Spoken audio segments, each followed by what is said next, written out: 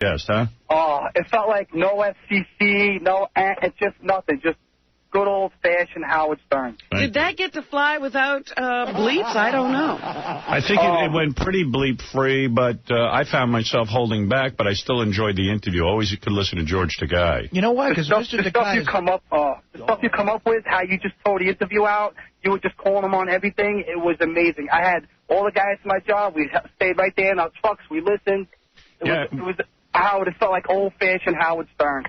No, I just think Takei is just like an elegant guy. Even when he says something that might be bleepable, it doesn't. I mean, he's just like, he's just smooth. One of the topics on the Superfan Roundtable was the show Too Gay yesterday, Homo Thursday, and everyone agreed that while the show can get too gay, the Superfans said no, that George Takei was great.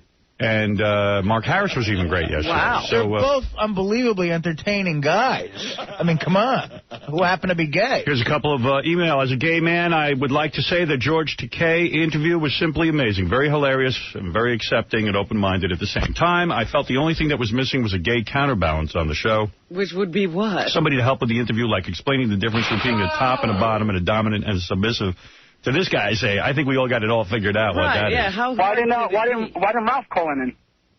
Please, please, please, please replay all of George Takei's interviews for anyone and everyone who missed it, and if possible, advertise when you're going to play it so we can all be prepared and in front of our radios.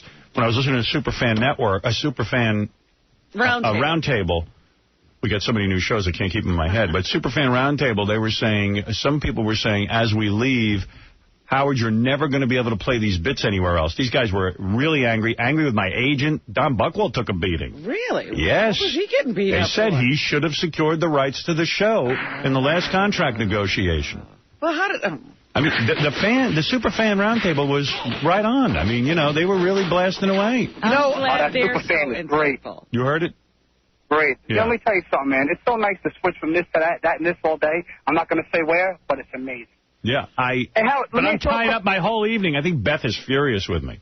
When is the on-demand start? Is that supposed to start today? Yeah. November 18th, I believe. Yeah. It was 17th or 18th. Yeah. What about well, I know Mutt. I've met him at gigs. I've never met Mutt. Was he good? He was good, yeah. Yeah, because he seems like a guy who would be great from when I talked to him. But you don't remember who the other guy was? I'm curious. It was a gay guy. Oh, yeah? Who is one of the fans. Oh, okay. And, Gay Ramon? I think from week to week, some people can change. Like you have Bobo one time, or you have this guy, or maybe you keep Bobo. I mean, you can have a whole bunch of things. It was Gay Tony. Gay Tony was the guy. Yeah. Oh, no, I don't think I've ever met Gay Tony. I never heard of Gay Tony, but he was on there. How did he get on? Now, why were you saying Beth is furious with you? I don't think she says she's not, but I sit in front of the radio at night and listen to everything and get crazy from it. Oh, you're too and, funny. I think I'm ignoring her to a degree, and I'm actually upset with myself. I want to spend time with her. I really like this person. You don't have enough time in your day anymore. I don't. And you should see my schedule, what I'm going to be doing in terms of publicity. Oh, I can... Look, I knew it was going to come. Whoa. And that it was going to be hot and heavy. But that's a blitz, and it'll be over. It will eventually end, won't it? I'm going to do Saturday Night Live. I'm going to do... Are you hosting? I can't wait. I don't want to host. You don't want to host? They asked me. I don't want to host. I want to just do one of the sketches. Oh, you're going to do sketches? Yeah. I'm gonna, and we won't know where in the show you're going to show up? I will tell you. I actually know where it is. That's a good move, because SNL lately, they have the host in every damn sketch, and it can't help but suck after a while. I'll do one. Well, let's do one fun one, and, hopefully I'll get to promote. Do you know when that will be? I do. There's 2 dates that I could choose from. I do have a... Look, because we're trying to get our schedules together, too. All right, well, I'll tell you what. Give me a couple of days to announce that. All right, because we got to... They're going to have you back on Saturday Night Live, Howard? Sure, why not? Why? What's his name? Lorne Michaels has no problem with me. But we got to remember Letterman. We got to remember... Letterman will be on Daily Show. The Daily Show. And well, Letterman's easy. I mean, but Saturday Night Live, you were brutal one time on there, boy. I was. But it was a good appearance, and people tuned in, and they remember that. People don't realize that TV's a business. They just want ratings, man. They don't care. They don't care what a scumbag you can come in and say anything to them. They don't care as long as people are watching while you do it. But when I do it, when I do this Saturday Night Live, they'll write a sketch or something, and I'll be in it. That's That's the thing, you know. I'm not going to take over like I did the last time and refuse to do anything. And really? What if the sketch sucks? Well, then I got a problem. Sketch comedy is so hard. Like being at Mad TV, when they would submit a sketch and you read it and you go, oh, my God, this is bad. Then you realize, wait, I'm in this.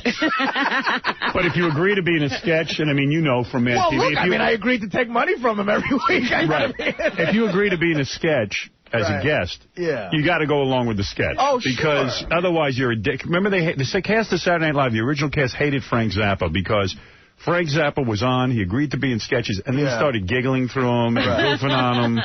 You got to commit. Yeah, you got to commit. You got to commit. I think there's 2 shows that never got re-aired. That was one of them. The other one, I think, was Milton Berle. Right. Yes. Because he knew everything. Yeah. Yeah, they don't like him. Yeah. But, there's so many exciting things going on. Yeah, I'm happy to hear you doing Jon Stewart. Yeah, that's going to be great. Well, I'm not even telling you half the stuff I'm doing.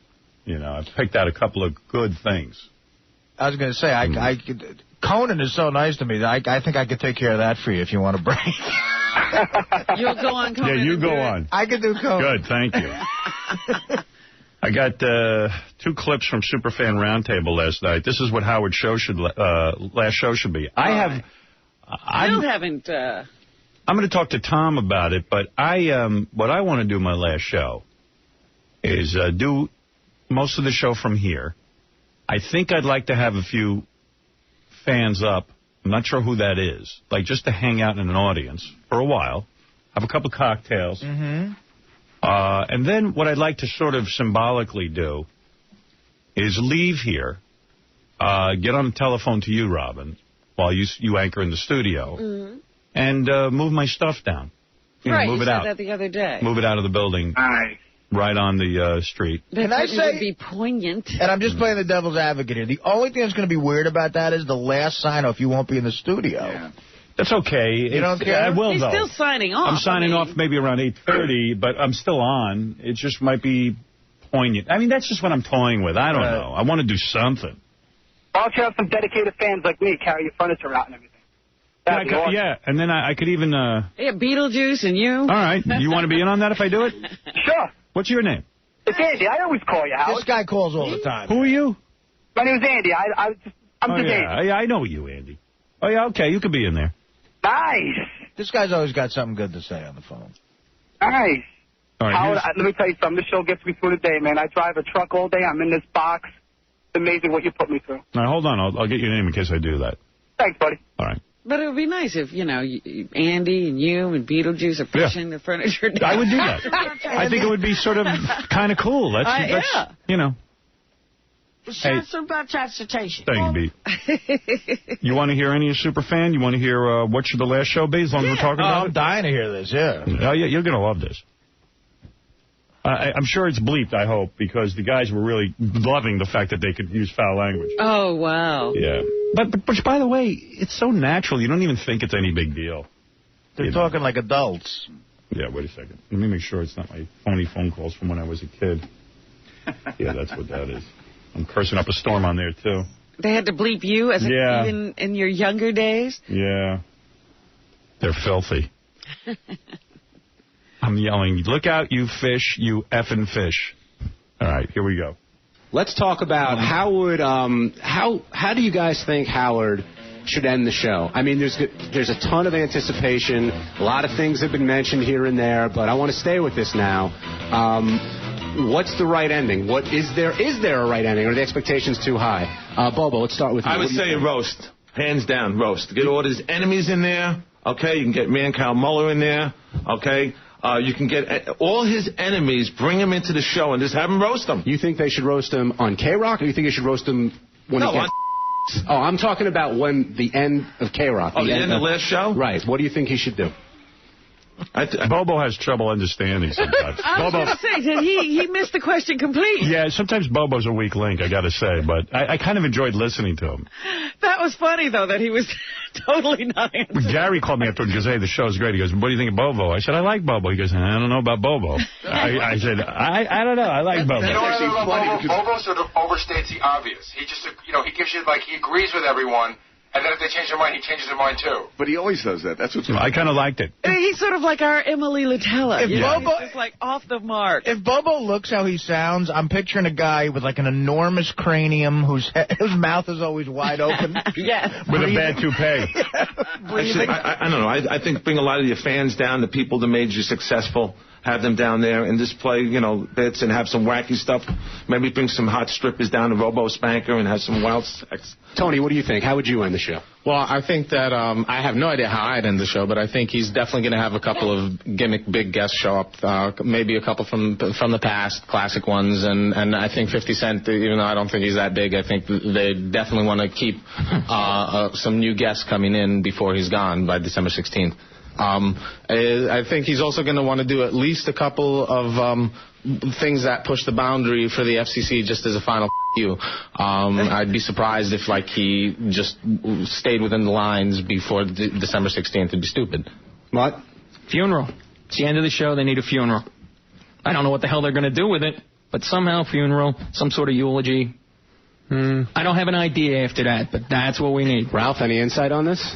I just think, again, I got to defer to Howard. It'll become clear to him. He'll do what I just think his instincts are dead on. He knows what to do, and he'll do it. There's no, he'll do the right thing. Now the question I have is I don't see it ending any particular way, because you can never live up to that expectation. Like Seinfeld, the finale sucked. Right. It was never as good as any of the episodes. This is the season finale. Season finales are, series finales are never that good. Right. So he'll just end it the right way. This came to me. Howard should get a big sledgehammer and start breaking all the terrestrial radios. Okay, just start smashing them. Smashing radios. Smashing radios. We got a caller. Tim from Massachusetts. Tim, that works good on radio. Tim, what's your idea for the last show? I would like to hear 4 hours of the meltdowns over the history of the show.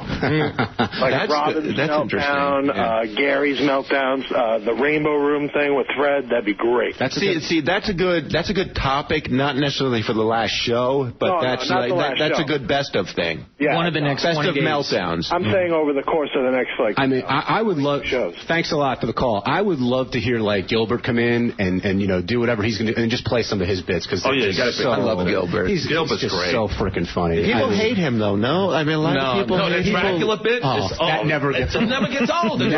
He is so annoying. The rabbi, the singing rabbi. Right. Now, let me ask you guys a question. Is it really a farewell? Because he's coming to you know what I mean? So, it's more a move almost than a farewell. You know what I mean? Anyway. It's a party. I mean, everybody's happy.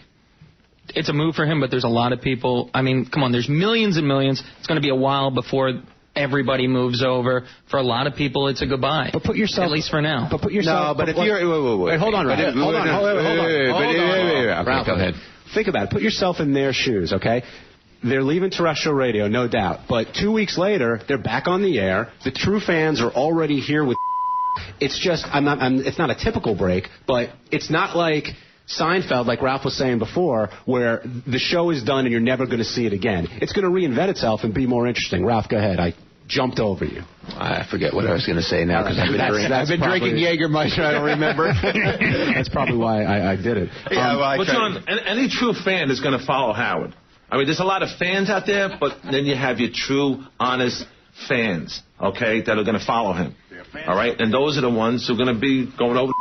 But he's definitely conscious of the fact that he's switching from a gigantic audience to a relatively tiny one. I think, honestly, he's going to, if nothing else, he's going to want to mark time by saying a goodbye because that's just the thing he's caught in and all the different daily relationships he's having. For him, it is a big transition. That's what I get. Tony makes a very good point. You can hear it in the goodbyes he's done, like to Vegas and to some of the markets so far, how he feels about, saying goodbye, even if everybody comes over. I mean, he's been doing it for so long. Ralph, go ahead. I just think people, and even you guys in the room, are underestimating how many people are going to come over because it's sort of like when the book came out and he shut down Midtown Manhattan. I mean, nobody knew, because when people have to put their money down, it's a big difference, right.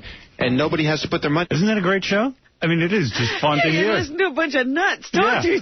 It's great. I love it. Wackos who hardly ever... I don't know. I like their chemistry. I like everything about it. I will agree with that. Yeah. Well, that's what I'm saying. They don't make much sense, but it's fun to listen. See, I got a lot out of it. Ralph didn't answer one question. He never answered one question, by the way. I like when, then they accuse him of that later in the show. They go, you just keep deferring to Howard. We're asking for your opinion. Right. He said, what's the end of the show? Because Howard's going to pick it up. He's in the right thing. You want to hear, does Robin talk too much, or are you not down with that? I can listen to anything.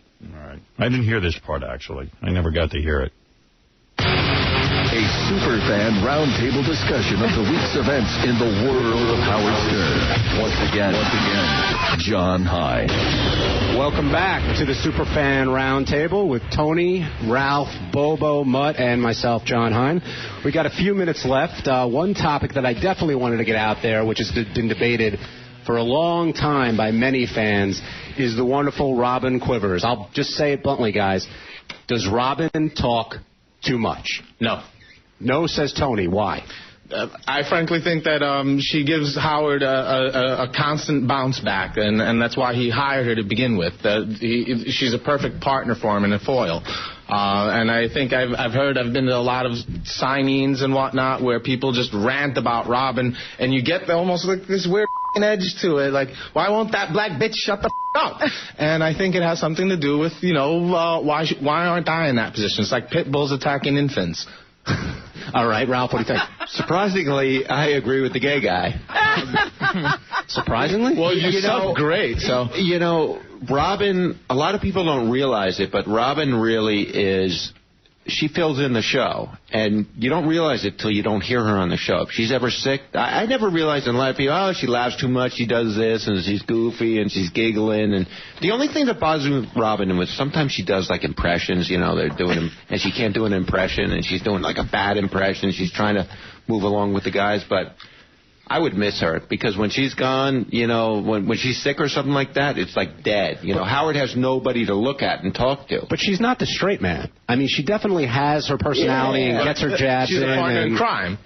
Right, that's a good analogy. Oh, and you know what? Robin is more evil than Howard. Yeah, she's like an animal. She goes for the kill, When she senses something and she doesn't like you. She's Mussolini to his Hitler. Yeah. Bobo, does Robin talk too much? No, not at all. I think she's like the catalyst of Howard. She backs him up, and she's great with the news. And if somebody comes on and attacks her, she's ruthless.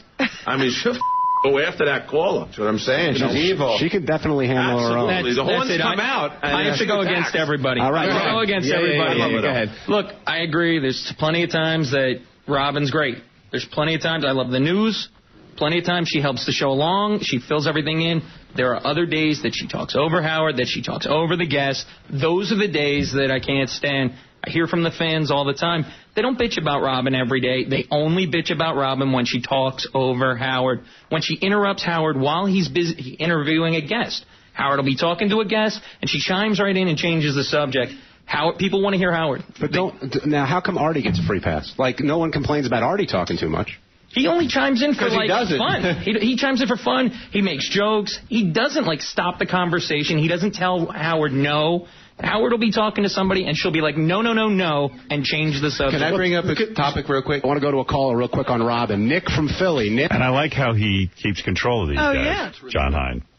What do you think? It's a good show. You got to admit. Yeah. John's very strong. You can't stop. You have to play the caller. Okay. Because the caller has a theory that this is why I think the show will succeed. A lot of the fans have conspiracy theories that are just so outrageous. Okay. Nick, what do you think? Does Robin talk too much? Oh, God, does she ever. The thing about Robin, those impersonations are bad, but the thing that drives me up a wall most about her is when she cuts everybody off. Howard's trying to do an interview. Howard is trying to do a goddamn interview, and here comes Robin asking questions over him. It drives me nuts every morning. I see a lot of heads nodding yes here. Off a wall. But that's what's great Ralph, about... what's up, Ralph? What's up, man? Yo, yo, yo. All right, thanks a lot, Nick. Let's take one more caller. Pat from Chicago. Pat, what are your thoughts on Robin? Yeah, she's great. You need her for the show. You don't want to get away with that, the racial jokes and stuff. So, he needs her there for that. And she does talk a little too much. But he needs her there for the color. She's just brown cow hole. Wait, so Pat, you think her purpose is so Howard can rag on token black women and everything else? That's the sole purpose she serves on the show? I think in the beginning, yeah, but just people have grown accustomed to her, and he kept her around. But she doesn't even... You see why I keep? You see why I always want to yell at my radio? Because I go, well, first of all, when you and I got teamed up, I didn't know you were black. And there was only us. Yeah. Well, there was nobody else. Wait, actually... I didn't know Robin was black. I have insight into that, because when you hired me, you said clearly you want to do more Italian jokes. Right. Well, that was different. Artie, I need you. Yeah. I'm not... You're on. The guy that... right after this, one of the guys says, but, for years when they weren't on television, you didn't know Robin was black by listening to the radio, so, what's the point? But it's funny that the listeners do have these sort of weird conspiracy theories in their head about how we operate. I just love this show. I don't care what they talk about. I'm a big fan of these guys. And this caller's not the only one. I was being interviewed by somebody who's doing a big interview with you, and they said, don't you think by being there you give permission? I'm like, how am I giving permission for people to be racist? What's wrong with people? Yeah, I know. Like, that's your big thing. You want to give permission? And where are we racist? Well, if a caller calls up or if we have Daniel Carver on the show, it's like, don't you think you're giving permission? I'm like, I'm not giving permission for Daniel to hate black people. Yeah, because the Ku Klux Klan was formed around our show.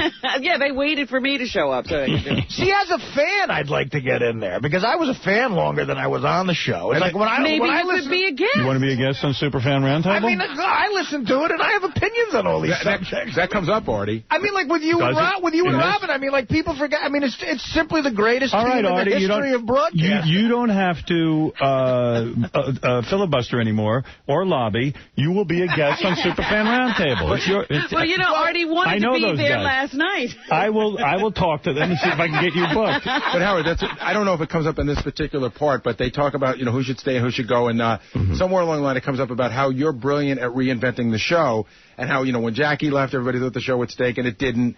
And I heard that part, yeah. And they talk about how Artie is sort of the ultimate example. The reason why he fits in so well is he is the ultimate example of a fan who's now sitting in here. That you can feel that Artie knows the history of the show and he's a fan.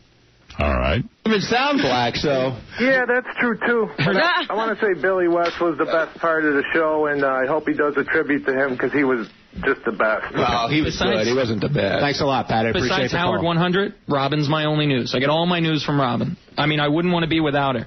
But there are times I wish she would shut up. There's times I wish she would shut up. Yeah, I sound like a wife. Her place. I don't think anybody wants a show without Robin. I mean, she's obviously... But again, Howard just has a sensibility that he just puts the right mix in. Whether you love somebody or hate them. I mean, a lot of people don't like me, but hey. A couple of people don't really like me, but you know what? It's a sensibility. Howard likes it. He goes with it. Robin does. Fred, you know what I mean? It's it's the show. But the thing about you and Vinny and other folks who call in and whatnot, you love to hate you, and you guys know that, and you play right into that. But you're also not putting on a show. I mean, you're giving your opinions, Vinny's giving his, other callers are giving theirs, and that's why the show always has worked so well, because everybody's being honest in themselves, whether you like it or not. And when somebody comes on and is totally vanilla and boring, or trying to say the right thing, or trying to be funny, it never works. I want Robin to annoy me. I want to get sick of her. I want to love Robin. I want to hate her. I want her to do this dumb impression, and I'm like, oh, shut the f*** up. You know what? I enjoy that. I agree. I'm surprised that more people... it's a great show. Do you hear? That's funny. By the way, great. Do you hear Ralph slurring away at this point? Well, he's on the Jaeger. You know what? I'm going to tell him, okay, drink, but don't get completely wasted. Let me ask you something. Now, what is that all about, that he's drinking? Is he the only one drinking during the show, or are they all drinking? We should ask him. He's on the phone. You want to say hello to Superstar Ralph, who the star of Superfan Roundtable? When Ralph said to the group, I know a lot of people don't like me. It was like when John Candy and Stripes goes, I have a bit of a weight problem. Is this that was a great line. Is this the star of Superfan Roundtable? Hey, now. Oh, look at this. Good job, Ralph. Thank you. Yeah, I called him. I said, Ralph, I think you finally found your place. We always knew his place. You know, it was... You sounded like you loved it. I was thrilled. Yeah, I loved it. I just, you know what it is? I never had a place for him before. Right. Now I do. There was no round table. Well, see, I told you I'd do something when the time was right. Waiting for you to come up with the right idea. I need to be produced, see? All right. Well, how much Jaeger did you drink during that? Not too much. Yeah. Like, you know, like a whole bottle. Was everybody drinking, or were you the The guy to my right, whoever, I don't know who was who exactly, not Bobo, the other guy, the gay guy. Oh, the other guy. Gay Tony. He was drinking. Yeah. And I think Bobo had some, too. Right. Yeah, I was slurring a little bit there, wasn't I? Yeah. I heard that as well. Yes. But you know what was really interesting? It actually was a round table. Right. You know, it was kind of cool. We're all kind of sitting around it. And you were asking about Bobo. Bobo had this, like, weird facial hair. Like, like Backstreet Boys, he had this, like, thin beard that, like, went from, you know. Why wasn't that brought up? I don't know. You should tell John for next week that you want that brought up. You know, we really need, everybody needs to get in there earlier. John, something happened with John. John wasn't there till, like, 20 after 6. Right. And then there were, like, 3, like, the questions I didn't have answers to were questions that were just thrown at me 2 seconds before. And, it's like a dumb question. We got to go over the questions because, how's Howard going to end the show, Well, that was good. I like that. Yeah. And I say, you're going to do what... well, that's you. You didn't have an answer. Right. But you know what, Ralph? In a way, the questions aren't there. You should have some knowledge of them, but some of them you should answer. Right. Some should be surprised, but, you got to have some stuff to fill in. Anyway, you did a good job. Move the conversation around. I was very impressed. You know what's insanely articulate is Mutt. Yeah, Mutt's great. He's a real articulate guy. Yeah, I like him. Who was Mutt? Mutt is the guy who runs that website. Yeah, he was good. But you know what I was shocked over? How good John was. John's great. Because when you guys, whose idea was John? Gary, great idea there. Because how did you get that from John? Because when he's on the show, I'm telling you, I'm like bored by the guy. But this was great for him. Gary, good call. You know what? I got to admit, I didn't agree with Gary on that. Yeah, I was like, John Hine, I'm going to go to sleep. You know what? It was also Jason's call. Jason thought of it together. But I talked to John probably 2 or 3 times a week. He knows the show like nobody else. And I've seen him do this stuff before. I've seen him sort of moderate stuff. He's got his own TV show. Yep. I've heard other stuff. He's smart. Yeah, he's good. He's great. Yeah, that little bit we just heard, he's awesome as a host. Yeah, he sounds like he's been doing it forever. In fact, I can tell you a funny line. Jason was over there last night. He said to him, don't be nervous, but, they really are counting on you for this, something like that. And he goes, don't worry. I've been waiting for this for 10 years. Wow. Boy, confident. Wow. Nice. All right, Ralphie boy. Thanks, man. Right. Good job. Thanks. Star of Superfan Roundtable, Ralph Cirella. Hey, now, so we're doing it next week? Oh, yes. All right. Oh, yeah, you're in. I'll have to see if I can make it. Right, okay. Check your schedule. I'll check my schedule. Right. Does Sam have a fight in Czechoslovakia you have to be at? I'll get some Jägermeister. I'll see you Thursday. Finally have a career. There you go. There you go. Goodbye. Bye now. He's going to be impossible to live with now. Oh. Yeah. He's going to start being the Rex Reed of Howard Stern. I need press photos. Are these guys getting paid for this? Yeah, oh, yeah. If this all gels, sure. Oh, yeah? He's going to be doing game shows, making personal appearances on talk shows. Right. Today, Ralph Cirella on The View. I got to say, when your name comes up, you do perk up and go, oh, God. Yeah, here comes your report card. Hey, anyway, we got to take a break. Sarah Silverman stopping by today, the comedian. She's a very funny person. Yeah, girlfriend of Jimmy Kimmel. I actually went away on vacation with her and Jimmy one time. And I see now I can tell you really what happened because she kind of talks about it in the press. I've been sitting on something for a while. Oh, really? Yeah, and I got to talk to her about it. Robert Downey Jr. stops by. But aside from our 2 guests, I really want to leave some time for us to maybe go to the wall, pick out some bits. Start to pack, because we really only have 20 shows left, believe it or not. Yeah, after today. Yeah, we end the show on December 16th. We have 2 weeks of best of after December 16th. We have a week off for Thanksgiving, so when you factor it all in, there's only 20 shows left. Live. Live. So we'll be back right after these words. And now, Howard Stern and Wally George engage in some playful banter. You are such a pitiful moron. Hey, let me tell you something, dope. You're my dog, and this is what I'm going to do to you. If I ever hear you mention my name negatively again, I only want to hear praise. I am your master, and I only want to hear... You listen carefully. You listen carefully to me. You can't threaten me. If you want... You're arguing with the best now. You're not arguing with one of those idiots on your show.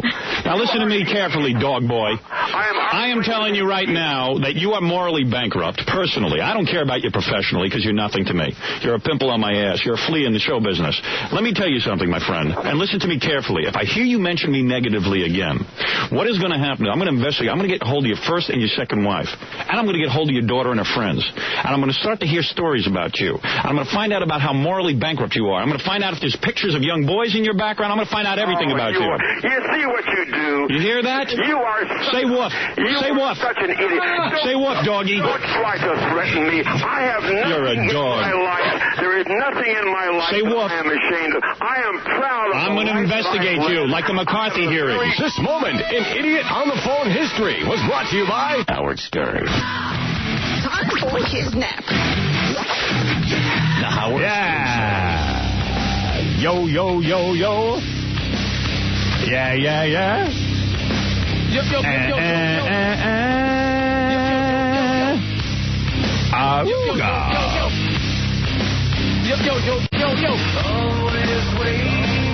Yep, okay. Hey, Jay, what's happening? Welcome to the show, Jay. Nope, Jay's gone. All right, let's let Double A say hello. Double A, you're on the air. Hey, Howard, how's it going? What's going on?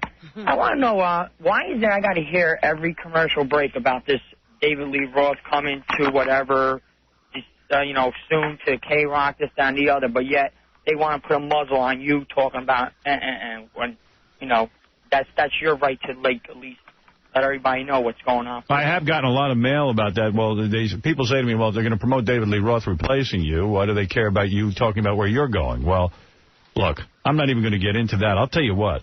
I don't mind. I mean, do you find it offensive that they're promoting the guy who's replacing me? Of course. I mean, I don't want to know that. I want to know the guy who I followed all these years, over 20 years of, what he's doing. What do I care about who's coming over there? I'm never going to listen to the station again.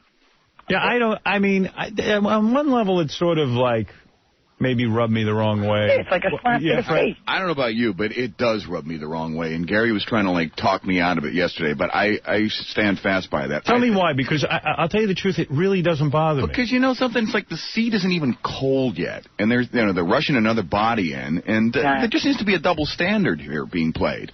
I mean, I understand where they don't want you pushing perhaps your product or whatever. It's but, they could even give a little bit on that. They have, though. But they've got 20 other hours during the rest of the day that they can say David Lee Roth, David Lee Roth. But by the way, I'm not being fired. I'm leaving on my own. It's not as if they're pushing me out the door. But I don't think they did that with Letterman when Letterman was leaving NBC to go to CBS. I don't think they loaded up the commercial breaks with, Conan O'Brien is coming and Conan O'Brien's the greatest and, see you later date. But how do you feel about it, Robin? When it first played, it jarred me. I was like, you know what? This is our universe. I mean, I know it's a business, and I know they want to promote their product, but, again, it's 20 hours. It just seems like it's in bad taste. All right, let me hear Robin's point. Business, cut me off. Yeah, Fred walked all over you. There you go. Now they can put that on a roundtable discussion. He'll be on the roundtable next week. What is your feeling? My feeling is that this has always been our little world. This is where we rule, and it's an infringement. Somebody's put something on our show. What about the fact that we are voluntarily leaving? It's not a... I understand why they, as a business operation, need to do it. Well, volunteering in a way, because if you go back, I mean, nothing was really done to keep this show going. Nothing was done in Washington. No fighting of the FCC. No fighting of the FCC. That's a good point. Kind of caved in. Would it be smarter for Infinity Broadcasting, from a public relations point of view, forget about what we feel, to say, let the show end. Everyone knows they're going to replace it with something. Isn't it almost obvious that, of course, everyone's going to tune in to hear the new show? I don't think they're going to have any problem with that. Everyone's going to sample it. No, you're wrong there. But maybe not. No, I think people will sample. Yeah, and the fact of the matter is, why not let this show die? Let it do its natural death. Right, leave this show alone. And then do the heavy promotion on this time slot. Yeah. Not just that, a nice thing, I understand they have to play the David Lee Roth thing, but it would be nice if they made some promos thanking you 20 years I run the laundry. If you're going to add something to the show, yeah, that would be nice. Now you've said something. I don't think it would anger the fans as much if it was like, hey, Howard, thank you, and by the way, if you'd like, take a listen, Dave. This is typical of radio. They bitch slap, and I'm sorry for using the word bitch, Tom, but they do. That, Dave. They smack the guy. Their bitch up. Because that's where we started to get into trouble in the first place.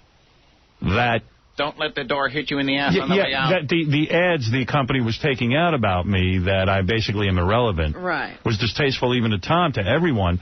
In other words, wouldn't it be better? And by the way, I don't care. It doesn't bother me either way. But wouldn't it be better from a marketing standpoint? Hey, Howard, good job. Want to thank all your fans and everything. And let me ask you something, even do it because subtly. I don't know the answer to this. Has there ever been an ad thanking you? Has there ever been any major acknowledgement of your accomplishments by this company? Never. Never. No, for sure, but I thought that was the case. Most of my career here has been spent people saying, yes, he's good, but he doesn't help the rest of the station. He hurts the, please, I've heard it all. But I've never gotten a thank you.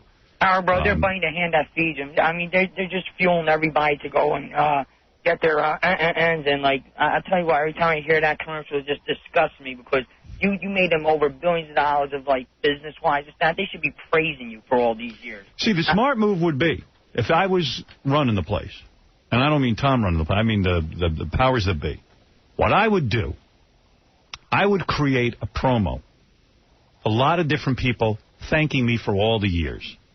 Mix into it David Lee Roth. Sure. And all of a sudden, subtly, he pops in and goes, hey, Howard, man, thank you. I had a lot of good times on your show, too, and I'll be, and then it's subtle. Mm-hmm. It's subtle. And that doesn't turn people off. Right. But you got to really... They have missed the boat on tying themselves to this in a very positive way. Absolutely. And building on that momentum. That I do agree, but I don't mind, from a personal level, David Lee Roth being promoted. I think it's how you do it and how you position it. And I don't think an ounce of thought went into it. Artie, what do you think? I say play it all you want. Really? You don't care. You don't care. No, I mean, it doesn't. I mean, look, it's their company. They can do whatever they want. I think it's awful they haven't thanked you for anything. But, again, your attitude in the meeting, it's like, why should we be mad about anything? We're going to something that we like, and why be hostile? Final opinion from Tom Chiusano. Tom, you were obviously in on the planning. You know about the behind-the-scenes stuff without revealing too much. What is your opinion of the David Lee Roth promo? Was it handled properly? Well, my opinion is that we were certainly well within our rights to promote the show. I have no problem with promoting the show, but I also think you make a good point that maybe it should have been could be wrapped around a thank you coming soon. But now, okay, question for you, Howard. So, if they did one tomorrow, would you like it, or would it feel like it was forced? Too late. It is too late. Do that after it's been asked for. Yeah, you can't do it. It was like the Christmas party. The class move. You can't have a Christmas party on January 20th. Jason, go ahead. The class move would have been to just do it, not even tell you they're doing it. Right. Just have it run, produce. Of course. It's a missed opportunity. The other thing is, there's already a lot of promotion for David Lee Roth because you talk about it within the body of the show all the time. Right. But it would have been great from the company to say, not to say to me, to say to the fans, right. Thank you for listening. Thank you, Howard, for putting on a good show and doing a good job. Bam. Then you kind of subtly... good programming. That's the move. It's put subtle. Your best face on. Absolutely. Even for Adam Carolla, he could say, I had some of my greatest moments on the Howard Stern show. If they had asked me what to do, that's what I would have suggested. I would have welcomed it. Tom, you say what? Tom, I already finish said. Finish the conversation. I already said. I mean, I agree. I think that had we thought, maybe if we thought it better, we would have done that. Didn't. It was also. Sounds like an angry act. Actually, to a listener, it sounds like a sniping. There's no anger in it at all. No, but of course not. We're talking but to about a listener's perception, you hear Double A. I think Double A is not. I'm sorry to interrupt, but Double A is not the typical listener. I don't think this is why you make a mistake. You don't listen to Double A. You underestimate Double A. Absolutely the typical listener. Would you call him a P1? He's like a P1. Okay. Is he a P1? I mean, he's a whack packer. I mean, Wrong. I'm a fan of the Double show. A is not a whack packer. And let me clear that up, because I heard that on... What is a whack packer? There was a huge discussion on Superfan Roundtable. I wanted to call in. I was going to call Tom and get permission to call in, because my voice isn't allowed on there contractually. I would not have been able to give it to you, by the way. I know. I'm kidding. You asked me the name of someone. I'll tell you if they're a whack packer and why. Well, I know that Beetlejuice is a whack packer. Beetlejuice is a whack packer because Beetlejuice is, even outside of the show, has a completely screwed up... I don't even think Beetlejuice knows he's on this show. I don't think Beetlejuice ever listened to this show. All right, but then I don't know why Double A is not a whack packer. Double A is a super fan. He is not a whack packer. Okay. Right, I have one thing to say about that. One thing, Tom has just insulted and alienated Double A. Yeah. He was a listener. Oh, Fred, No, seriously, Tom. He's a listener. You're basically alienating a guy who could have potentially sampled your product. Wait a second. I have to change my opinion. Poo-poo it all you want. He is a listener. Okay. I have an opinion on the Double A thing. I think I might make him a whack packer. I'll tell you why. I just thought it through. Yeah, I think so, too, because he's done some wacky things on the show. Wrestling belt. Right. Getting in the robo-spanker. Right. Almost making love. Didn't you do some gay stuff? He did gay stuff to meet a wrestler. Right. The huge tattoo on his arm. You're right. Business cards. He's a whack packer. I embrace that. I don't care. To me, a whack packer, there has to be a financial desperation to be a whack packer. Since he won the lottery, he's not a whack packer. Double A, are you a whack packer?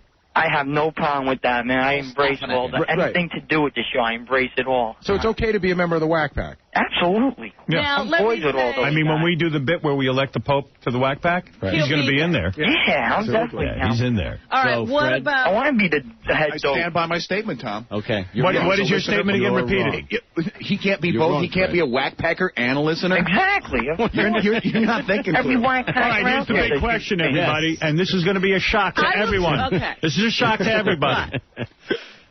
Is Tom a whack packer? Honestly. All right. We drag him in here. You, Fred. You say yes. F you. No, Tom is a character on the show. A whack packer with a silly time. Tom has a job, for starters. Okay, so what? How many whack Whack packers have jobs. Almost none. On the round We table played last night. Tom for 20 years in this scenario. On the round table last night, they made the distinction that Sal was a whack packer, but stopped being one once he started getting paid. No, That was not agreed upon in the... He's still a whack packer. But that's a good question. Howard, He's the ultimate whack packer. is Bobo a whack packer? Right, No. I was going to bring up his name. Bobo is not a whack packer. He's not. Why not? He's a super fan. I don't think he falls Because into... he doesn't participate in those events that they seem to congregate around, I think. Yeah, he's not, but also he's just not that weird. He has a job. Yeah. The weirdest thing about him is Bobo said that last night on Superfan Roundtable. He said, I have a job. Yeah, There's a big difference. Is Artie, or could Artie have been a whack packer? No, Artie is a deeply troubled man. This is all. Sal, Don't get confused. In a lot of ways, absolutely. Sal, were you a whack packer before you joined the show? I think I was just a super fan. See, now you're backpedaling. Because I asked you that question a month ago, and you said you were a whack packer. But where do I classify being Sal a whack was packer? a whack packer, and I'll tell you why. I agree. And Standing outside the radio station, being out on the street, organizing, showing up at Gary's appearances. That's a good point. Yeah, Anytime you have the phone number of High Pitch Eric and Marianne from Brooklyn, you're a whack packer. All right, but wait a minute. Doing that stuff, doesn't that more... Sal, you're a whack packer. That's it. Super fan more, Howard. Standing outside rallying on your behalf is more of a super fan. You crossed the line into wackiness. Especially when you would go out and have the teeth on the street. Although, we got to give Sal this. If we were doing the election of the whack pack Pope, yes, Sal would not be in the house. Anymore.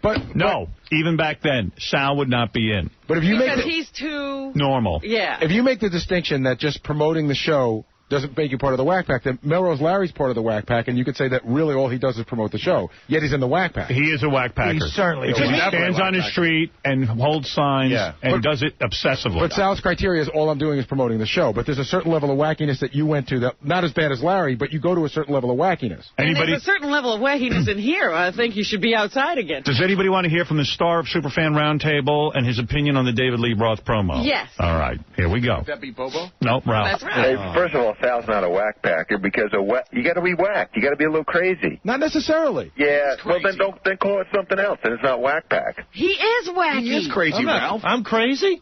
Yeah, you are crazy. But you know, it's got to be more. He can hide What is it. your You know what I opinion mean? quickly on the David Lee Roth promo before I go to break? Go ahead, You know what Ralph. I love about the David Lee Roth promo? Whenever I hear it, I think it's a joke. I think it's like you doing a bit. You know, when they roll in that promo that he's going to be following you up, So I start laughing. I go, come on, this is it? So you're not offended by it? No, I think it's there funny. You go. So but is it good promotion? No, it's just stupid. All right, there you go. Howard, it's just stupid, and just calling attention to this big mistake they're making. They're not making a mistake. You don't know if it's a mistake. You got to give everyone a chance. Thank you. Right. Howard, I completely agree with Ralph. When I listen to your show, I'm pumped up, I'm laughing, and then it goes to a promo of David Lee Roth. All right, so then we solved the problem. It should have been handled a little bit more diplomatically, as Double A said. Thank the fans. Thank the show. Honor the show for what. Sal, very good. No, we'll dump that. No, I mean Tobias. He's giving an honest opinion. I'm giving it I'm not doing He's that. not doing it to promote. You can dump it all you want, but he didn't do it out of malice. Right. No, absolutely, it's totally out of malice. No. Okay, what I meant to say, Tom, is when I'm driving my car and I'm hearing... He's a wacky guy. You didn't know what he's doing. He's trying to get back into the whack. When I'm driving my car and I'm hearing... It's his opinion. Who cares? It's not going to affect anything. When I'm driving my car and I'm hearing this show, and all of a sudden it goes to commercial and I hear what's to come, David Lee Roth, it motivates me to say, whoa, I better follow the dude I just heard and laughed at. Because all right, well, we'll see. To see some clown in spandex take over for you. No, you don't have to do that. Well, that's my opinion. All right. You know, Tom, imagine the sales that Sal just generated. Yeah, just take all three. Right. All right, listen. Thank you, Sal. This was a good, vibrant discussion. Absolutely. Radio Shack. Well done, Mr. McLaughlin. Predictions? Prediction. All right. Let's take a break. Tempers are flying. Let's calm down. That's all right. Very good. We'll be back right after these words. Gary Garver with Sybil Shepherd. How you doing, Ms. Shepherd? Hi, good. Do you think the death of John Ritter will cast a shadow on this year's awards? It certainly will cast a shadow for me. I love John Ritter. That was one of my favorite shows on television, that and Lucille Ball. Who we support for president? John Kerry. Are you for gay marriage? Absolutely. Are you upset by Clear Channel's suspension of Howard Stern? No, I hate him. I can't stand him. Can't stand Howard? No, except that he does mention my name once in a while, and I appreciate that. Why do you hate him? He's so sexist and obnoxious and sleazy. Think so? That's my opinion. Really? I wouldn't want to go out with him or make out with him or anything. Thanks a lot, Ms. Shepherd. I don't think we should be in Iraq. You don't think we should be in Iraq either? We should never have gone to Iraq. Thanks. The Howard Stern Show. Look at you. Look at you. The Howard. A Tyra Banks show can't be doing well, can it? I don't know. I was reading something in the paper the other day, only was in the entertainment section, that she's found her niche. Oh, for Christ's sakes. If she becomes a success, I might have to leave the country. They were saying that she had tried acting, and that hadn't worked out. And she had tried even doing a record, and she knew that wasn't going to be any good. So now she's trying the talk show thing, and she thinks, this is it. I found my way. She thinks it, or the public is buying into it? No, she thinks it. Oh, she thinks That's what the article was, that she thinks. She did a show. Gary just played me a clip. I got to play this for you real quick, and then we're going to talk to Sarah Silverman on the phone. Oh, Sarah's not here? Well, she got burned on Tuesday. She was supposed to be the guest, but the company suspended me. Oh. So she got kind of whacked out of it. But this real quick is a clip from Tyra Banks. Might be my favorite clip of the week, because here she's very emotional after she put on a fat suit, and she got to experience what fat people experience in terms of prejudice. In other words, nobody paid attention to her. And she's sitting on the set after she plays... She got to experience our lives. After she played this clip, she's sitting next to a fat black woman and a fat white woman. And she's sitting on the couch, and she starts breaking down and sobbing because it was so difficult for her, because everyone was mean to her and staring at her. And meanwhile, you've seen fat suits. Probably she got off this bus, and guys are staring at her going, what the hell's wrong with this broad wearing a fat suit? Right, she might as well be wearing a sandwich board. That's how real it looks. I mean, you saw Eddie Murphy when he played the Nutty Professor. That didn't look real. Or Gwyneth Paltrow in... yeah. What was that? Shallow Hal. Yeah. Did you really think that was her? She gets off a bus and people are staring at her. She's wearing a fat suit. She thinks it's because she looks fat. But anyway, listen to this. She's a whack job. times 10. After so many hours of living this experiment, it was taking a toll on me. But I knew that at the end of the day, I could take this suit off. Others can't. The makeup artist Todd earlier... Other people can take their suit off. They can lose weight. Yeah, they can't take it off at the end of the day, but they can take it off a pound at a time when they put it on. Yeah, like you know what? Get off the effing couch and move your ass around. In that day told me that I looked beautiful, even with all of the extra layers of flesh on my face. I honestly felt great when he told me this. I wish he could tell millions of women in America the same thing. I walked back to the bus to prepare for the last part of the experiment. Listen to that music. And I was mentally exhausted and drained.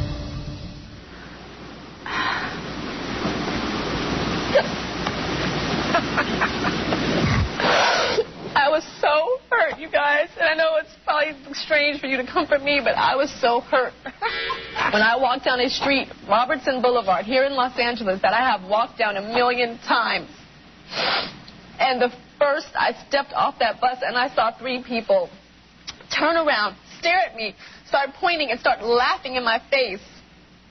And the thing that hurt me even more, and I can say this to you, was that they were black people. Yeah. And I was like, we're black. Sometimes your own people treat you the worst. The worst. And I don't get that. Take off your shirt. The people are going, hey, look, it's Tyra Banks in a fat suit. Hey, why is that weird lady wearing a fat suit? She thinks people were fooled. All right, on our phone now. We're laughing. She's shooting a television show. Look at that dumb bitch. On our phone is Sarah Silverman. She is a comedian. She's known for not only being funny, but also being attractive, which is shocking to most people because most female comedians are not attractive. So she has that going for her. Well, she says that it's only in comparison to other female comedians. Right. No, she's attractive. She's a good-looking broad. Sarah. Hi. How you doing, baby? I'm well. How are you? Good. Sarah's promoting a movie, which I've seen, Jesus is Magic. Very, very funny. You know what? I saw her in the Aristocats, or Krats, whatever that's stupid. It's not the Aristocats, it's the Aristocrats, or the Aristocrat. And she did she just starts talking and she starts riffing and she says that Joe Franklin molested her. Raped her. It's one of the funniest things I have ever seen. And Joe Franklin, he's lawsuit crazy. He said he was going to sue Sarah for that. I know. Because nobody knew it was a joke. He's not going to sue. If he does sue, I hope he does it in conjunction to the DVD release. Thank you. At the very least. Howard, hey. I wish I was there to see you guys in person. I can't believe you got suspended the day I was supposed to be there. I was sitting here just now. I go, hey, Gary, so tell Sarah she's in next. He says, I've told you 3 times already. She's on the phone. Yeah. I said, I'm not paying attention. I said, it's not the same. Nah, it's not as good, but what are you going to do? Sarah and I got to be a little bit friendly because I went on vacation with her. And, I'm reading all these interviews with you, like in Rolling Stone and stuff, because you're promoting the movie. And they talk about, like Sarah talks about her marijuana use. Oh, yeah? And I thought maybe it was a secret. She's a big pothead? Oh, my God, is she a pothead? No, they make me into such a pothead in Rolling Stone. And the truth is, I did smoke pot, but she did too, the writer. I write a story about her. She's a pothead. Can I talk about the pot brownie stuff? Yeah. Sarah makes pot brownies. Do they really work? Because I went on vacation with her and Jimmy just for like 2 days. Or I don't even know how long you guys were there. What, 2 days? We were there for 4 weeks. Okay. 4 weeks, 2 days, whatever. But we went away together. Yeah. And every minute, Sarah eats pot brownies. That is not true, Howard. I mean, it was vacation. I'm sure as a professional she doesn't do that, but... So she bakes brownies and takes them on vacation. And eats them. And I don't think there was a moment she wasn't high, right? That is no... Well, yeah, maybe a little bit. You're on an island. That's what you're supposed to do. I know. You had your, white wine spritzers or whatever gay drink you were drinking. I didn't drink a white wine spritzer. Whatever. She's probably high right now. But then we went away and we went to this really nice tropical place. It was me and Beth and Jimmy and Sarah. And, we got to know each other. And That's Jimmy Kimmel they're talking Yeah, and Jimmy's like they have a nice relationship, you know. They play games, like they constantly play Scrabble and card games. And That is so queer. I know, and like they're really good at it. And you feel dumb. Like I played Scrabble with them and I lost. I was the loser. Yeah, I wouldn't know how to play. I've never played Scrabble. I don't know any words, like big words. And Jimmy and Sarah are all intellectual. They got the real killer words. No, the trick to that is the little words. So I was feeling kind of dumb. And then meanwhile, I didn't know Sarah was going through this because Sarah, it was really weird. Sarah, like we'd go down to the beach and she'd be wearing like pants and a jacket in 95-degree weather in the Caribbean. And I didn't What was that all about? She didn't want to get in a bathing suit. What was that all about? I was about to go on vacation in a place where you wear bathing suits with Howard Stern and his bathing suit model girlfriend. A little pressure. But you've got a gorgeous body. I did look pretty good, but still, it should just be a treat. So, like, the first whole day, she wouldn't put on her bathing suit. And I was even saying to Beth, I go, wow, there's something really weird going on with Sarah. Like, Jimmy and I are swimming and... Jimmy got into a bathing suit. Yeah, Jimmy was, you know what, I was surprised. I thought Jimmy was fat, but he looked good in a bathing suit. Like, he didn't look embarrassing. I mean, I don't look good in a bathing suit, neither does he, but I thought he was going to have, like, big man boobs and stuff.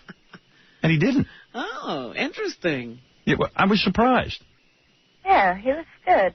How did I look in a bathing suit to you? Did you evaluate? Really good. Really? Yeah, you have, like, muscle definition. I don't know. I don't remember. Oh, Beth looks the best of the four of us. Let's just... Yeah, Beth looked good. But you know what? So finally, like the last day we're there, Sarah's laying there in a bathing suit. And I run back to my room and I go, Beth, Sarah's in a bathing suit. Because Beth and I were in the whole room. They go, something must really, like, Sarah must have a deformity. Right. What is it? Is it burns? Yeah, I mean, it had to be something, right? And then she goes, you're kidding. We both go tearing ass out. Bolted out. We bolted out to go see Sarah in a bathing suit. You know, I said, maybe Sarah has a tail. I don't know. I do have a little bit of a tail. Yeah, but it was great. No, you look good in the bathing suit. You had nothing to be ashamed of. What gave you the courage? I'm not ashamed. I just don't want to spoil people. Some of the It's guys. a treat. And by the way, Sarah now is in a lot of magazines. I was reading a magazine the other day. She was dressed up like a dirty cheerleader. Oh, yeah? What magazine was that? Oh, Rolling Stone. No, that wasn't. Wait. Oh, yeah, maybe it was. The 70s looking, like, shorts and... Yeah. I was shoving, like, socks down my shorts. Yeah. That was Rolling Stone? Yes. Yeah. And then one of the guys said to me, I think those are airbrush. I go, no, she's got a good body. He goes, no, because Sarah and Jimmy are always saying how hairy Sarah is. Yeah. And her arms have no hair in these pictures. Oh, oh, wow. They must have airbrushed that out. There's no hair on your arms. I have to look at that. Wow, I wonder if they airbrushed that out. I did get them waxed. I got them waxed last week because I was wearing a dress for the premiere, and I just feel really transvestite if I'm really hairy on my arms. And you, it said in one of the articles, I don't know if you were kidding, you said you waxed your face? No, that's not, I don't know what she was talking about. Yeah, they said What Sarah... is going on with this reporting? I'm not even one of those Jews that has to, like, wax my sideburns or anything. I don't have hair on my face. What? That's funny. true, though. Is that like, a secret? No, I don't know. I'm just asking. I mean... Are there the type of Jews who have to wax Yeah. their faces?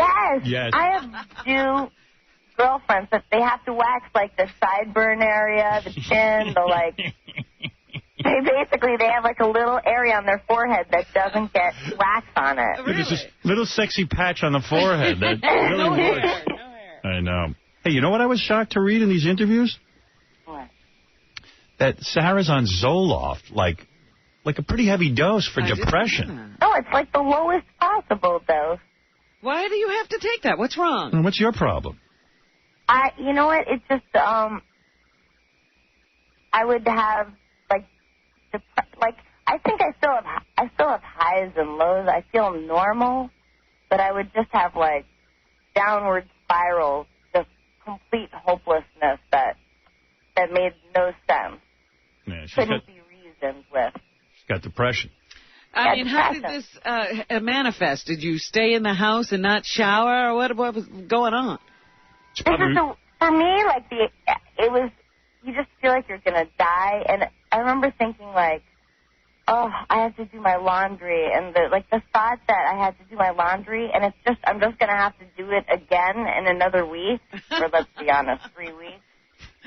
And then it affected her sex drive. I read that. Oh, really? Like Sarah, doesn't get as horny anymore because she's on Zoloft. No, well, that's a common side effect, but I needed that. No, I mean, for Jimmy, it would have been great. I mean, who wants a girl with reduced sex drive? You don't worry about it, Howard. I mean, were you kind of like a nympho before the Zoloft? What? Listen, let me say something.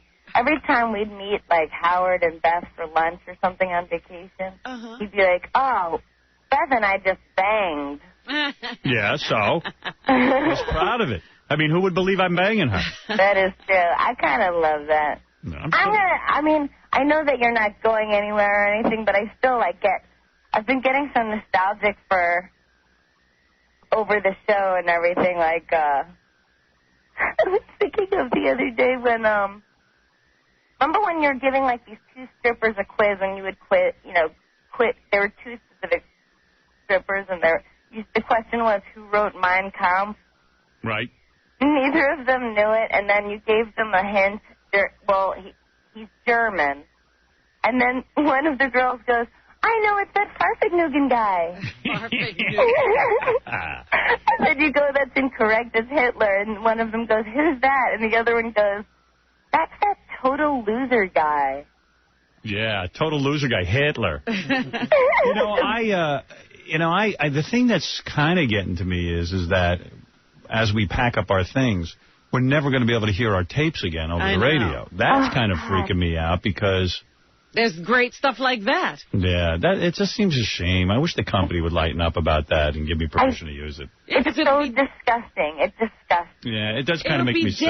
It'll be dead. It won't have any life at all. I know. I just made a bad business deal. It was dumb. They should be giving you guys a send-off like Johnny Carson had a send-off, No, they're mad at me sometimes, and I don't understand why. It always winds up this way for us. Yeah. And by the way, the movie is really funny. Sarah showed me. You got to check it out. There's a lot of great lines in the movie. Like if God gives you AIDS, make lemonades out of it or something. Whatever. I mean, she does it really well. It's a really good movie. And I suggest you go on vacation with her. She's a lot of fun. At one point, we were on a plane and Sarah was curled up in a little ball sleeping. And I thought, well, she looks kind of really cute like that. I took a little picture of her like that. And I saw there's a little bit of spittle coming out of her mouth. It was kind of hot, And I was like, I sleep hard. Yeah, she does. You, die when you sleep. She's got a funny sister who's hot, too. Like, what are the odds of that? Like, there's two hot, funny sisters. Yeah, that's good. Yeah, that's rare. Yeah, and you know what else is hot? Sarah used to wet the bed. Really? Yeah, I was reading that. I didn't know love that you think that's hot. Oh, my God, that's hot. I wouldn't want you, she goes, one day I woke up and I had stopped, I was already a teenager, and I'm like, why stop? Keep wetting that bed. I mean, that's such a baby move. I mean, you wouldn't mind it now if you were sleeping with her and you woke up. No, I think that's just so hot. Like we'd have to put a little rubber thing. It's very hot until you move like an inch, and then it's cold. Hey, have you and Jimmy ever made sex tapes? No way. If I found myself having sex, I would never have sex again.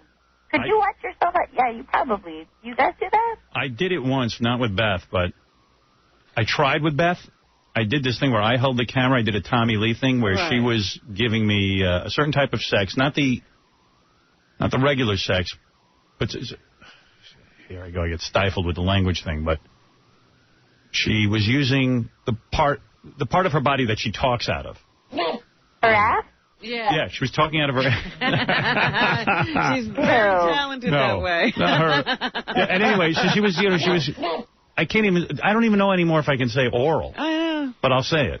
And I was videotaping, and I hated the playback. Yeah, I watched the playback, and I go, I don't even want Beth to see my weenie. Wow. You're supposed to be just looking at her mouth. I know, but I was looking at me. I wanted to see what she was going to see. That's where you need makeup. Yeah, so it didn't really work for me. But a stunt. But I did a sex tape once with someone else, and I saw myself. And I have cellulite on my ass, and that's just not attractive. I mean, I do. So you got to have the best lighting, the right positions. Where are you now? You at Jimmy's house? No, we're at my house. Oh, Jimmy's there? My apartment, yeah. Oh, you're doing the show tonight, so are you guys prepping? No, last night. You did it last night? Jimmy still, yeah. So this is the afterglow. Yeah. What are you wearing? What? Never mind that. What's Jimmy wearing? He's wearing, like, boxer briefs. What are you wearing? The same. Boxer briefs? Yeah. And your boobs are just, like, hanging out? Yeah, they're just dangling. Wow. No, I'm wearing it like a tank top. That's hot. Let me ask something, though. You know, that's a pretty powerful thing. You know, he puts her on the show last night. Yeah. And then they go back. Well, she's got to give him something really special, right? Well, a lot of people feel... He's like, hey, that publicity ain't free, baby. Hey, you know, is he listening now? No, he was like, don't wake me up. Please don't wake me up. All right, here's what you got to do. He doesn't want... Wait, you want to do something great for the show and have everyone go see Jesus is Magic? Yeah. All right. He doesn't know you're on the phone. Oh, no. Bring the phone into the bed with you and, like, start doing stuff to him. like, you know, oh, I'm so horny. Jimmy, please give it to me now. I need you. And we'll listen in. If you have real balls, you would do that right now. You're right. Come on. I would do, but honestly, he never gets to sleep. Who cares? I love him. He'll appreciate this. No, but Sam, Plus, listen. I don't want to wake up Adam. Oh, right. He's on top. No, but seriously, it would be the greatest thing. Like, Jimmy would think it was great. Yeah. Like, all of a sudden... Jimmy would think it was great. Yeah, he would. I know Jimmy. Jimmy would think that's funny. Like, you get into bed and, like, he doesn't know the phone's on. And we're listening. And you're just like, oh, Jimmy, please, oh, please, baby. And, you know, you start kissing him and kiss his belly. And do stuff to him. And we'll listen into the sex. All right. All right. Go ahead. No. Do it. Oh. I won't do it. He's sleep deprived. Sleep deprived? Sleep deprived. You should do it. I'm telling you. I would do it. You will go down as the greatest bit in the history of the show. When he hears this later on, he's going to say, you should have done it. Yep. No. He's going to be mad at you. You guys are bullies. We're not bullying. We're suggesting. Why can't I be enough? This is my time to shine. Well, you would shine in this bit. Believe me. Everyone would say Sarah was the best guest ever. Did you hear what Sarah Silverman did? I got to go see her movie. Sarah took her phone, she stuck it next to Jimmy, and started having sex with him. We all listened in. Oh, my God. You will go down in history as the greatest guest ever. Oh, my God, I'll be a star. And then you will be a star. You know what? Artie, Laura is in this movie, too. Oh, is she really? Yeah. Well, then I'm definitely checking it out. If you Plays do my it, friend. Sarah, if you do it, people might actually watch Jimmy's show tonight. How dare you? I'm kidding. Anyway, Sarah's movie. No, he's got a great lineup. You know Bernie Kopel? Yes. He's got him. The Love Boat Doctor. All right, so listen, why should people go see your movie? You want to do a pitch? No, but I hope that people see it. I mean, because that would be so cool. We haven't even said the name. What is it? Jesus is Magic. Okay. In fact, Sarah says in the movie, I'm glad the Jews killed Jesus. In fact, if I had a chance, I'd do it again. I do say that. It sounds ruder out of your mouth. Yeah. Anyway, it opens today in select theaters. Say hi to Jimmy. And, you know, I'm sorry you weren't here live. I'm sorry too, and in seriousness, I'm so sorry for the way that you're being treated. It's a damn shame. Thank you for that. All right. And I wish I was better at Scrabble. Well, just go suck his toes and do it on the phone. See what he says. Go ahead. Shh. Shh. Sarah's moving to Jimmy's bed. I wonder how far away it is. Big house? Is it far away? Shh. She's doing it. Go ahead. Shh. It's good. All right. He wanted to sleep. Suck his toes. Tuesday. All right. What was that thing? Thursday. That's about Thursday. Sarah Silverman, Jesus is Magic, opening today in select theaters. I'll see you then. Bye. Thank you. Bye, Sarah. Yeah, that chick can eat more pop brownies. And that's not my thing, and I'm looking at her going, my God, how the hell is she doing that? Yeah. You gotta have a high tolerance, too, because pop brownies, man, they make you trip. Oh, my God. It's like... I was like, whoa. She's always got a batch of brownies on her, huh? Between the Zoloft and the brownies. You don't know who you're dealing with. She is mellow, though, I'll tell you that. Oh, yeah. She should have started doing Jimmy right on the phone. That would have been the greatest bit of all time. I'm telling you, he's going to be upset when he hears what he missed. He's going to come here. Say, come here, you stupid bitch. I told you to be funny. You should have done it. Well, he's trying to sell movie tickets. Yeah. It doesn't sound like any party when some chick's on Zoloft and it knocks her sex drive down. Well, she says it needed it. Yeah. Gee, I already knock a chick's sex drive down. Right. You don't need her to be on a pill. Like, if she was on Zoloft, too, forget it. Yeah. Let's see. Hey, here's a show note, and then we'll get Robert Downey Jr. in here. He's here? Yeah. He just got married. There's a guy who probably could knock back a few pop brownies. Now, yeah, but he's been sober for a couple of years now. Yeah. He's doing good. Great Turned actor. his life around. Great actor. Great actor. Yeah. You know. He's got to miss the weed and the coke. And all he has to, we're going to do another interview about what was it like and what is it like now. And he's miserable. Yeah, he only gets to talk about the good old days. Artie, share a bottle of tequila with the gentleman. It's so much fun being high. You know? Yeah, I mean, remember I forget the last time we were reading about him, he was walking down the street in a Superman outfit or Supergirl outfit. Like, that's fun. Yeah, I've never done that. I've done some embarrassing things, but I ran into him on his wedding weekend at a restaurant. Him and his wife very beautiful. We had a conversation. I said, hey, come on the show. He said, yeah, I'd love to. I'll definitely come by. Hey, to anybody in the Cape Cod area, just got this note. Although many affiliates dropped the Howard Stern show at the first mention of his move to Pixie 103 remains proud and committed to hosting Howard right through his final show on December 16th, 2005. Our listeners are loyal and passionate who tune in each weekday for their morning dose of Howard. We want our listeners to bid a proper adieu and toast farewell to the crew on Friday, December 16th at Dino's Sports Bar. Mashpee, Cape Cod, Mass. is the place we will send Howard off in style.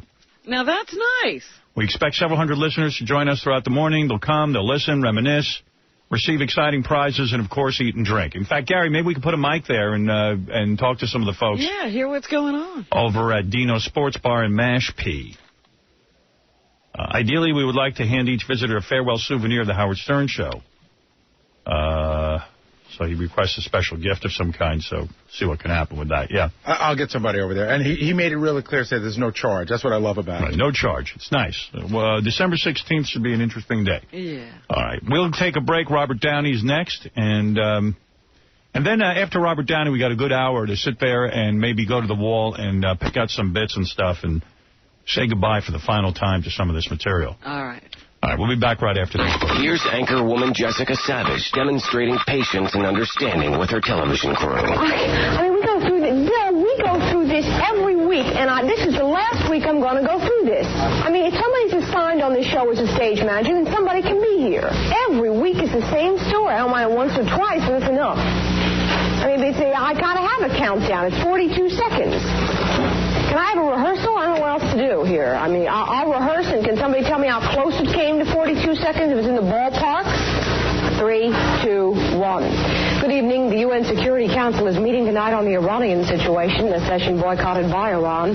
No resolution is expected tonight. The council will meet again tomorrow. I'm Jessica Savage in New York. More news later on this NBC station. What?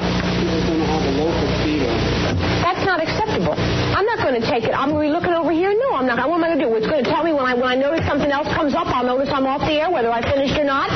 I'm sorry. Let's get a stage manager in here. I don't care where you find one. Get one out of another studio.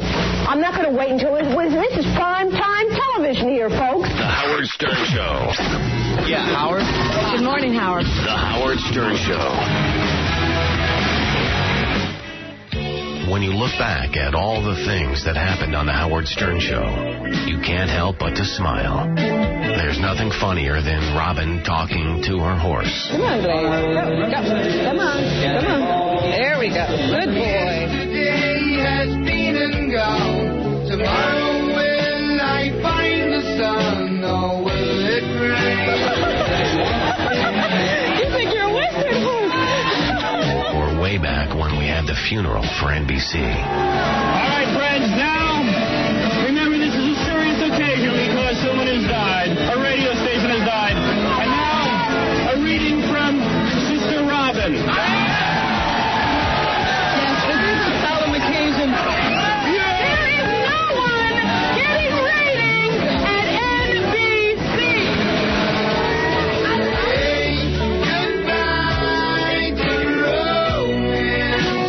As of December 16th, all of this goes away. Here. All right.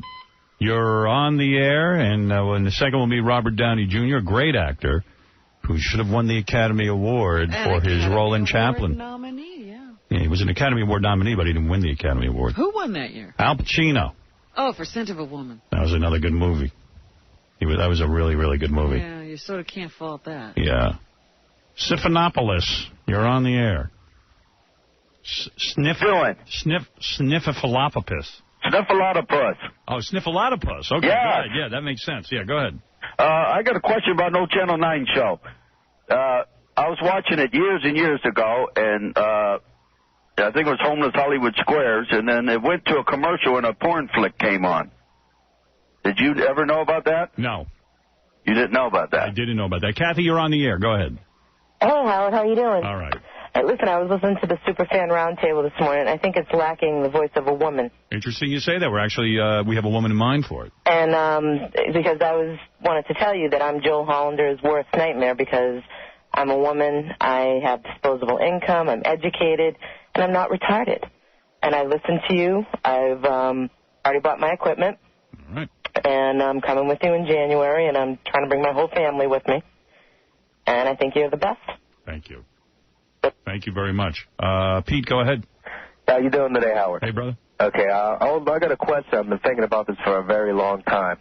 What show member's wife or girlfriend would you like to watch give oral? Watch give oral, let's see. And to who? I think Mr. X. That would be good. Who's he giving oral to? You. Actually, Mr. X to Fred. What do you think of that? Well, I can give you mine. I think I'd like to watch Gary's wife do it. To him, right? No, not to him. To someone else. She's calm. She's sweet. She looks like a good girl, but you know deep down she's a real whore. That's a nice thought. Thank you. Hey, Andrea, go ahead. You have the final word before we get in Robert Downey Jr., and I promise you after Robert Downey Jr., we will go to the wall and play some bits and do some farewell stuff. Go ahead, Andrea. Howard, I just want to say I love you. I'm not your typical super fan. I'm president of the PTA in my town. I'm not your usual fan base, but I just want to say I love you and thank you for, I've been listening for 10 years. Thank you. And I'm going to try to follow you to satellite. It's kind of complicated because I listen at home, I listen in the car, I listen at work. And with the satellite, it's going to be hard, but... Well, I could explain that in about 1 second, but I can't do it here. Right, no, I know. It's a very easy explanation that I can't give. Yeah, I just want to say I love you, and I know you're going to try to do all the things you can't do here, but don't forget the great things that you do with interviews. We will have it all. Don't worry about, ma'am. Musical guests. We will have a lot going on. Nothing will be left out. That's right. And one request. I love Fred.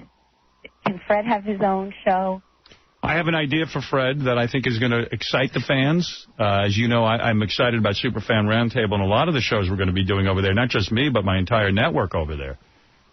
Tissue Time with Heidi Cortez and all that stuff. So I'm way on top of this thing, and this is the realization for a dream for me. So there's no sadness here. No. Whatsoever. In fact, Mark Harris pitched me a show called Tissue Time with Mark Harris for gay men. I don't know if you've heard. Right, somebody called in to request that. Yeah, here's a little sample of Tissue Time with Mark Harris. Oh, I didn't see you there. I'm all wet because I just got out of the shower. Sorry I'm not wearing any clothes. I've just got this towel around me. My long gray hair is soaked. So you want me to go over to the bed. Oh, God. Oh. Just take off that towel. You don't even need one. Promise me you'll never hear that on... I promise you'll never hear that. Yeah. Well, whatever you do, we love you, but keep up the great interviews. All right, thank you. Thank you very much. And you've won $500 cash, courtesy of the new comedy Ice Harvest. I love you. Starring John Cusack and Billy Bob Thornton. Critics are calling it this year's Bad Santa. The Ice Harvest in theaters everywhere Wednesday, November 23rd. Hold the line. Thank you. All right, there you go. Billy Bob Thornton was in last year's Bad Santa. He's in this one, too. Yeah, I guess that's his thing now. Robert Downey Jr. is here. We had him on the show many years ago. Did we have him on live, or did you have him in the studio with his first wife? Oh. If you remember. In the old studio, years and years and years ago. Wow. Haven't heard from him. Would have liked to have had him on when he was in jail. Well, you know, we did talk to him one time. Stephen Baldwin called him. There he is. That's the guy. There's the guy.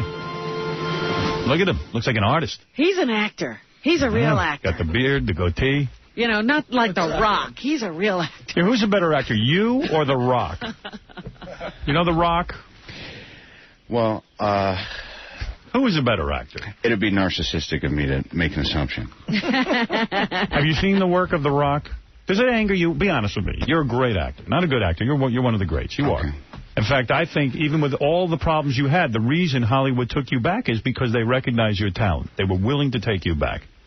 They said, we don't care how much trouble this guy is. We got to put him back Prop him up. Get him back in here. Let's get him going. Prop him up. Prop him up, and let's get him on set. Well, when you see the work of, let's say, a wrestler, like The Rock, does it irritate you? I mean, you treat this like an art form. No, I like bad movies, and I like bad actors. You do? Is that right? Yeah. Are you saying Rock's a bad actor? No. What are you saying? I'm saying that I think it's difficult even to do a bad job acting. I feel bad for you. You can't even smoke a little weed. You poor bastard. Do you think that I want to smoke weed? Let me ask you something. Yeah. We can't do it a little bit of moderation? Artie's doing the moderation thing. Artie got out of rehab, right, Art? No drugs. No drugs, but he's drinking. Yeah. You allowed to have a couple of drinks? It's funny because last time I remember alcohol is classified as a drug. Anyway. It is. Oh, yeah, not to Artie, though. Yeah, no illegal drugs. No, I think if you can drink like a gentleman, my hat's off to you. Is life miserable for you now? See you back in the rooms in a couple of years when you bottom out. Is life horrible for you? I mean, seriously. You were having a lot of fun. We were reminiscing. You ran down the street in a Superwoman outfit. All right. You know what? It was Wonder Woman. Who was it? All right. You know how dilapidated your whole scenario is here now? What do you mean? Your crew, your people are so shot out. He's like, yeah, you sign this and maybe you too in case you... Yeah, I heard you had a bad experience walking into our building. You felt it was very depressed. It wasn't a bad experience. I just saw it for what it was. He saw Ronnie, the limo driver. And everyone says this about Ronnie, and it's true. He has a horrible attitude, Ronnie. Yes. And Robert came in, and Ronnie goes, what does he say to you? What? He goes, what are you doing here? No. What did he say? He just said, is your name on the list? No, it was the security guy downstairs. Oh, security guy downstairs. Ronnie was fine. Down there. Ronnie was okay. Right, speaking of misinformation, no, I wasn't running down the street in a Wonder Woman outfit. You weren't? No, I wasn't. I admired you for that. That was a great story. Say you did. Say you did it. You didn't run down the street in a Wonder Woman outfit. Oh, maybe the costume was in the closet. Were you Spider-Man? Now you're speculating. Maybe it was this. I'm sitting right here. Was there anything in your past with a Wonder Woman outfit? Yeah. There was? What was that? I don't know, some gal in the room wearing one. That's nice. But I didn't take it off and run down the street. I thought you did. If you're in Palm Springs and you're struggling with narcotic abuse, you don't put on a superhero outfit and run down the street. You don't? I don't know. Maybe Martin Lawrence would or something. I would. That's right. Martin Lawrence would do it. That was The Rock. By the way, the best story I heard about you, and I totally related to this. Okay. You described the reason you were on black tar heroin. Oh, my. You had to watch the kids for a couple of days straight. And you said, he goes, that would drive anyone. I'm a man, too. It is impossible to watch kids without doing black tar heroin. It's not in us. It really, I mean, it's not in us. No, it isn't. Well, tell me about that. What, this other misquote that's not true? All right, let me just run with this one. Go ahead. Okay. First of all, I don't have kids. You had a kid. I have, yeah. Right. Still have them. Right, but you had the kid at the time. Yeah. I don't remember saying, what kind of moron says, you know what, I did it for the kids.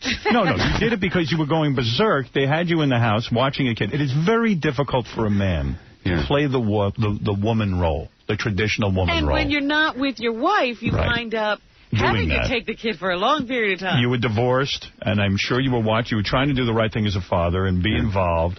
But you only lasted a few days and were right on the black tar heroin. And you know what? I just want you to write my history as we go along. I'm just going to agree with everything.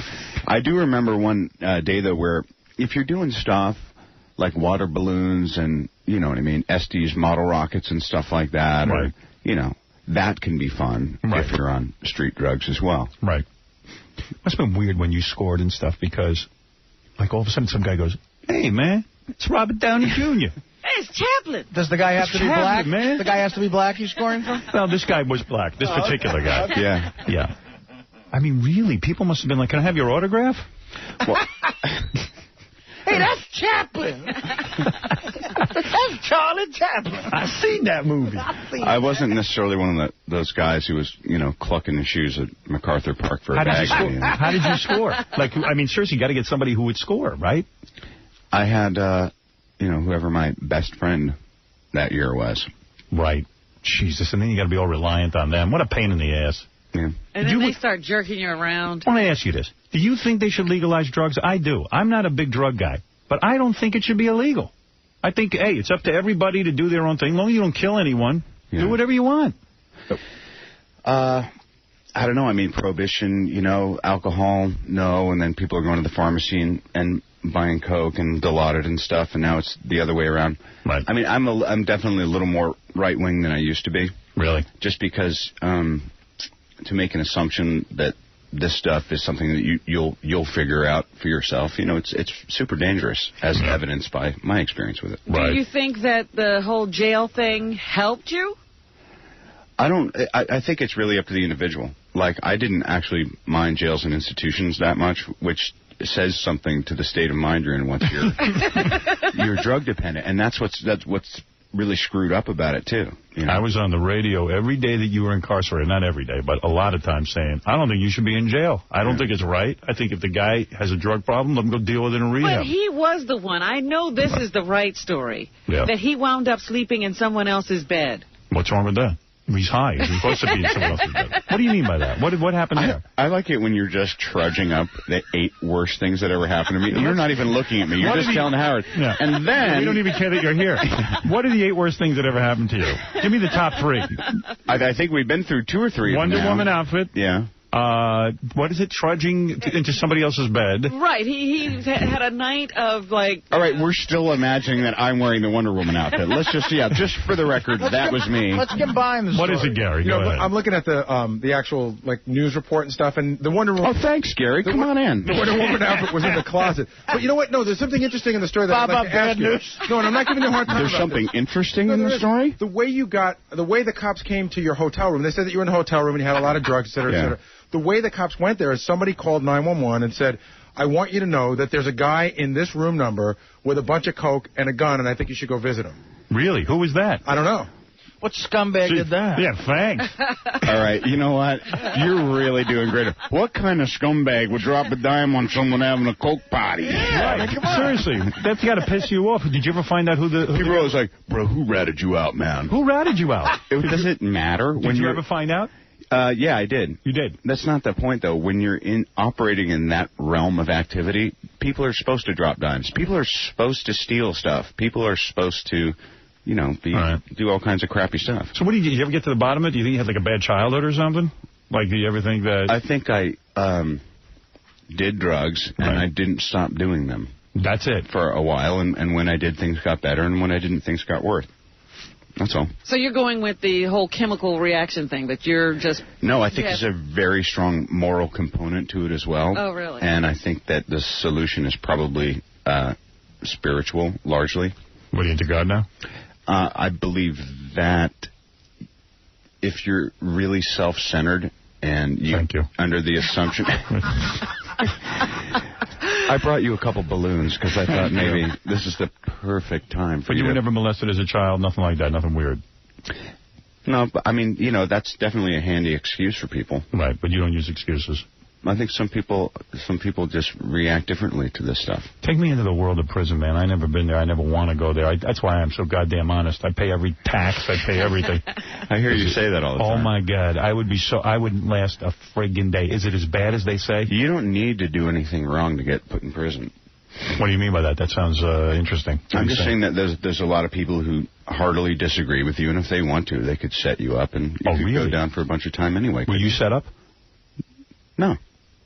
Is that what you're saying? Does it seem like I was I don't know. I know what you're talking about. Do you know for the last 7 years they've been planting this crap on me? You never did a drug in your life. How bad? On a scale of 1 to 10, 10 being, oh, my God, prison is full of rape, people beating me up, all this stuff. On a scale of 1 to 10, 1 being, it wasn't so bad, 10 being, man, it sucks. Here you are, huge star, blah, blah, blah, blah, blah. Now you're incarcerated. Is it like the worst nightmare ever? It's really relative. I mean, I grew up as a street kid in 1 to 10, New York. 10 being the worst. First 36 hours. Yes. 9. 9. Why? Next 16 months, 4. Why a 9? Because you got to prove yourself to all the other dudes? Well, no, just because you're having to digest the fact that, you're going to be missing holidays and stuff. And everything. A bunch of criminals. I go insane. Now, is this a real prison, or is this like, one Country of those club jails prison. you pay to be in? There's a place, you go to a place called a processing center, and they evaluate where you should go, and I kept saying, I think I should go to fire camp. I'm good with my hands. Yeah, I see myself dragging hoses. They didn't see it that way. I'm definitely a low security risk. They had my, points number of security. They had me somewhere up so high that I could never go anywhere that wasn't a real penitentiary. Right. Just you because went to a hardcore place? I went to a place that had a rehabilitation facility on the yard. Did you have to fight anyone in prison? Honestly. Yeah. You did? Mm-hmm. Oh, Christ. Don't ever send me to prison. I would. Okay, I promise. Did you win? Yeah. Black guy, white guy? Neither. Puerto Rican. You know what? Puerto Rican. I'm going to walk out this door and it's going to be like, hey, bro. No. You had to fight. Son of a bitch. Don't act like that ain't a big deal. Come on, man. You must have been crapping your pants. Were there weapons, or was this just, Did you make a knife out of soap? A soap knife. Who'd you fight, man? You just fight another celebrity, like Cheech or something? Who was the guy in prison? Chong. Yeah, Chong. No, what do you mean you had to fight? Under what circumstances did they make you fight? Like someone's on your phone time or something like that. Like you said, hey, man, I'm using the phone. And the guy goes, I'm going to kick your ass. And then you have to stand your ground? Well, I didn't say anything, but there's usually guys every race has someone who's the shot caller for them. Right, like the so Aryans. if someone's on your phone time, then Phipps would come over and say, bro, put on your boots like I was on your phone time. Go handle it. Like that. I wouldn't even know what they were talking about. I don't even understand Phipps. Wait a second. Yeah, I don't know what you guys are talking about. Please, don't beat me up. You know what's so funny? Wait a second. If you don't fight... You know what's really funny? What? I did a movie. Yeah, are you getting upset by this interview? I'm not. Well, I just... A little bit? I swear I'm going to get to the movie. I'm so fascinated by this. I can't imagine, being in prison. Yeah. And I think you'd be fine. Were you broke in prison, or did you have money still? Well, it's not like you have currency, but I got, you get stuff sent in. You do? 4 times a year. Could you imagine 4 times a year someone could send you a 30-pound package? It's so hard to decide what you want. Yeah. What was your thing that you wanted the most? What did you crave the most? Besides heroin or something. Hey, can you send me 30-pound bag of heroin? That's when you need drugs. You should be allowed to take drugs in prison. Can you get drugs in prison if you want them? Oh, sure. Yeah? Mm-hmm. You got to smuggle them in your ass? Yeah. Oh. Or through a free staff, through someone who isn't a correctional officer but works there. Wow. Man, this is something. Did you write a book about this? No. Come on, man. We got to get working on this. Okay, let's. Dude, why deny it? It's interesting. Yeah. I want to hear about this fight. So the dude is taking your phone time. Yeah. And so you got to fight him for phone time? How big a guy are we talking? Just someone my size who had done 3 million push-ups. Did he know karate, or do you know karate? Are you able to handle yourself? I do now, which didn't help me then. But you know karate now? I know Kung Fu I've studied for about 4 years. Smart. You know what? If he goes back now, he'll be ready. Now you got to go back. Do you think that's why I took it up? Yeah, I think so. I think you were traumatized. So Come on, what, are you kidding me? No, it's an internal style. Wait a second, brother. Yeah. So we got to get through this fight thing to get past it. Yeah, and on the I'll other get side? to the movie. I swear to God, I got to know this. I got to know this. You got to help me with this. Okay. I'm so fascinated. Don't take it the wrong way. I'm not dwelling. Okay. I'm sorry. What is the right way to take it? You're a fascinating guy. You had some life experience. Teach me. I'm titillated. Teach me. Listen to me. You put on your boots. You go and you fight dirty. You win. How do you fight dirty? Well, if you go in and he's like, I don't know, making a present for like his girlfriend or one of his kids out of like, a Frito-Lay's bag and folding them up into little configurations of stuff. You don't wait until he turns around and says, "Oh, you're in my cell, let's fight." You just start swinging at him. You punch him in the nuts? In the nuts. Yeah. No, I'd say the head, neck, and chest better. Wow. So you started it? I initiated it, yes. Wow. Look at you. I was under duress. I was supposed to. You started because all the other prisoners said, "Hey, if you want your phone privileges, you better go beat this guy up." No, it works like this. If you don't handle this with this guy who disrespected you, therefore disrespected us, we'll kick your ass. Wow. And then after you do it, they're like, "Hey, you're down for the cause, bro." Really? It's just that dumb. Oh, it's like stuff. high school. Like, what group did you belong to? Were you the Aryans? Specific group? Yeah. You're kind of Aryan looking. Were you an Aryan or who were you in with? What group? There was celebrity group. Yeah. Guys who had been nominated for Academy Awards. I was with the celebrities. It just falls into race, sadly. I see. Would the guards taunt you and say, "Hey, Academy Award nominee, come on over here and clean up"? No, it's a lot more PC than you think. Really? Everything's always documented, and no one wants to be heard saying, Did the Aryans find out that you were 1/4 Jewish? Well, I didn't come across many Aryans. No? No. Interesting. What a fascinating story. An incredible life. Hey, man, you got your sanity. That's all that counts. I go insane. I think you'd be fine, actually. How long were you in there? 16 months. God damn it. 16 friggin' months? Artie, the longest time you spent in jail? I was in L.A. County for 5 days. And that drove you nuts? Yeah, no, I was... 5 days in L.A. County is a big deal. Yeah. I was ready to get out of there. What about the bank robbery charges? That was just a night. That was a night? That was a night. Oh. But that got knocked down. Robert goes, "Hey, this guy's hardcore." Yeah, look at him. He did a bank robbery? That got knocked down with a sword. No, I just want to have a look at you. Don't think you're the only derelict here. To see exactly how petrified you were when they rolled you up in county. Oh, no, it was brutal. But I see what saved me about that was I was on a TV show and a Mexican kid recognized me and I got my own cell. That was almost 120 hours of lockdown. How did you handle it, little brother? No, it wasn't. I was scared to death. Give me 5 more minutes on jail. I got to know. Do you have to take showers with other dudes? Like in the same room? It depends. If you're in jail, then they just turn on the showers and you get in. Or when I was in isolation in jail, once a week, they'd march you down the hall and count a clock backwards from 5 minutes from the time they uncuffed you till the time they cuffed you again. And then by the time you're in, if you're doing a lot of time, like in prison, then there's just showers that are open all day. And if you're not doing your shift or you're not, Were you embarrassed to have other guys see your wiener? No, but that wasn't really what I was concentrating on. Really? That's my problem. Yeah. That's the number one reason I want to be in the military or in jail. Okay. I won't even see my wiener. It's not impressive. And I'm a tall guy, so it even looks even odder. Well, when you're wondering whether or not the things are going to, jump off and B-wing while you're, reading your Thomas Merton's 7-Story Mountain, book, you don't really think about those luxuries. Like, I hope people aren't looking at my wee-wee. Is there anything, good about jail? Like, can you read a lot of books and stuff and, learn? When it's not, when the air isn't thick with bad vibes or something's going to happen, it's actually very monastic. And I wouldn't recommend this to anyone. I wouldn't wish it on my worst enemy. Right. But you can use the time effectively. Sure. Yeah, we have a friend Cabby in jail now for a year. Yeah. He told me he lost 50 pounds. Oh, Cabby's in Oh, yeah. That's right. He's got 9 more months. Yeah, he went away. In jail or prison? Prison. Prison. Okay. Yeah, he's at Fort Dix. Yeah, that's a prison. Yeah, it's a prison. That's nowhere near as bad. Yeah, as where you were. No, as jail. Jail in county-wise, it's like you never see the air. They're only required to give you a little bit of stuff because you're going back and forth to court. Oh. Prison's a lot easier. See, I don't know any of that. Yeah. No guy ever tried to have sex with you, did he? Hell no. You have to kick his ass. No. No? No, I think that most guys, I mean, except for, it's not like I was on some level 4, like, hardcore killer yard, but most guys who wind up going that way in prison. I was afraid, like if I wouldn't have a prison, problem with it anyway. They put me in a dress, put lipstick on me. You'd be a woman. Brand me with a swastika on my ass. You know what I mean? Yeah. They do everything they did in Oz. Please don't hurt me.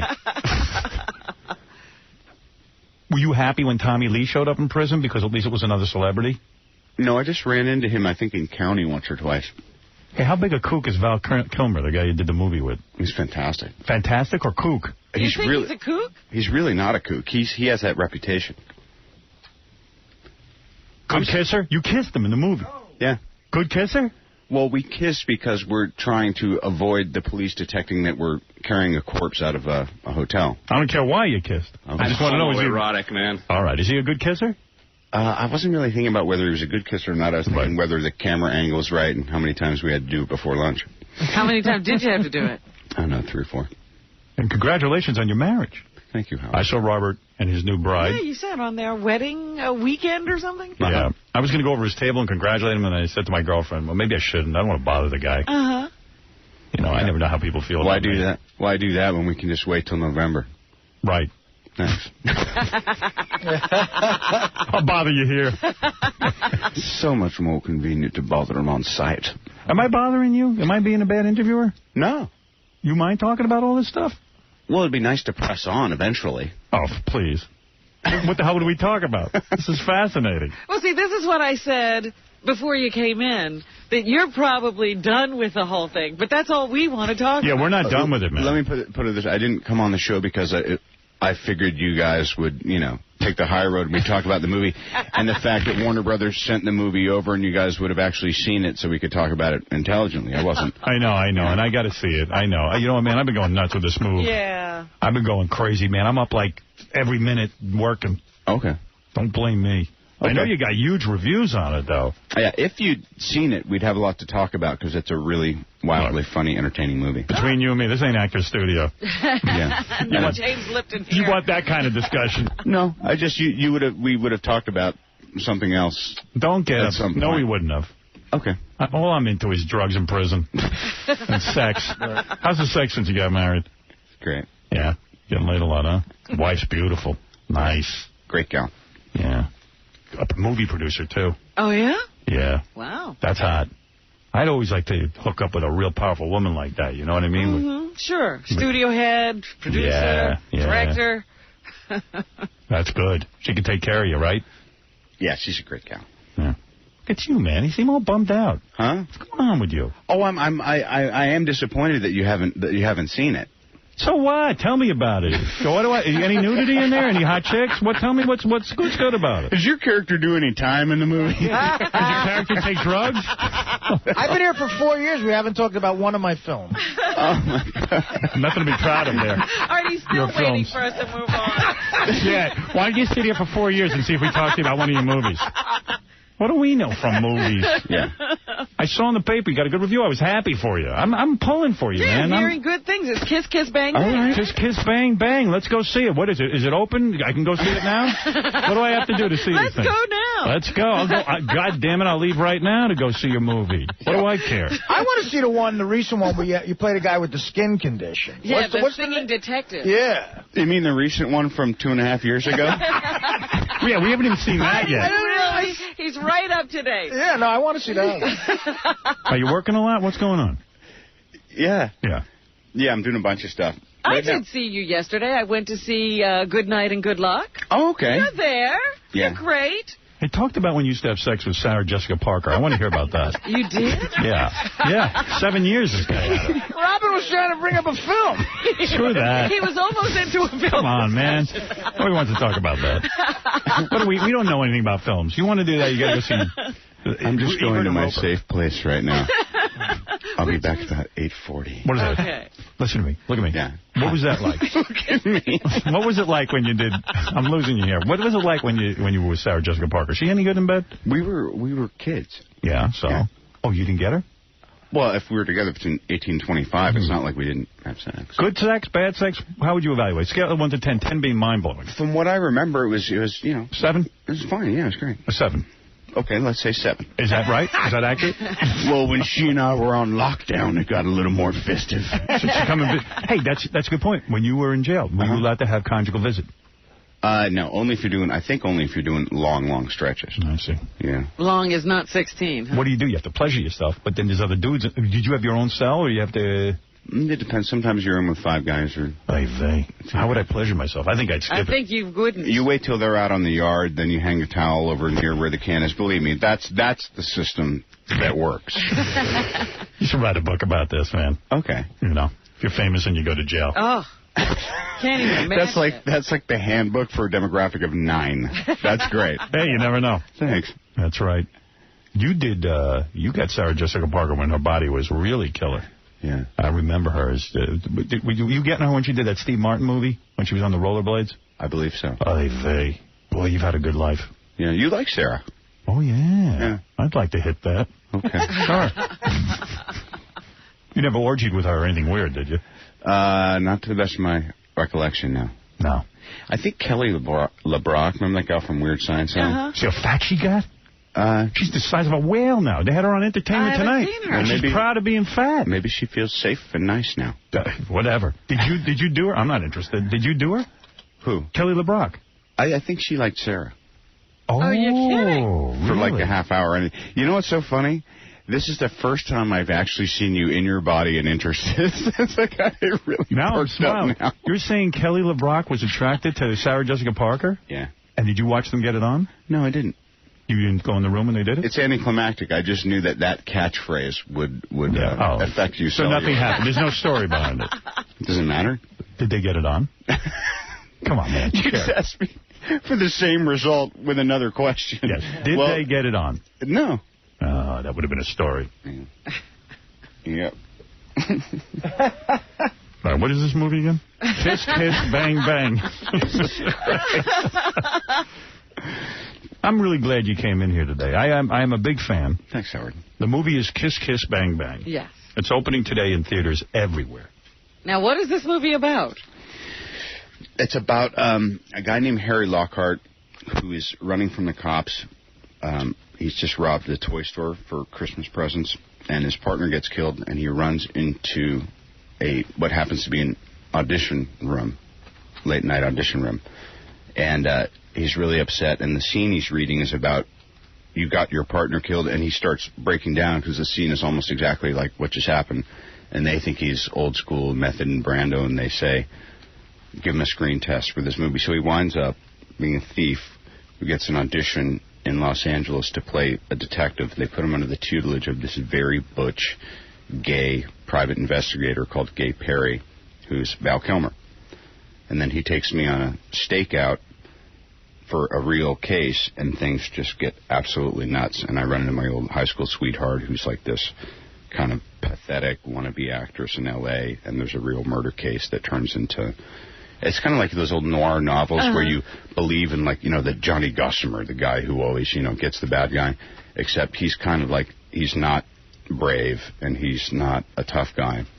When you were working with Val Kilmer, you ever see him naked? No. Darn. Damn it. If you and Val were doing time, which one would dress up like Wonder Woman? That's a good question. What do you think? I mean, for Val, seeing as how I'm already the guy that they say ran down the street as Wonder Woman, particularly after today, right. I'd say, Val, you want me to toss this thing on for you? He'd be good. You got that in your 30-pound package? I go, yeah, bro. He goes, yeah, toss it on. Val Kilmer gets a lot of chicks, right? He's a ladies' man. He's a very charming guy. Yeah. Who did he get? Who was he with not too long ago that... I'm sorry, I don't know the answer to that. Geez, yeah, you know what? Come in here prepared. You're artistic, though. You know, it was so great when you guys came in. And so aside from the movie, is there anything else you got to promote? We said no. So he walked in with an empty pad and a pen, and then he walked back out. Hey, that's the show.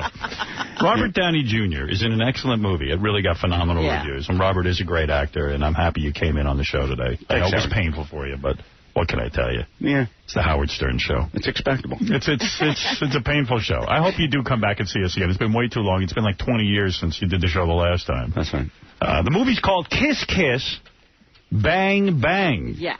And as Robert describes, here's a guy who's a criminal. He's hiding from the police. He runs in and auditions for a movie and gets the movie role. Yeah. Then winds up with a cop doing a stakeout. And he makes out with him. Now that I don't understand. Opening today in theaters everywhere. It's supposed to be an excellent movie. And I will go see it. Thanks. And congratulations on your sobriety and your new marriage. May it last at least 3 years. Oh. Both. Sobriety and... Listen, the guy's got to have some fun. Like a prisoner. You know. It was enough, I'm sure. Yeah. Enough of that. And I'm happy to have you on this show. Thanks. You're a great guy. We're going to take a break. When we come back, we're going to say farewell. We're going to do a little bit of farewell. There's only 20 shows left here. Yeah. It'll be very emotional. Yes. Kiss, kiss, bang, bang. In theaters now. In theaters now. We'll be back right after these words. The great Robert Downey Jr. It's the most important protest of our time. America unites. For an old bald toupee-wearing DJ. So you're here for the protest? Yeah, I'm here for the protest. I want my oldies back. Are you a Cousin Brucey fan? Yeah. He plays the music the way it's supposed to be played. Have you ever your pants while farting by accident? No. Hell no. No. If you had sex with Cousin Brucey, would you let him violate your... You know what? I thought we were here to talk about CBS FM and the oldies thing. This is what we're here to talk about. How big do you think Cousin Brucey's package is? Yeah, you guys are getting a little bit off the beam here. The Howard Stern Show. You're listening to a man who can eat his breakfast in under 2 minutes. Howard Stern. That's what I was doing. Holy jeez. I was just looking at the newspaper. Jennifer Aniston, you know, the reviews on her new movie are so horrible. And I mean, she's had more publicity than anybody on the planet. Oprah. It's been ridiculous. Everybody's carrying on about her. But, man, she can't even by accident get into a good movie. Do you think it's her, or do you think it's the bad movies, that she doesn't know how to read a script? Well, I think the only movie they're going to give her is a bad one? It's not so great. Oh, yeah. Unless she wants to do a comedy, and then they'll put her with Jim Carrey or Ben Stiller. Biggest dick on the planet, as I always said, Pat Robertson, this religious guy who's the head of the 700 Club. He's just an ass, Pat Robertson. And you dick. Somehow in this country he has power because there's so many religious freaks who are nervous about God is going to punish them. Scared people. Listen to this one. Religious broadcaster Pat Robertson warned residents of a rural Pennsylvania town Thursday that disaster might strike there because they voted God out of their city by getting rid of school board members who favored teaching intelligent design. Here he is doing it. This guy, he's such a wicked man. He preys on the dumb, you know, the religious freaks who are so scared, and they have childish mentalities. They think God's going to punish them. And he says these outrageous things that would basically get anybody else silenced. And yet there are people who donate tons of money to him. Well, this makes them write more checks. I'd like to say to the good citizens of Dover, if there is a disaster in your area, don't turn to God. You just rejected him from your city. And don't wonder why he hasn't helped you when problems begin, if they begin. And I'm not saying they will, but if they do, just remember you just voted God out of your city. And if that's the case, then don't ask for his help because he might not be there. All right. That's just the idiot statement of the week. So all the other disasters, they were because these people had offended God in some way? Yeah, that's pretty much it. You know, the tsunami was because those people are wild sexually over that area of the world. And, you know, there's always some reason. That's what I've heard these guys. They can't tell you before. You're going to have a tsunami if you don't stop doing. Yeah, I've heard these guys. The World Trade Center disaster was because we're wicked. I mean, they sound like the Taliban. Right. You know, they're weird guys. Okay. A lot of those people running around the country. For those of you who called the other day and said some of the radio markets were on, and they said that some of the stations were just coming in over us with pig snorting sound effects while we were doing the show. Mm-hmm. We got to the bottom of it and found out that it was some sort of national contest that Infinity's having on some of their stations, that they say if you hear a pig snorting noise, then you win prizes. So we'd be in the middle of a bid or a conversation, and you would just hear, you know. Anyway, we got a note from Rob Barnett, who is evidently the programming guy in charge of all the Infinity stations. He said, please do not interrupt your broadcast of the Howard Stern Show in order to execute the national contest. If you have any questions on how to execute the contest while not breaking into the Stern Show, please contact so-and-so for guidance. So that's nice. You know, you won't be hearing that anymore. You'll be hearing a dog. Stop it.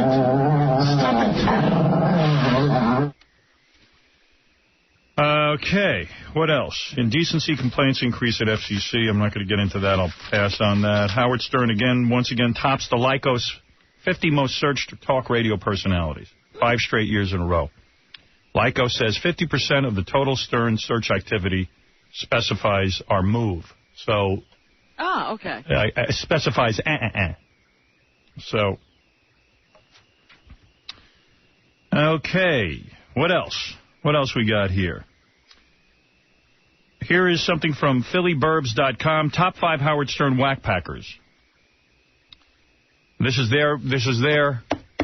We were listening to Superfan Roundtable this morning from, but they were discussing what was a whackpacker. Here are the top 5 whackpackers. Okay. Number 5, Fred the Elephant Boy. They say this mushmouth bisexual speech impediment is a show staple. Number 4, Captain Jenks. The king of all crank callers. Legendary for spreading Stern's name with his fantastic phony phone calls. Is he a whackpacker, you think? I think so. Okay. He's obsessive. Number 3, Crackhead Bob. Even though he retired from the show years ago, his stroked-out demeanor is the stuff Stern is made of. Number 2, Hank the Angry Drunken Dwarf. This pint-sized guest was always intoxicated and full of venomous curse words. Oh, how beautiful. To give Hank a tribute even in death. Yeah, I wish Hank could go with us to you-know-where, because his venom was so filled with 4-letter words. I know, we were always having to calm him down and bleep him. Who do you think was the number 1 whackpack? Beetlejuice. Beetlejuice, right. He's as bad as can, and he knows he's the best. Always unpredictable and always entertaining. And they say, who, me? Probably the last time you'll hear that. Yeah, we lose that. But then we better get another play on his other song. Yeah, well, I don't even know where to begin in terms of where to, what to play for the last time. I don't even know that I like that concept, but I'm getting so many emails saying, please, Howard, talk about some of the show highlights and what you guys love the best. Mm-hmm. I told you, I love... I think my new favorite moment is George Takei yesterday. He was great. Yeah, he revealed... That was wonderful. He revealed a lot of stuff. Hung in there for the whole interview. Yes.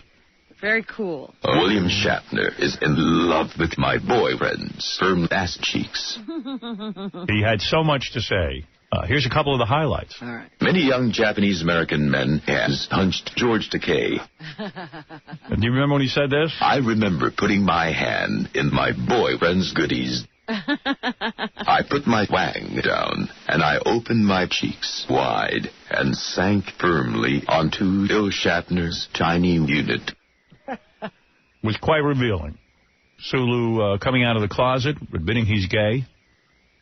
There was some Arnold Schwarzenegger governor bashing going on yesterday. And where? Sulu was, of course, talking about the gay rights. And I've been reading about him. But I do want people to remember something about Governor Arnold Schwarzenegger. He is one of the heroes, he's one of the heroes in the movement to save this planet. Our president, no, wait a second, though. He's really one of the few people who's taken aggressive action and tried to take aggressive action. About global warming, about the destruction of a lot of land in California, a lot of the carbon dioxide emissions. And he has tried, and with some success, actually, to curb big business from polluting the whole goddamn planet. Well, that would be very good. Yeah. So we got to balance that out. Also, the 2 guys that should get special mention, too, are John McCain and Joe Lieberman. And even though I'm no Joe Lieberman fan because he's bashed us. Giving him any props for it? Well, probably it's a bigger issue than our show. I am one of those people who believes that the planet is dying because of what we're doing. And that Bill Clinton started a great program, a bunch of programs to get big business to curb some of their abuses of the planet. And George Bush has overturned all of those. And I think it's a mistake. But there are some guys out there, a lot of guys out there working. And McCain and Lieberman have sponsored a bunch of bills, and Schwarzenegger, too. Yes, but you can't forget the other things that they're doing. That's part of the process. Right. Well, I'm just telling you.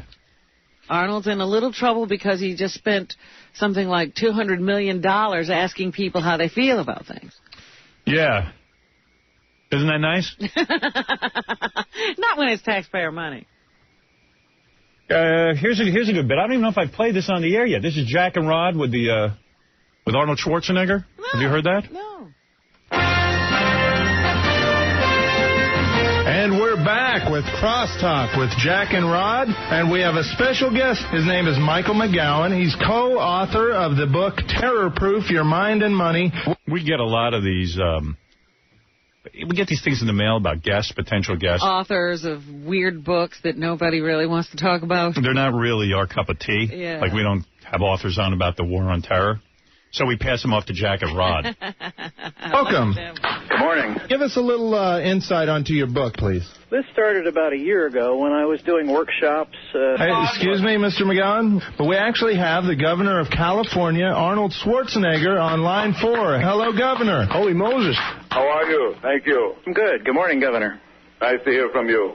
Now, Governor, what would you say that people should do to prepare for a possible terrorist attack? Really, let's be honest. I mean, there's not much that you can do. I mean, if you see someone that maybe has a towel or is brown-skinned, you should be cautious. Well, yes and no. I agree with you that most of the terrorists seem to have been young Arab males. Certainly, that's been the track record.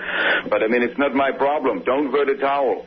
Well, I'd avoid the travel industries, but I'm not going to deal with the towel issue. Governor Schwarzenegger, I've heard now that terrorists, they're strapping bombs on their wives to do these suicide bombings. Well, I think that, so many women, they complain. It's a way for them to get rid of their wives. Perhaps they say to them, well, you're helping me with the terrorist thing. Please put this bomb on your body. And meanwhile, they're secretly getting rid of a spouse that they cannot stand. Maybe that's their thing. I don't know.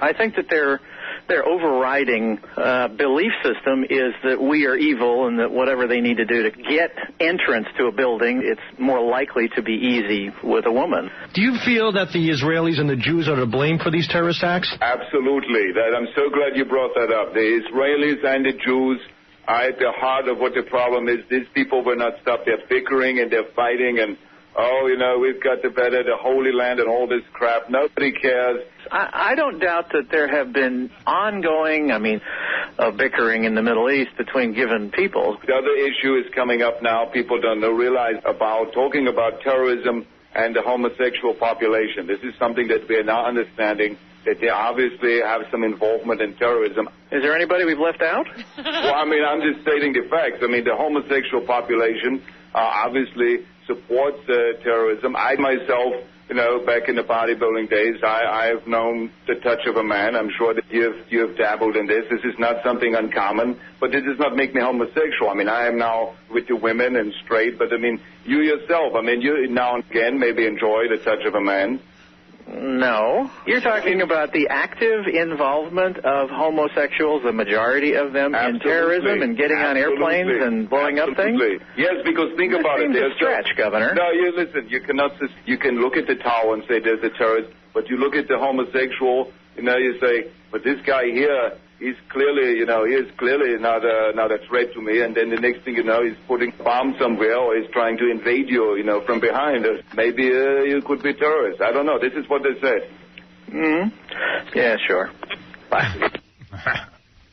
Excellent. Oh, my goodness. That was great. See? We lose custody of that. Oh, that's a shame. Jack and Rod with Arnold Schwarzenegger. And I would give that guy a plug on his book. I don't know it. Whatever you said in the beginning there. Great guest.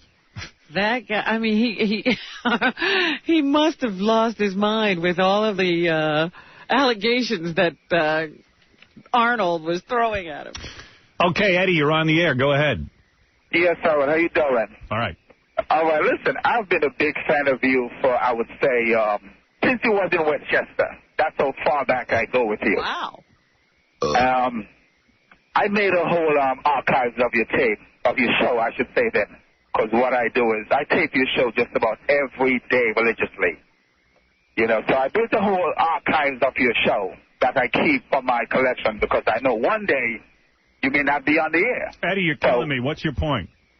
But anyway, what I would like to do is I would like to get in on your roundtable discussion as one of the Superfan roundtable discussion. Well, let me tell you something. After the premiere of Superfan Roundtable, everyone wants to get in on it. Yeah, look at this. Everybody's lobbying for a seat now. That'll be up to John Hine, who's the executive producer of that program. Oh, so he gets the selection. After what I heard last night, he's in charge, man. He's the Morty?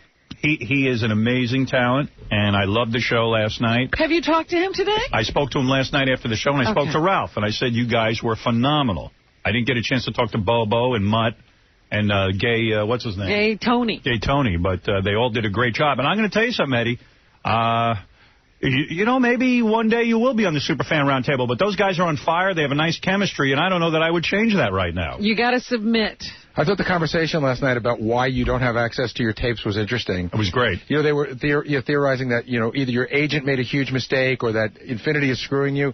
And then there's a lot of people out there that call me, you should know, that think that you're not allowed to take the physical tapes, and they've offered me their tapes. And that's not the case. We're not allowed to take the property. That's where I thought this guy was going. Yeah, no. It's not that we can't take the tapes. It's the what's on it's the material. I can't broadcast them. I've offered a deal to this company where we would put these tapes on another channel, sell advertising time, and they would participate in the profits.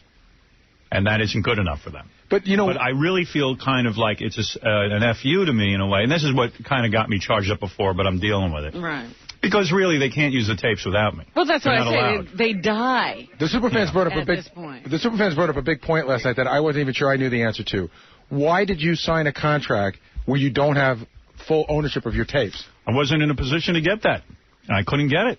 I asked. I tried. Right. I negotiated. And you want to know something? I didn't negotiate hard enough. I should have. I should have said in my last contract, deal breaker, I want to own my tapes.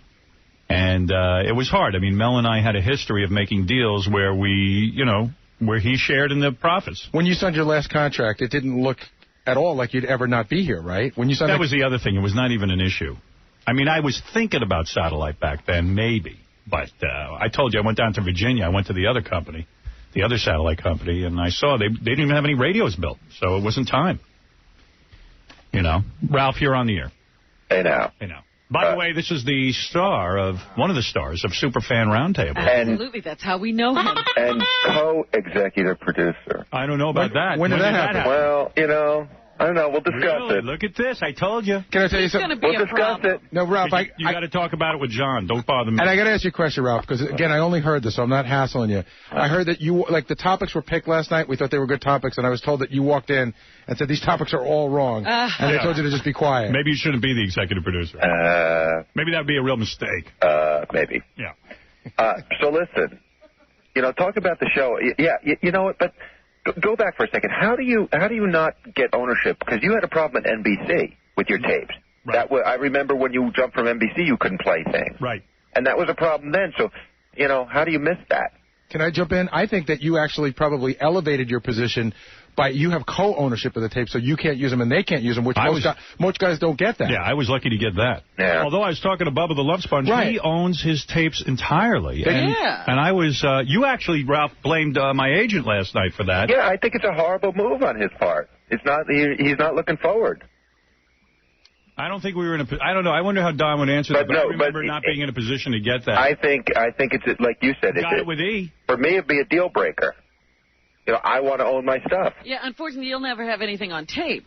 Well, unfortunately, you don't have anything to negotiate for. Okay, well, we'll see about that.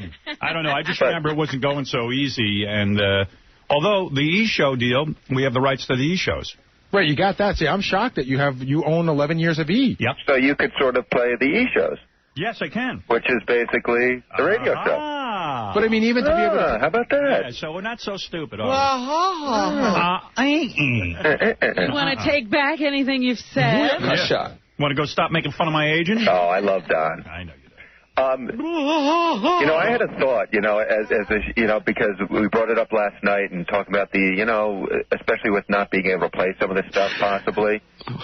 You got to sort of lose these marginal guests, Robert Downey, because, stick with regulars that you can sort of reminisce with and stuff, you know what I mean? May I address that? This is precious time now. We don't have time to take a guess and say, oh, I hope this guy's going to be good. So should I have not had George Takei on yesterday? Oh, no, I mean, because he's got a history. He's a home run. Well, wait a second. Should I not have had Mark Harris come in and say goodbye yesterday? He was Sure, good. Mark Harris, but I'm talking about, like, people who you don't know. You don't know if Robert Downey's going to be good. And, he was okay, but he wasn't good. like... Come on. I mean...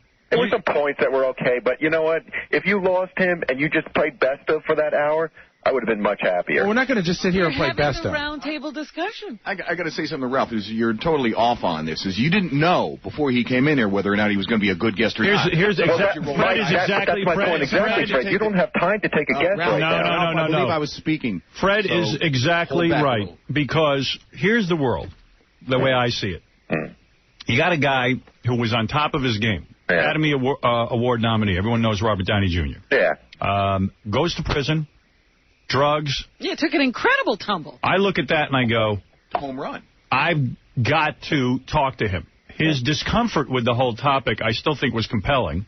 I'll be honest with you. I turned off the show and I put on Smallville. So, I mean, that's just my sensibility. Gary, what do you think?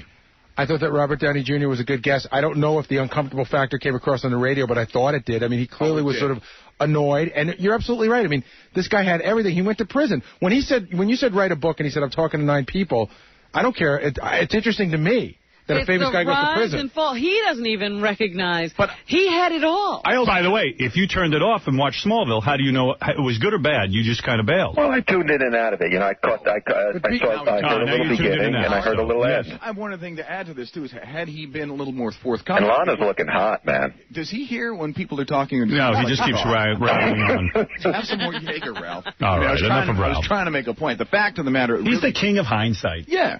But what really was upsetting about Robert Downey is I think he was coming in here expecting everybody going to kiss his ass like they do in Hollywood, and he doesn't realize how many chances he...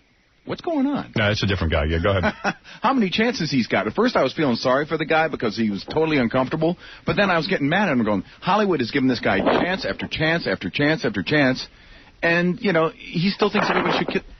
I can't talk over there. All right, go ahead, Rick. You're annoying Fred. What's up? You're on the air. Radio. What's going on? We're fishing. Yeah, well, all right. We're out here fishing. Why is Ralph always on the phone? Every day we got to hear Ralph all the time. Yeah, I know. Ralph, he's all full of himself because he was on Superfan Roundtable last night, and I told him he did a good job. Now he's taking that credibility he gained last night and trying and ruining it. Yeah. Right. And really, I mean, every day we got to hear Ralph. We're sick of him. By the way, we got more hate mail about Ralph yesterday than any other time in the show history. Really? That's right. What did he do yesterday? He's horrible. Right. So how does he know what's good? And where's the part where Ralph got elevated to co-executive producer? I mean, that was just sort of a funny thing. No, that's so not happening. I predict trouble. Yeah, I think he's going to be a problem and will soon be off. I mean, this is only his second day of enjoying success, and he's already copping an attitude. Anybody want to take any bets as to how long he lasts? Not me. I'm with you. Go ahead. Ralph was great on the show, but before it started, he was complaining about the topics, the host, the people. I mean, he hated the whole thing before it started. Would have been a whole different show if you let him produce it. I don't know what would have been better or worse, but a whole different show. He's not the co-executive producer. Right. He's a guest on the Superfan Roundtable. Permanent guest. But. Can I just address one thing, Howard, by the way? So next week we have a couple of guests. And after that, after we come back from Thanksgiving, I'm not booking any more guests. Good. It's nothing but us. And when I say I'm not booking guests, I think, Casey's going to stop by. Right. People who have a history with the show where we can play some of their best moments. Those are the people that will be coming in. And that actually leads me to a question. I don't know if you want to address it now. There's some people who think they belong here. Who? And I don't know whether they fit the bill. And a perfect example is Dominic Barbara called me and said, I got to come in to say goodbye. And we had a discussion yesterday. Is Dominic a guy who merits coming in the last 3 weeks of the show to say goodbye? I say no. And I'll tell you why. Why? I mean, he has been a part of the show. People know him. All of these years. I think that you give the audience more credit that most of the audience doesn't know who Dominic Barber is. I'm not saying you spend a lot of time. If he wants to just come in and be a part of, a group of people, because maybe there are groups of people you could say goodbye to who don't merit an individual sit-down. See, I think Dominic is telling everyone in his world that, of course he's coming in and he's prepared. See, Dominic had he actually came to me more prepared than most people. Yeah, he says, I want to come in, I want to play. I'm sure he's prepared. He goes, I want to play the clip of when Robin and I played basketball. I don't think that's one of the highlights we need to go back to. No, it certainly doesn't play on radio. He had another clip that he wanted to play that wasn't that good, and he wanted to talk about how... you guys would play poker and how he would stack the deck so that you would get 4 aces all the time. Interesting story, not a great story. Right. So is Dominic a guest that comes in to say goodbye? I vote no. Robin? Again, he might be able to be paired up with someone else. So you're voting yes? Yes. All right. Who's the other person you pair him up with? I haven't thought of that yet. Siobhan. Siobhan. All right, so I'm going to take that as a no since you don't have an answer on who it is. So that's 2 no's. Go ahead, Artie. I love him, but no. Why? I just don't think there's enough, with the stuff Gary's pitching, I don't think there's enough unbelievably interesting things there. Right, I don't think he has a thing to say. Fred, go ahead. I don't think he'd ever consider being paneled with another person because he's so egotistical. No. Yeah. See, and I actually say yes for all of the things that you guys just said. See, they're great he thinks he belongs here. The audience loves to hate him, and I think they do know him. And there are great stories that Dominic has been a part of, like the time Dominic lost you guys on the boat. Yeah, I don't want to revisit that. I have so many great tapes to play. And... I understand that. I'm simply saying he has been a major part of this show. About the time I split my pound. Right. All right, well... I think the audience knows him. You know, with 3 weeks left, and we have to be very selective. That's right. Here is the... I don't even remember what the question was. Oh, I know what it was. Just getting back to Ralph's argument for a moment, there is some merit to Ralph's argument because some of the email has been saying they want the show. They don't want these diversions, these distractions. But this is a show. It is also No. They want to just have the opportunity to reminisce, to get nostalgic, to talk to the people who've been a part of the show. That is a big question around here. I mean, for example, Gary said today you have a light load. You got Sarah Silverman on the phone, Robert Downey Jr. coming in the gossip game, and I said... That's not light. That's not light. It's light. I mean, between all the commercials and everything, I don't have the time to really lay out what's going on. Because at this point, we haven't gone to the wall. Yeah, I think the thing that really has got everyone tweaked up was when I went to the wall either earlier this week or last week and played the Sam stuff. People just love that. Yeah. They do. So we now have, and that's all I'm saying is that, Robert Downey takes us away from that. Well, and that's what people really want understood. Right now. But I couldn't see passing on Robert Downey. I still think it was worth it. I do, too. We have 20 shows left after today. Let's cool down on the guests. Well, we have to fit everything that's on coming up is next week. After that, there's nobody else. Alanis Morissette coming in to do an acoustic set. I'm down with that. Do it. Thank you. Drea De Matteo is coming in. She's from the show Joey, and she was on The Sopranos. I'm sort of interested in meeting her. Been dying to interview her since, especially since we got to know her on The Sopranos. Right. And Billy Gibbons of ZZ Top is booked because I love some of those songs, and he's agreed to come in and play some of them acoustically. Sit right on his couch with an electric guitar. He's going to sing a song. He was coming in weeks ago. I just promoted it. I'm just looking for some time. That's the one song that he won't be doing. He'll do this. No? Yes. Why not Turk? I don't think he sings that. Just tell him to learn it. Yeah, so what he doesn't sing. Tell him just to do it. Like, we know the difference. Artie can sing it. All right, here's a question. What happens if after Thanksgiving, Julia Roberts calls up and says, I need to come in and promote something? We book her. We book her. Absolutely. Well, there you go. You're breaking your own rule. No, but we're talking about an A-plus guest. What's an A-plus guest? That's what I said. I was thinking that, too. I was like, all I right. don't know. Wait. So... Last time she was in, was she that good? What was that? Wait, you're talking over each other. Was she that good? No, but the situation was good. It's Julia Roberts, though. I don't know. Yeah, if Brad Pitt and Angelina want to come in. Yes. If we compare Dominic with Julia Roberts, then you have them both in. Right. No, Howard, we can't pass on an A-plus guest. Do you agree? I agree. But I think you got to have a mix. We have a lot of guests that, Listen, the last show, what I want to do, and maybe even the last couple of shows. No, the last show. I know what I want to do for the last show. Yeah. I want to bring in a bunch of fans. In fact, it should be like a party. We're going to have a party. We're going to drink. Good, a little drinking. Yeah. A little drinking. Love that. I'll probably... Two cocktails. Because it's the last show, I'll probably do Robin on the air. Like maybe get to third base with her, just with my hand. All right, a lot of cocktails. A lot of cocktails, and I think you'll be up for it. And we got to say short dress, no panties. And we got to say goodbye to some of the people here before we actually physically leave here. Well, I think we should do that the last week. Okay. You know, there's a lot of people you have to stay. I think after Thanksgiving we start saying goodbye. And that's exactly how it's scheduled. Okay. Now, is it all right for people to come in here and Yeah. say goodbye? We've actually gone around already, and we've sort of interviewed some of the people so they can come up with the first time they met you guys, any interesting stories, and we've got some good ones. You know, sales guys, promotion people, people in traffic. They're going to just stop by for a minute or two and tell you, what they think. Wonderful. Yes, Dominic. Absolutely, I should be there, but I won't if you don't want me, obviously. I can think of 10 incidents that occurred. It's not Howard. It's not Howard. It is Howard. Why are you saying it's not Howard? I'm trying to help you out. You don't have to help me out. I'm being honest. I don't think Dominic merits a position in here to say goodbye. All right, let me ask you, who does? Who does? Oh, wait a minute. See sitting down on the couch that is better than Dominic? Tell him who you want to talk to and why you don't want to talk to him. Just about everyone else. Okay, number one, 20 years with the show. Number 2. Well, that's not true, Dominic. Excuse me, Buttafuoco, Jessica Hahn. That was 87, 88. But okay. Oh, well, we're talking about the history of the show. Ralph, the Super Bet Bowl, my involvement helping various people over the years. But you know what? I think it's because I look too good, and that's what bothers Howard. If you want, Buttafuoco could say goodbye, but I don't see you should say goodbye. Every time anyone ever wanted anything, I ran. Now I'm 60 years old. I've been a lawyer 35 years, but Dominic, it's always there for everyone. I think Dominic gets boring after 2 seconds. Then you're going to be stuck with him in the studio again, taking time from the goodbye. Dominic, you know what? Buttafuoco is driving an ice cream truck now. He is more interesting. And I don't think it's fair, Dominic, to take what you've done for people as favors and hold that against getting yourself on the show. I agree. You've heard Dominic's case. Let's go around the room quickly. Artie, does Dominic get a seat on the couch before we leave? Yes or no? Artie, remember your uncle. Oh, my God. He's blackmailing me. Artie, yes or no for the good of the show? No, Dom. Fred. I'm sorry. Absolutely, 100% no. Robin. I vote no. I've changed my vote, Dominic. Just based on this call. Gary.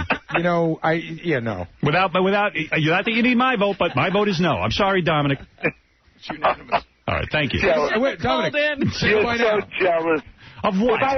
If I was fat still, you'd have me on the show. It's because I'm handsome. For the good of the show. I'm handsome and thin.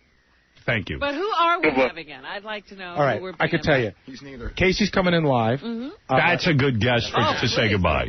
Jackie, the joke man, and I are still negotiating, but I am going to break off negotiations. The offer's out there. If he wants to come in, he can come in. What is the negotiation? I'm not chasing his butt down anymore. No, yes, no, yes, no, yes, maybe. no. Say yes. I said maybe. Maybe. By the way, I found out that Jackie is not engaged. Right. We talked. It was on the news. Right. We heard it on Howard. Okay. It was just Jackie breaking my balls for no good reason. I was breaking your balls. And then, John Melendez was supposed to come in. He's not going to be in town, so he'll probably call it. Okay. And we'll play a bunch of hits. He merits a goodbye. Yes.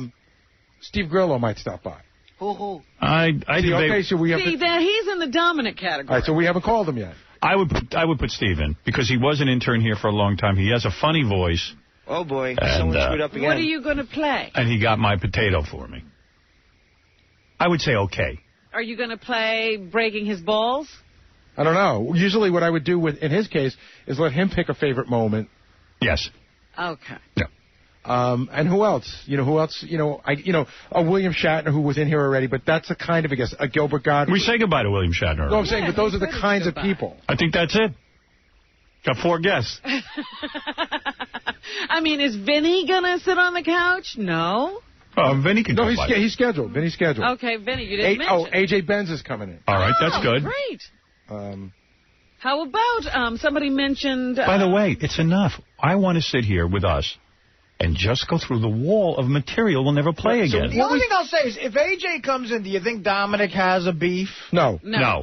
AJ's not Dominic. Okay, we'll tell you right now. AJ has 2 contributions to the show that are immeasurable. The first one is his argument with Donald Trump where he threatened to kill him. That's a good thing to replay. And his second one was where he punched Stuttering John in the head. Fight with John, yeah. Right. And those are and AJ is always an interesting guest. Yes, Sean, go ahead. Hey, Dominic. He's not on, but go ahead. Oh, it's Sean. I wanted to tell him stop being a fat baby. Okay, there you go. Like he told me, remember? That's right. And plus, he don't have a chair big enough for his fat ass. Well, that's a very, very, very good point. Oh. Sean could come say goodbye, except he's not allowed in the building. Yeah, he'd have to call in from downstairs. Right. He said the videotape. The email was great. We love George Takei. Tons of email about that. We got... I love to get on my knees and shine Ricardo Montalban's old and grimy unit. What about Billy West? Somebody mentioned him earlier. He seems real bitter. He was on the Jay Thomas show yesterday on air, and they played it on Howard 100 News, which I heard, and I was like, wow. What happened there? The other thing I started yelling at my radio. Well, he was saying that he was angry because we wouldn't pay him. And Yeah. And I was like, well... I actually tried to contact Billy through Jackie, and then I realized I have Billy's publicist name. But after I heard the clip yesterday, I sort of got the impression that he wouldn't be interested. He's real bitter. I had no idea. Yeah. Yeah, I heard that interview. It was pretty good. Yeah, can I ask you a question? Is there any truth to what he said there? Because there was one thing that he said that it was interesting. He said that he left over money, that he wanted more money. You know, he was sick of living in a sewer in New York, and that you and the company didn't want to give more money. That wasn't me. I mean, at that point, I wasn't doing that well, and quite frankly, Mel was in charge of that with Tom. Well, he was saying you were in this meeting. That's what he sort of insinuated. I was in a meeting. And he said that if you listen to the whole clip, he said something like, he said he was going to leave. He said, listen, if you stay here and you're a victim, it's your own fault. I felt I should leave, go to the West Coast, do my own thing, and do better, so I quit. And he said that when he told you he was quitting, you said to him, what are you going to do, sell your house? I never said that. Never said that. I don't even know if the man owns a house. Does he own a house? Well, he did at the time. I never said that. Yeah, it didn't sound like you. I was very upset that he was leaving. I wanted him to stay. I really want to talk to him. There was only listen, there was a lot of people on the show. It was Robin, Jackie, Fred. He was a part-time guy, came in and did voices. He was really good, and I had said to the company, I'd recommend that you keep him around, not only for me, but for the whole company. He's good. And then he came to me and said he can't work anything out. He's leaving. That was it. The impression I got from listening to that clip yesterday was that it was your job to go in and get him more money. Well, that's his mistake. He probably talked to Jackie. Yeah, his mistake was being in the ex-wives club with Jackie. Here's what you got to do. You got to be very bitter. Don't stand up for him. Listen, don't be a victim. Yeah. Does everyone remember I work here, too? You know, I'm the guy who didn't get custody of his tapes. It's not like I have all the clout in the world. Well, I was surprised because we've always liked Billy. We've always played his stuff on Best Of, and we've always said that what a great job he did here. So I was unaware that was his feeling. I had no idea. Yep. So I don't know if he's coming. I don't think he's coming. But with Jackie, what is the negotiation? It's I asked him. He's got to think about it. Why should I do it? And I get to the point where I felt like he said to me the other day. He emailed me and he said, you know what? I think I have to do it. So I said, great. So I emailed him back and I said, let's pick a date and a time. And he emails me back and he says, when did I say I was doing it? So I emailed him back his own quote, and he wrote me back, think, in quotation marks. I think. And I'm like, you know what? Forget it. I love you, but I'm not going to... You know what? It sounds like more of the same. You can't even get him in as a guest. When somebody writes you, I think I have to do it, it means, okay, we'll book you. How could he not do it? He's got to come in. Yeah. Well, hey! Well, now he can call Gary if he wants to come in. That's the way we'll leave it. The offer's on the table, but I've already extended it. In 3 months, he'll be ready. Exactly. Yeah, after we're gone. Yeah. But it's interesting because the one thing I always find, he always talks to Howard 100 News. Yeah, he'll talk to them. I was supposed to have dinner with him Saturday night. Oh, yeah? And what happened? Well, what happened was we were writing each other, and we said, let's have dinner. I said, fine. See, I think if you guys had dinner, he'd call me on Monday and say... No, so I wrote him a note, and I said, let's go Saturday night. No, I know. And he wrote me back that he's got an appearance or something in Austin, Texas, and that he can't make dinner. So I said, okay, we'll do it again. I've just got a busy schedule. I'm just saying that I think that if he were face-to-face with you, then after that he would say he would come in. Yeah, I figure in his mind he's got all kinds of crazy things like, we're going to sandbag him somehow when he comes in. I ain't sandbagging. He gave me the analogy, Rob, and the analogy was... me walking into the studio would be like walking into Africa naked. I didn't fully understand that. What? He said, if I come into that studio, it would be like walking into Africa naked. Like walking into Africa now naked. You're going to spend time trying to figure that out. So what is he calling us, Africans? I don't know. One night, William Shatner looked down at my wang, and it grew and grew. My boyfriend's huge tool is 28 massive inches. My boyfriend loves when my curved wang throbs. Wow. What a great interview yesterday. Now, by the same, we don't lose this because we had, George Takei read a book. I love James Wood's gargantuan unit. No, yeah, we got to go recut this. Oh, yeah, we'd have to redo them. I have to redo all of it. Yeah. Because we edited it here. And we don't lose the Sulu dance because that was... That's Chris's. Yep. Yeah. Holy jeez! I thought when I started to mount my boyfriend's massive whopper. You know what we do lose, though, that I was just thinking about, Howard? What do we lose? We lose every Stuttering John Gary Garver interview. Oh. Yeah. And that's a lot of... Well, not really. Right. Remember what I do own. I got yes. Mm-hmm. I own the E-shows. You're going to hear the best of the E-shows on many, many different ways. Okay. Yeah. That's why I said to the company, what are you doing? Come participate. Let's now join. They're cut out. Again. I know what I'm doing. Ricardo Montalban's unit curved up to a peak and pointed sharply upward. Sharply upward. Holy jeez, it's hot in Bill Shatner's tiny, wet mouth.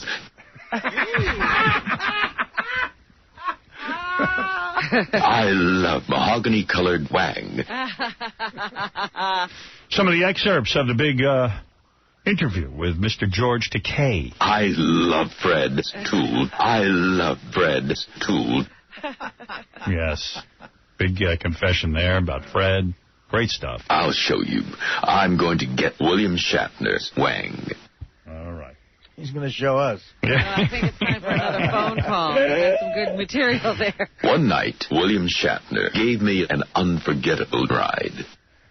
William Shatner is in love with my boyfriend's firm ass cheeks.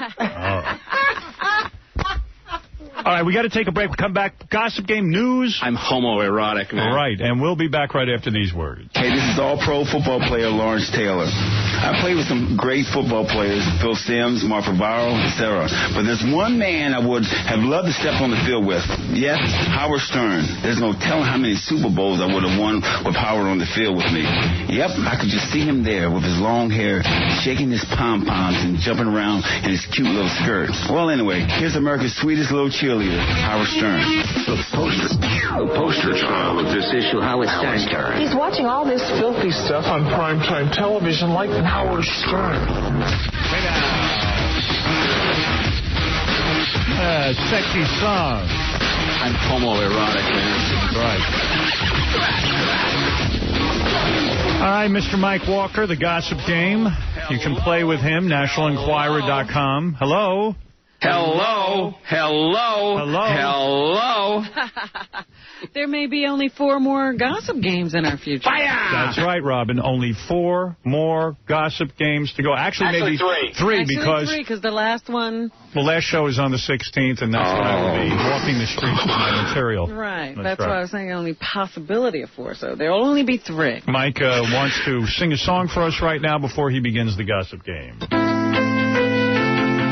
Give me a reach around, round. Come on, boys. You can do it. Yeah. Reach around, round. Give me a reach around here. Come on. Reach around, round. Feel good, don't you, buddy? Yeah. Reach around, round. Give me a reach around here. Come on. Oh, boy.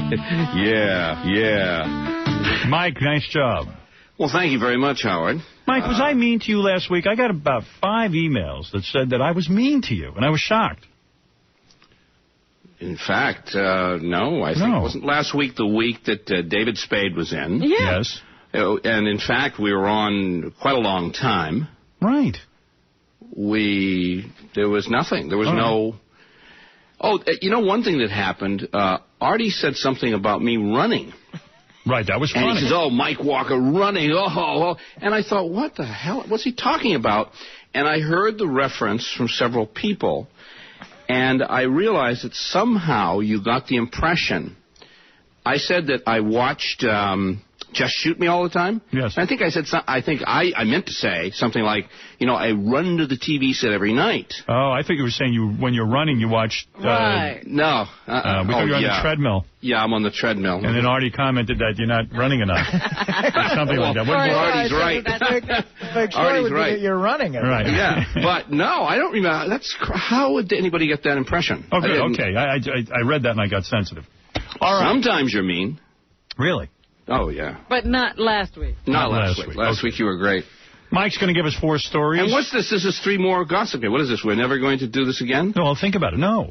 I'm talking about here, not on the... Oh, here. Here. All right. We got 3 weeks. And the last show, I'm going to end at about 8:30 when I'm not ending it, but I'm going to go out on the street and walk my stuff out of here. And talk to Robin on the phone while I'm out front of the building walking my stuff. Yeah. I thought that would be an appropriate end. Now, you're aware that we're talking, when I say we, the National Enquirer is talking to your people. Yes, yes. Things. I know that. I'm aware of it. Very excited about that. I would rather just ask you directly. What I'd like to do, if you can get spare 10 minutes, is do a quick interview to go along with what we're going to do. Okay. So put that into your... Into my pipe and smoke it? Yeah, put it in your pipe and smoke it. Put that little bee in your bum. Yeah. Yeah, I'm going to give Mike an exclusive. Give me a reach around here. Yes. All right, take it easy. This is going to be a big reach around, yeah. All right, here we go. Mike Walker is going to give us 4 stories out of the pages of the National Enquirer, the upcoming issue. One of them is fake. Pick out the fake story and you win. Okay, here we go. In real estate, it's location, location, location, and over the years, Playboy chief Hugh Hefner's had countless big bucks offers for a prime L.A. property he bought decades ago, the crypt next to Marilyn Monroe in the Westwood Cemetery Mausoleum. Hefner's laughed off every proposal to purchase his final resting place, but just got a very serious bid from a Japanese businessman who's a die-hard Marilyn fan and made a staggering offer of $3 million. Hefner considered it briefly, then turned the guy down and told him $3 million is serious money, but sleeping next to Monroe for eternity, that's priceless. Number 2 story. X marks the spot. Here's news you need to know. Catherine Zeta-Jones ordered the Legend of Zorro wardrobe department to stock rolls of surgical tape to cover up her pencil eraser-sized, often erect nipples. Apparently, the bodacious Zeta-Jones sometimes finds it necessary to keep her nips modestly tucked under a triple crisscross of sticky tape whenever she's on camera. All right, number 3. Hero daddy David Letterman, on a drive with tiny son Harry, risked life and limb when the tot accidentally tossed a favorite toy out of the car window right onto a busy highway. Harry immediately burst into tears, so Softy Letterman pulled over and ran out into traffic, deftly dodging speeding vehicles and retrieving his boy's toy. And number 4. Vince Vaughn took Jennifer Aniston home to meet the folks in Lake Forest, Illinois, then took her to an ice cream shop. But he exploded, says a source, when he spotted a lurking Lothario putting the moves on her while she waited in the car. Vince ran out yelling, "Hey, she's with me. Get the hell out of here." The guy took one look at the enraged 6'5" actor and beat it. But White Knight Vince was shocked when damsel in distress Jennifer snapped that he was a bully. Seems all local yokel had wanted was an autograph. Vince turned to apologize, but the guy was long gone. All right, the 4 stories. Hugh Hefner offered a lot of money for the funeral lot next to Marilyn Monroe. Catherine Zeta-Jones uses nipple sticky tape. David Letterman racing in the middle of traffic to get his son's toy. And Vince Vaughn angry with some dude for hitting on Jennifer Aniston while she was in the car. Fake story is David Letterman. I don't even think he knows that kid's last name. Or the first name. And, all right, let's see. David Letterman went into traffic. Catherine Zeta-Jones, nipples. I believe Catherine Zeta-Jones. The one I have trouble with is either Vince Vaughn or David Letterman. I don't see this guy running out into busy traffic, but sometimes Mike exaggerates with that busy traffic. So I'm going to go with David Letterman as the fake story. I'm going to stick with my initial instinct. Could be Vince Vaughn, though. All right, Artie, what is it? See, I agree with you. I bet Letterman was next to, like, a farm when he did this. There was no busy traffic. Right. Yeah, so that's probably true. I think the Catherine Zeta-Jones. You don't think she uses sticky tape for her nips? Yeah. All right, let's go to Fred. Fred, what do you think? Number 2 almost doesn't even seem like a story. So I'm really tossed between Catherine and David Letterman. All right, Fred and Howard on David Letterman, Artie on Catherine. Robin, go ahead. I just figured it out. It's the Hugh Hefner story. Why is that? Everybody knows that Hugh Hefner has that funeral plot, and Mike had to make up a story this week, and so he made up that one. All right, Robin says Hugh Hefner, Artie says Catherine Zeta-Jones' nipples, Howard and Fred say David Letterman's toy. Go ahead. Well, I haven't heard Robin sound this sure of anything in a while. She used to just go right to things, and she was always right, and she's had a long, long drought. But that drought has ended. Robin, you are the winner today. Hugh Hefner does have the crypt, does own the crypt, has taken offers, etc., but there was no Japanese business. You know, you're so right. Who the hell would turn down $3 million for a funeral plot, lot, whatever? All right, hey, thanks, Mike. NationalEnquirer.com. We'll look for you next week. Thanks a lot, guys. The great Mike Walker. Bye, Good Mike. point, Robin. Thank you, Mike. Yes. Stop laughing and... Get out of here. Will you do an interview with Mike? I'm homoerotic, man. The Gossip Game was sponsored by Rob Zombie's The Devil's Rejects DVD, featuring a 2-disc director's cut, making of documentary, available everywhere now. Rolling Stone gave that like 3 stars, Rob's movie. Really? Yeah, I was shocked. I was going to say, who needs to know how that one was made? Evidently, people liked it. Somebody liked it. I mean, oh, my goodness. What am I, the crazy one? I heard it was good, you know. All right, it's time for news. Do I need to break first, or can we go right to news? We break. We need to break. We'll break, and then we'll do news right after this. Hey, this is all-pro football player. The poster child of this issue, Howard Stern. He's watching all this filthy stuff on primetime television like Howard Stern. Ladies and gentlemen, we are very near the end of civilization. Do me a favor, please welcome America's worst nightmare, Howard Stern. Hey-oh.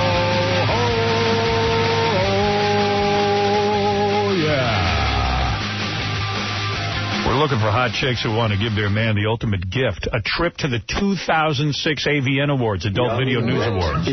That's out in Las Vegas. It's a trip to Vegas, go to the awards with all the porno stars, including tickets to the award show and expo. Want to win it for your man? Call 1-800-44-STERN right now.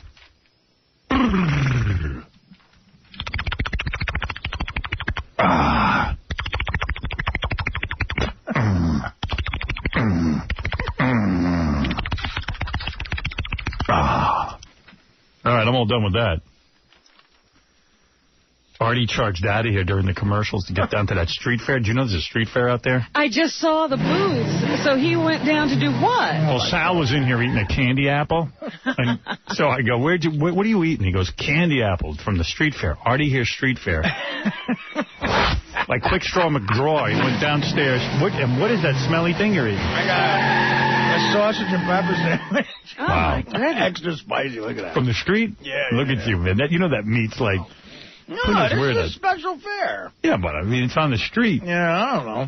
Yeah, how are they doing that? Oh, thanks. And Eddie, the produce guy, got me a soda. Thank you. Eddie, the produce guy, got you that? Yeah, because they didn't have soda with ice down here, so he ran into Subway and got me a Coke with ice. Artie eats like 12 sodas a day. And he loves street food. That's my worst vice is the soda now, man. Street food tastes extra good because all the fecal matter in it. Look at that, though. Look at that sausage. Look at that. It's nice. What do you think? Wow, that's a sausage. Makes me think of Johnny Watt Holmes. Whenever I see them driving those metal things into the city. I wanted a sausage. That they're going to pack that food in. I'm like, oh, my goodness. Does anybody ever clean that? And where's it been all night? Oh, come on, Robin. Chubby pickle. Yeah, I don't know, man. I'm not a big street eater. No. Looks good. Hey, Artie, what is that, a cockroach leg hanging out of that thing? Oh. You see? You see what? Oh. We got to do news. Is he like knuckle deep? You know, because I love that description of Eric every time he was eating when he was doing his 24 hours. No, don't mention Eric. They would talk about how, you know, like the grease was knuckle deep on his Yeah, same with Artie. That's Alex sitting over there in the chair. Alex is our general sales manager's kid. Oh, really? I saw some cute little boy in there taking a picture with you. I didn't know what was going on. Well, what'd you think of it, the kiddie porn? Yeah, I figured you were, you know, finally crossing over. Hey, come over here. Take some pictures with me. He's a good kid. I was talking to him. I liked him, so I let him sit in the studio and watch. Oh, cool. He was down here with his father. Very cute young man. How old is he? 15. Oh, so is he getting girls? He's so cute. Girls, this kid gets laid every day. Could tell, right? Alex is Alan's son. You know Alan? Uh-huh. Yeah. It's easy for him, though, with the girls, right? They all love him. You getting girls or what? Yeah? Yeah, sure. He's 15. He's a good-looking kid. Yeah, very cute. He's got the look, you know, the baggy jeans, the big jersey.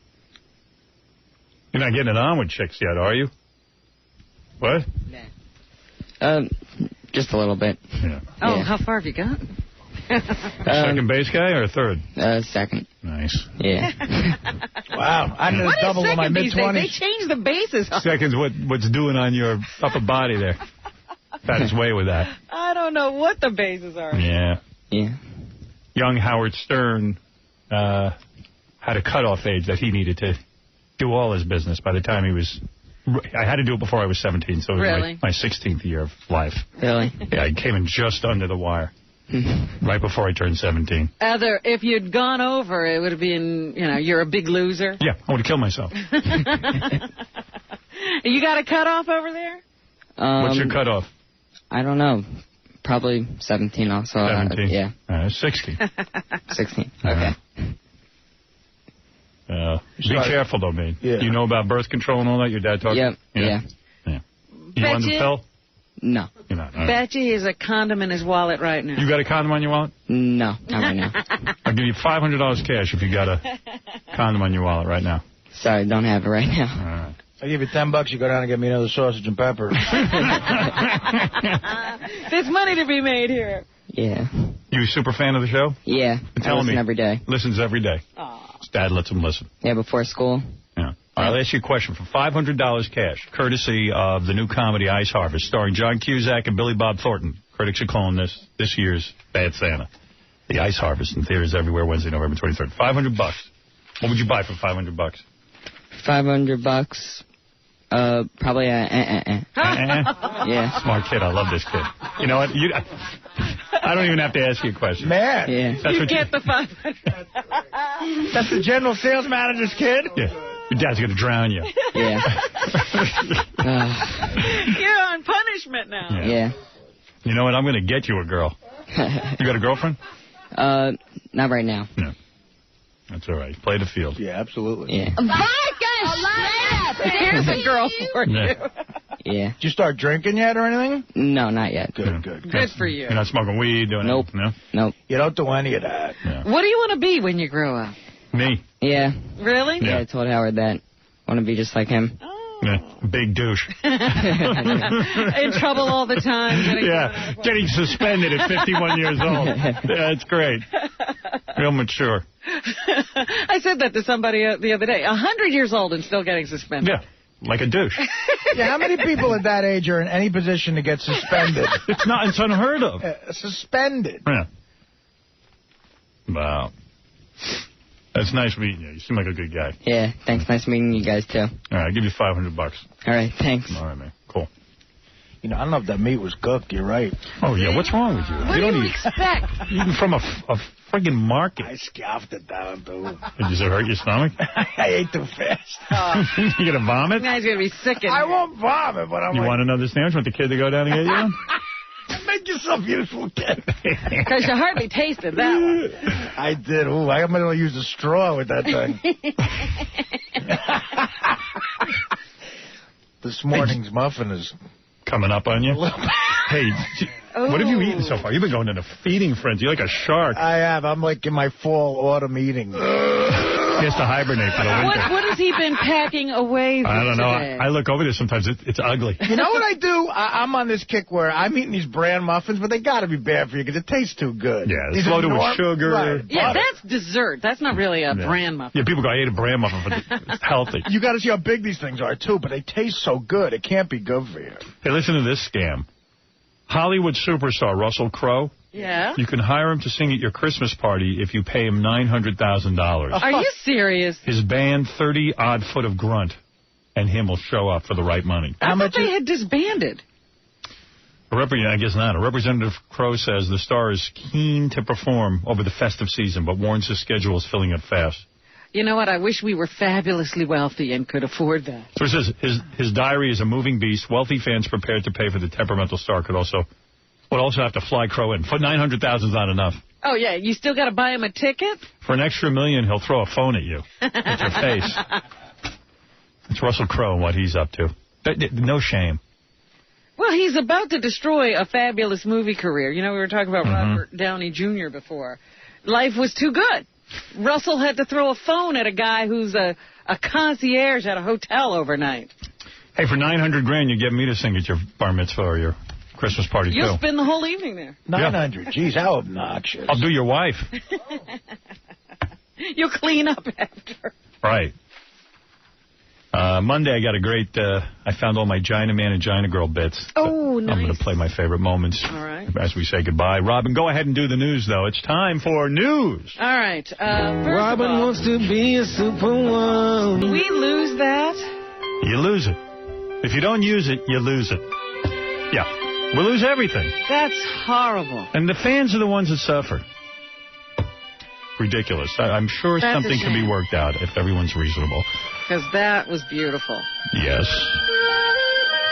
It's time for Robin's News. Mr. X got a little jealous when I came home and said, Stevie sang my name. Mr. X is jealous of Stevie.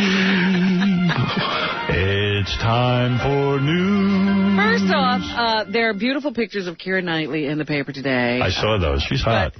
Does she, she wore a dress that even to me says, I have no boobs. She is completely flat-chested, and she wore a dress that only accents it. And they say one of her boobs popped out.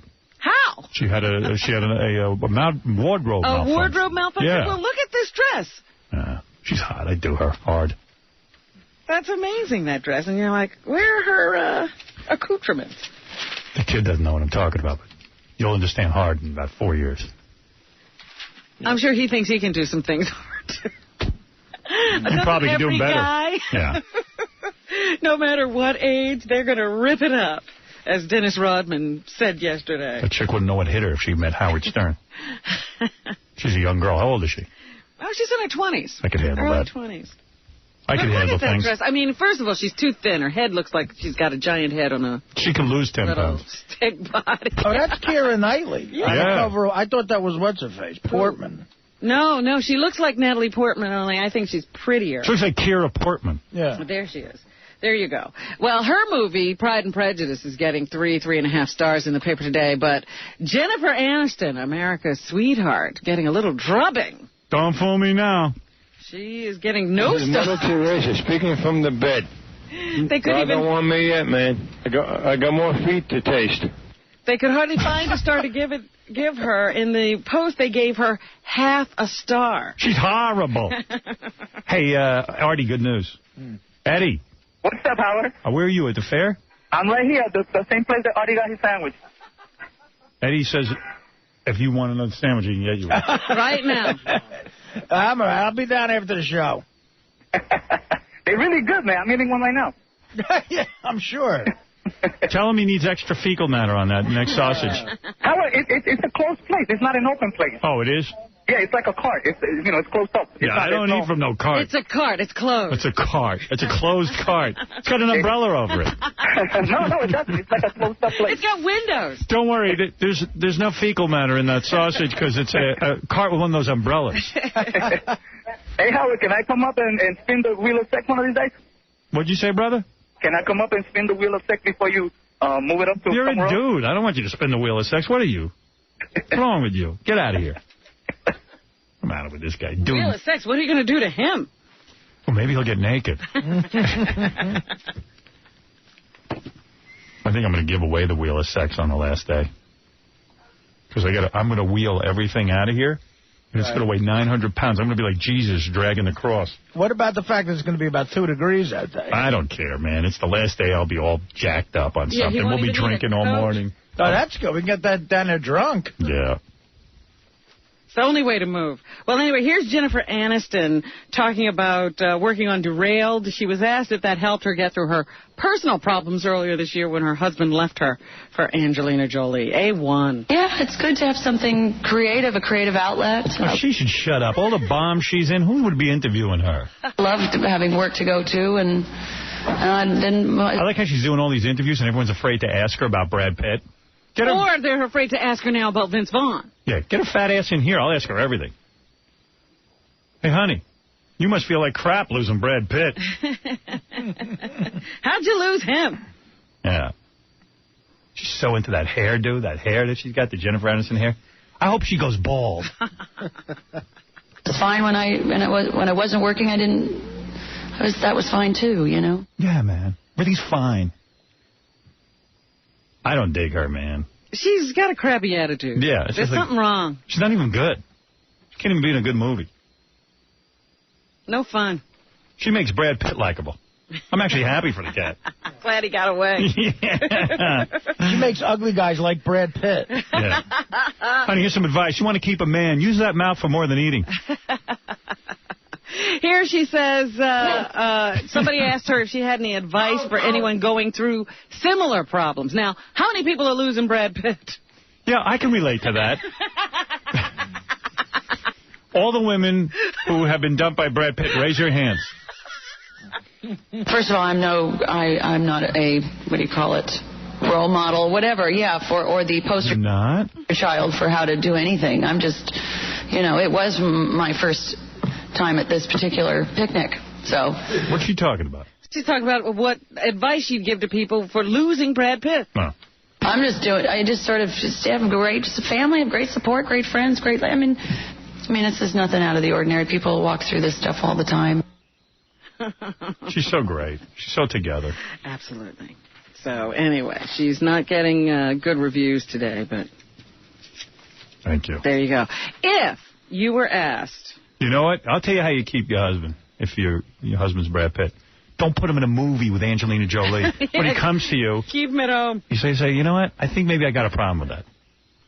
Stay here with me. Well, instead of you making 4 lousy movies a year, make 3 lousy movies a year. She'll be home for some serious time. Well, you know what? When Antonio Banderas was working with Angelina Jolie, what's her name was on the set every day? Melanie Griffith said to Angelina Jolie, you go near my husband, I'll blind you. Yeah. That's it. And she was right there watching everything they did. You're married to Brad Pitt, you say, I'm only letting you work with the following actresses. Kathy Bates and Rosie O'Donnell. That's it. And that Cusack girl, Joan Cusack. John Cusack's sister. That's it. Yeah. Anyone who's good looking in a quirky way. You can work with Jake Gyllenhaal's sister. Right. Maggie. Anything else, Robin? Yes, if you were told you had to do community service. I'd kill myself. Because you were bad. Right. What would you choose to do? I mean, if you Honestly, had a choice. I would pick up garbage on the side of the road. Because I'd be outdoors. Wow. I would. That's what I did. You don't have to bend over because you got that long stick with that cool nail thing sticking out of it. And you got that great orange jumpsuit. I got community service for the bank thing when it got down to a disorderly conduct, and I picked up like White Castle wrappers and garbage on the side of the road. Did you have the stick? Yeah, I did, as a matter of fact. Do they monitor if you do a good job or not? They don't even care. No, they watch you, but they don't make you do it. It's just about humiliating you, letting everyone drive by and seeing in an orange outfit. Right, I mean, they don't weigh it to see if you picked up a lot of garbage or anything. I had to do 25 hours. I got to the Union County Courthouse in Elizabeth, New Jersey, St. Patrick's Day. The guys were all drunk. They put me down for 10 hours. They said, have a drink. Who cares? It's a great workout. Yeah, because that's why, Big Pussy, the guy who plays Big Pussy in The Sopranos. What are they giving him? Pastore. He asked to work at a cancer I would never do that. facility. I'd rather go to jail. If the judge says to me, you can work at a cancer facility or go to jail, so give me a couple, how many days I got to go to jail? Can't be that bad. Yeah, cancer facility. I can't. That gets me depressed. Yeah, I'm like, doesn't he know that's hard work? That's horrible. I do something wrong and you want to give me some sort of community service. Make me do a fat check. Then I'm going to be hurting. Community service. There you go. Make me go watch Derailed. 4 times. How long's Derailed? All right. You either pick up garbage on the side of the street or watch Derailed. Give me the stick. That's a great one. All right. Yes? Hello? Would you pay to drive in Manhattan? No. That's one of the proposals. They've always talked about how to cut traffic in Manhattan. I do pay $6. Yeah, that's to get in. Yeah, I can pay to drive. But in London, I think you have to pay a certain fee to drive in London. Mm-hmm. And I think that's one of the proposals they're looking at to curb traffic in Manhattan. The mayor, Bloomberg, is saying he's not necessarily interested in implementing that, but there has been a study of what it would be like if they charged you to drive here in the city. Just wondering if you'd go for something like that. And my other question to you this morning about money is, how much is a pack of cigarettes? Pack of cigarettes? I know a carton. Let me see. I forget that. $5? Something like that. Yeah, I wish. How much? A pack of cigarettes? I've paid up to $8. For a pack of cigarettes? Are you serious? Wow. Boy, when I smoked, it was 50 cents a pack. I guarantee on the street now we'll go up to one of the stands, $7 easy. Back in my day, it was 50 cents to kill yourself. I know. I was at a store the other day, and they said they had a special price for cigarettes, some brand, and it was like $5 a pack. Oral from a crack horse cheaper. Yeah, no kidding. Well, Marlboro, yeah. The big brand names, about $8. How do people continue to smoke? They're gazillionaires like Artie. Yeah, you got to be wealthy to smoke now. Well, thank you, Robin. I remember putting my hand in my boyfriend's goodies. Ooh. All right. Also in the news, in Iraq, there have been a number of car bombings. The suicide bombers continue, and a number of people have been killed. We still have the question in our minds as to just how do we get out of this mess? What are we supposed to do? And what are we doing over there? Drop a load of porn on them and watch them get busy. That's right. That's what I say. Where do you drop the porn? Right in Baghdad. Because right now, I just don't know. The problem seems to be spreading. Like I said, the other day there were the bombings in Jordan, the suicide bombers in Jordan. And I think 3 out of some of the guys they caught, I think they were all Iraqis. So Iraqi suicide bombers are now in other countries. When are we going to just learn our lesson and stay away from these countries? I mean, really. I mean, let them go kill themselves. But we need oil. Yeah, I know, but we got to invent some Somehow these people got hold of all the oil. We got to invent some sort of bunch of contraptions that work without oil. Yeah. That are fueled up by corn. That's my thinking. I'm going to invent this thing over this weekend. This weekend you're going to devote to a car that runs on corn. Because we got so much goddamn corn in this country, we don't know what to do with it.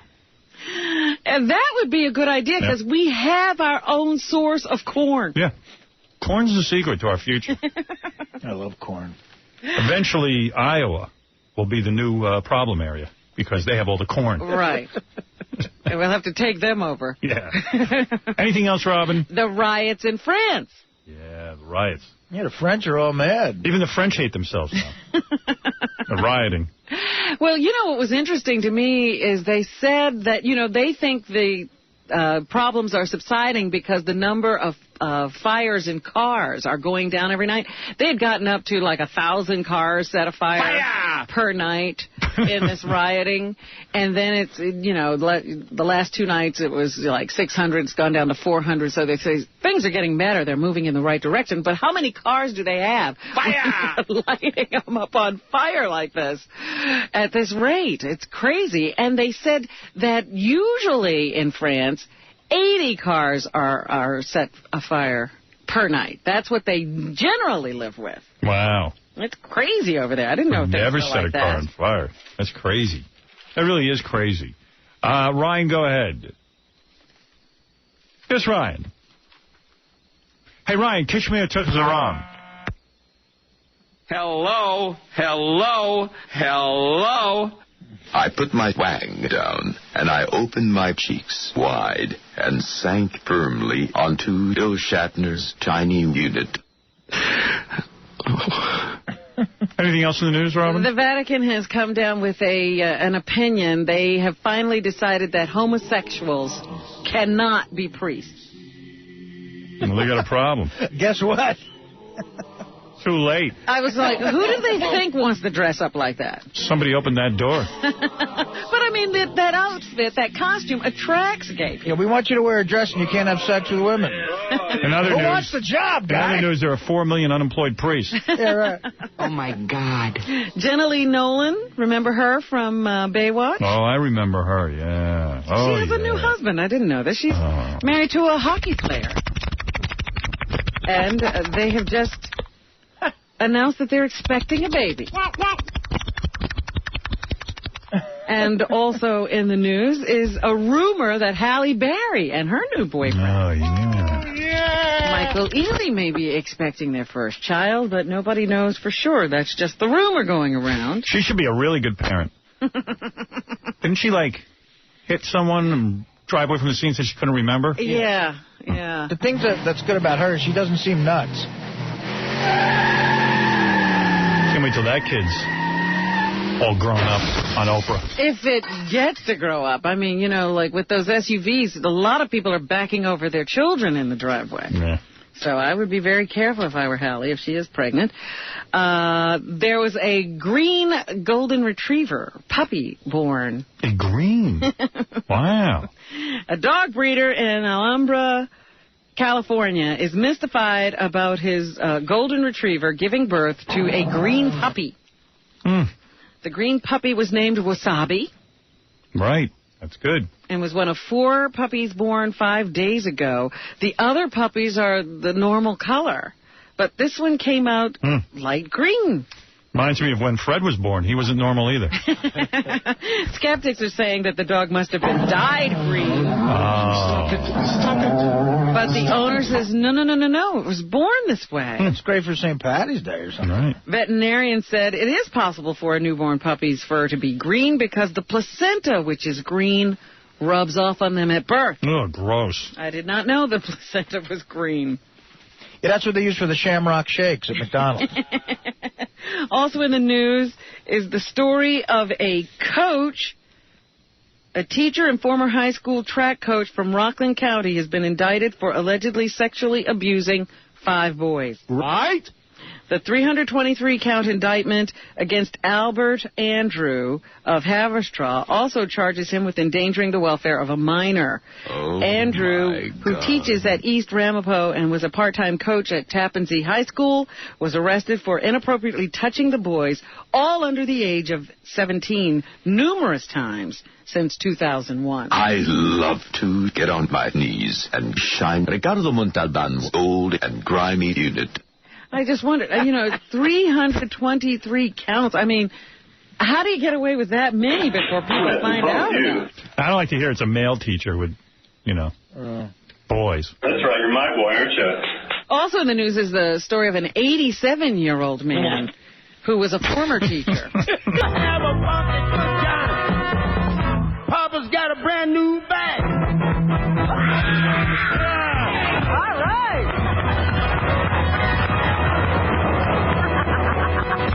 I can't believe he did that. How was that?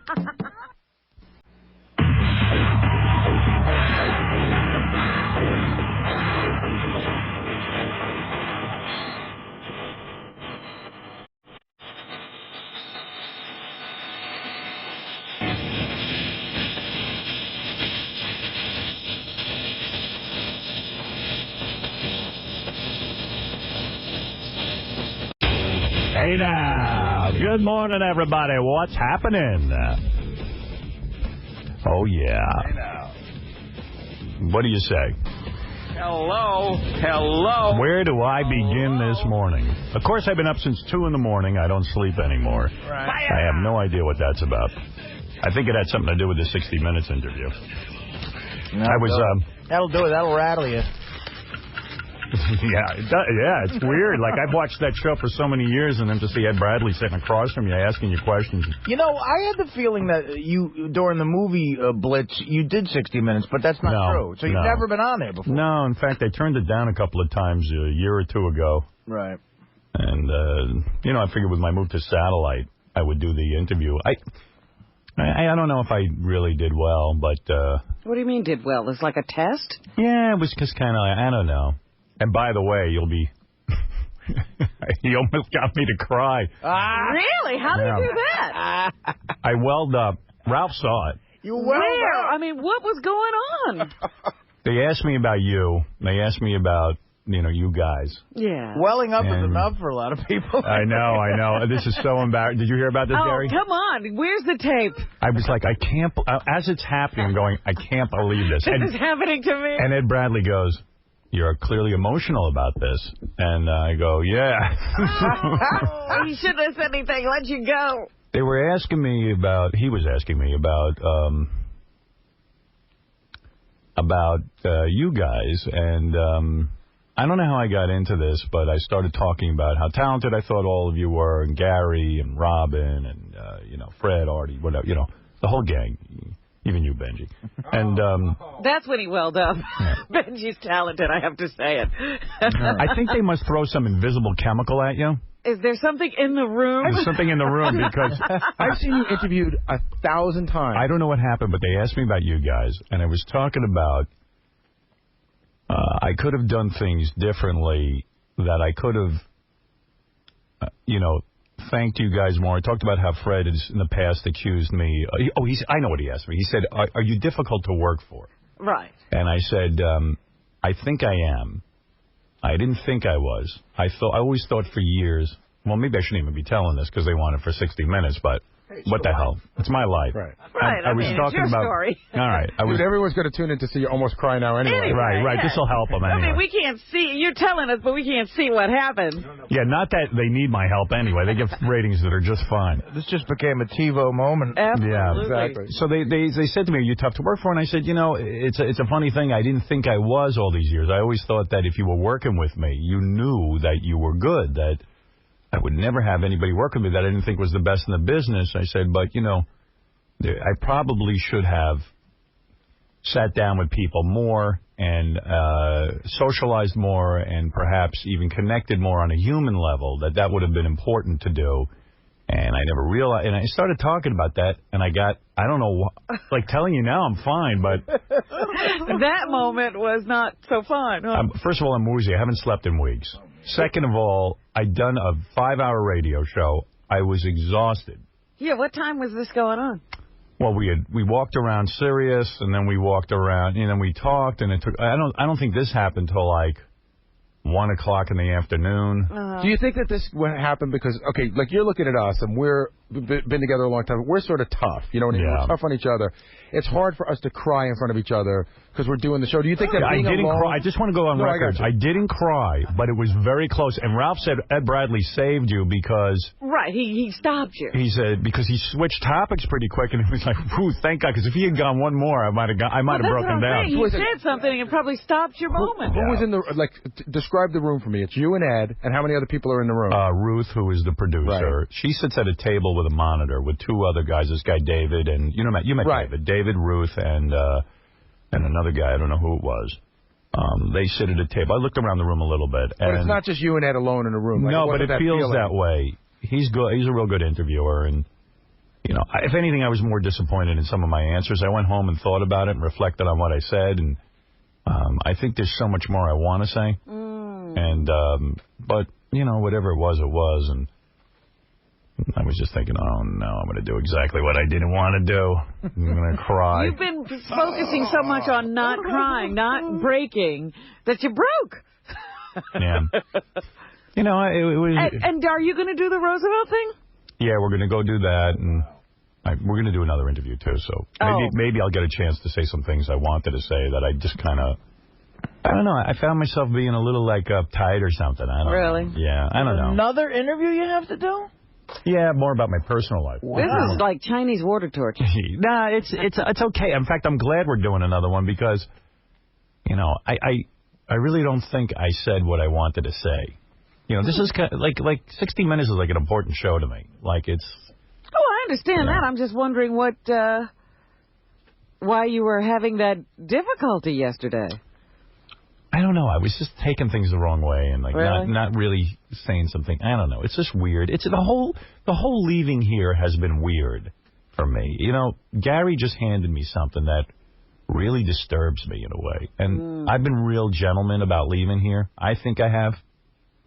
And I just think maybe I should say what I really feel. I've been kind of biting my tongue about a lot of things. What did Gary show you? Sir? Well, Infinity Broadcasting, headed by Joel Hollander, took out a full... It's amazing. This reminds me of when Soupy Sales came to NBC, and I got all upset because Infinity never did an advertising campaign for me or anything like that, quite frankly. I don't think we've ever had advertising. I don't think you've ever had a billboard. It really stuck in my craw the other day when I saw the Imus billboard. Yeah. And of all things, it says, testing the First Amendment. This guy never tested his own urine. Right. Give me a break. He didn't test anything. Yeah. He never, and it's like really weird. Positive for SIF. But by the way, maybe that's a compliment to me. I never needed a billboard. Well, that's what they always said. They always said that rankled my chin because it also said testing the First Amendment. I mean, not that you went to do that, but you were all about the First Amendment. This guy never did anything. He never did a thing except do Moby Worm, and then when he saw what I was doing, and he still never tested the First Still Amendment. hasn't tested anything. I don't believe he's ever received an FCC fine or anything else. He gets plenty of tests, but he hasn't tested anything. Yeah, and it was really weird. Lung capacity. Here's the bottom line on me leaving, and I really held off saying this, when Clear Channel got rid of me, I still think it was for political reasons. Oh, absolutely it was. Yeah. All right, but that's my feeling too, and they're going to blame the FCC. It had nothing to do with the FCC. They had been used to FCC problems. But when Clear Channel got rid of me, I sat back and watched what happened to all of their radio stations. In fact, I'm going to give you some examples. When Clear Channel fired me, and you look at some of the markets we were in, I'm like Lenny Bruce going through files. I know, reading his transcripts. I know. But all right, let me vent a little bit. What the hell? People seem to like it. Now dig. In Pittsburgh, we went from number 3, the whole station, to a number 11. In Orlando, number 2 to number 8. In Rochester, number 6 to number 14. In San Diego, number 5 to number 20. It was like a time bomb went off. Yeah, the bottom dropped out. The elevator plunged to the basement. Clear Channel just released their earnings to a record low. And, Infinity, when I went and I said I was leaving for my own purposes. And that now, it's like they put out an ad in Ad Age that says... Well, first of all, you should know they bought the entire magazine. Yeah, I heard about this. Every ad is an Infinity ad. Yeah, fine. So then it's like... Not so stern, Infinity tones down trash talk. Oh, okay, yeah, sure. Here's the ad. Even fart jokes get old after 20 years. We didn't just replace Howard. We're freshening up the airwaves altogether. With a whole new format and an exciting lineup of talent. We're turning up the power of radio, the medium that connects with millions of people like no other. Visit our website to learn how Infinity can freshen up your media plans. Like, even doing this interview, that brother was like, your ratings are not what they once were. Dude, let me tell you something. I'm number 1. I just got a letter last night from WBCN thanking me for making them number 1 in every demographic and every which way possible. I said, the spin is ridiculous. I said, number 1, I'm doing a show now for the last 10 years that isn't even the show I want to do. This is like taking the best comedian in the world, like Chris Rock or somebody, and cutting his material. Yesterday during our show, they hit the delay button 9 times in 1 hour. And when every punchline is edited out of this show. But then, hold it, let me just finish something. Please, you got to let me get this off my chest. You got to let me get it off my chest. Then they throw in 22 minutes of commercials. Then they throw in the fact that the FCC, I'm standing in my bathroom the other day, and I'm taking a leak. And I'm looking at myself in the mirror. And I came up with a really funny bit about me shaving myself and about urinating. It was really funny to me that I think I would have been a killer bit on the air. I knew I couldn't do it. And it was then that it dawned on me, I have to go to satellite. I made the right move. I haven't done the show I want to do for 10 years. I ain't making excuses, but this is like sending me into a boxing ring against Muhammad Ali with my hands tied behind my back. I ain't doing my show the way I want to do it. I haven't done my show in 10 years. I have managed through all of the crap that I've been through to stay number 1 on top. Now, here's my prediction. All right, hold it. Go ahead. Here's my prediction. Because you're forgetting something. All right, what did I forget? You're forgetting that they've cut half the stations we used to be on. Well, of course, I told that to 60 Minutes. I said, the guy goes, well, now you have 10 million or 6 million listeners and you used to have 18. I go, well, I'm only on, you're taking away all my stations. Right. Everybody keeps forgetting that. We went from, I think, 50 to 37 stations. Yeah. I mean, I'm getting hacked up, beaten up. And now, as I'm going out the door, and I've made Joel Hollander a rich man, and everyone else in this company rich men from my so-called fart jokes. You know, I've had a spectacular career here. I've interviewed everyone from Stevie Wonder, Julia Roberts, Arnold Schwarzenegger, Paul McCartney, and I think I've done some of the best interviews. I think I've done some of the best radio. I know when I got into radio what it sounded like. It was dead. It was a dead medium. It was happy talk. Your happy anchormen. Your happy talk. And everything nice. Music. Yeah, I know what it was like. There were no personalities. And I know how I changed it. Now everybody's got a personality. You know. And let me say something to Joel directly. Dude, take out all the ads you want. Your report card's coming. We're going to see in a couple of months just how well you've chosen your talent that's going to be on around the rest of the country. We're going to see. You keep talking about how I suck, but let's see how you do. I've bitten my tongue. I haven't said a word about Adam Carolla. I haven't said a word about David Lee Roth. You know, I know the plan was to get Jon Stewart and Chris Rock. But look what you ended up with. You missed. Yeah. You missed when you shot that arrow. Yeah, you know, here's the deal. We're going to see how you do, dude. Keep taking out ads, but watch what happens in 6 months to your precious radio group. And yeah, you've freshened it up. You've put on all new formats. The reason you had to put on all new formats, because your anchor is going away. The guy who held it all together for you is leaving. And let me see these guys hold an audience the way I do, buddy. With all your new rules and all your handcuffs on you, wait and see. Because your day of reckoning is coming, Joel. This is your baby. This is what you've gone with. You better keep taking out ads and ad nauseum. I would venture to say, Howard, forget the FCC and the hands being tied.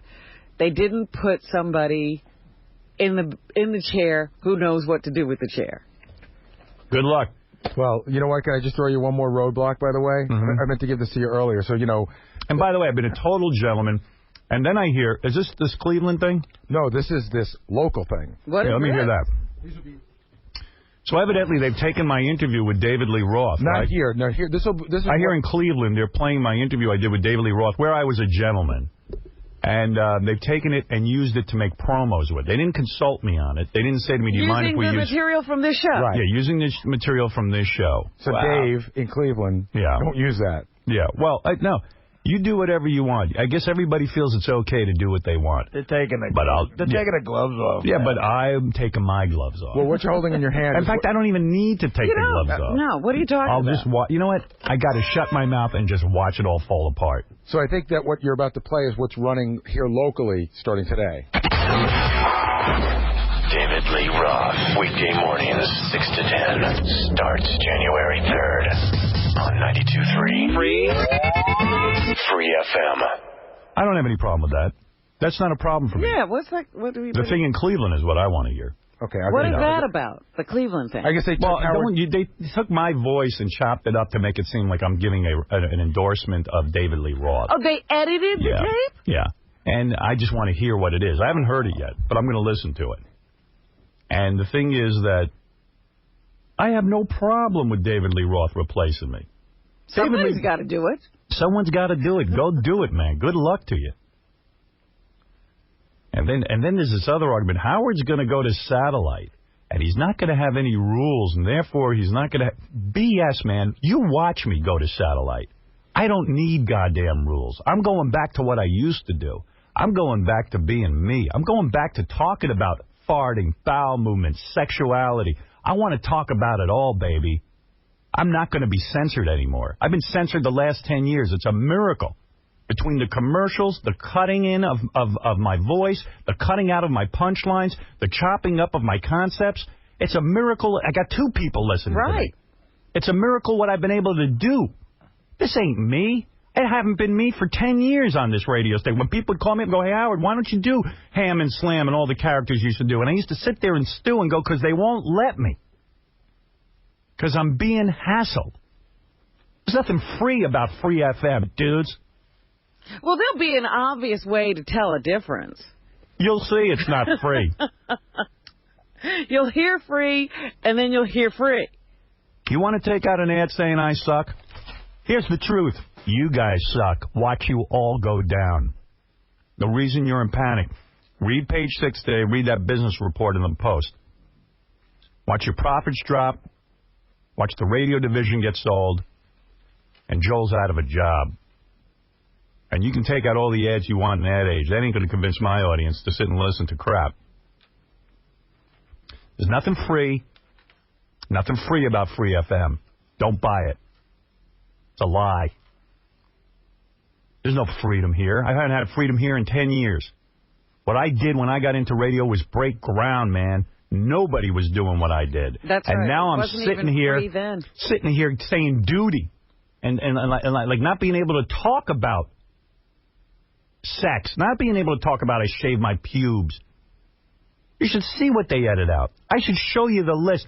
There's, you know how many edits there are from yesterday on this show alone? What did we talk about yesterday? I bet it was during Triumph. It was during Triumph. Yeah. Every hour. Edit. Punchline.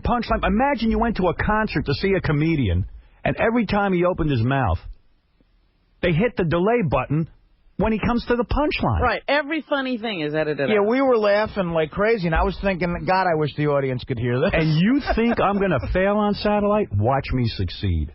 Hey, how's this for a new show, guys? Want to go? I'm putting a show on as soon as I possibly can. It's called I can't even say it on the air. I can't even say what it is. But basically, it's going to be a chick getting you off for bedtime. She's going to tuck you in at night. You're going to have a half hour of phone sex and dirty stories from this really hot chick who knows how to get you off. So she's going to come on the air tonight. I'm proud of this, man. She's coming on tonight? Not tonight. Give me 3 days to get this together. She's going to come on and say, guys, all right, everyone get your tissues out. Everyone get relaxed, get naked. Here's what I'm wearing. Here's what I'm doing. And she's going to give you incredible phone sex, and then she's going to take a couple of calls and have phone sex. And then really good callers who she's intrigued by are going to come down to the studio and have phone sex with her. Wow. It's that kind of programming that will succeed. That's what my audience wants to hear. They want to hear the outrageous, the wild. And they will get it in spades. They will get it in spades. You can't even imagine what they're going to get. There won't be time for fart jokes. No. I don't even have time. Fart jokes? I don't think so. You're right. That is getting old. You know what? They won't even let me put a goddamn decent fart on the air here. Free radio? There is no free radio. Free FM? It's a first direct sales pitch I've done. Because you're going to sit and put ads out saying I suck. I'm going to tell you the truth of what's going to happen here in the next 6 months.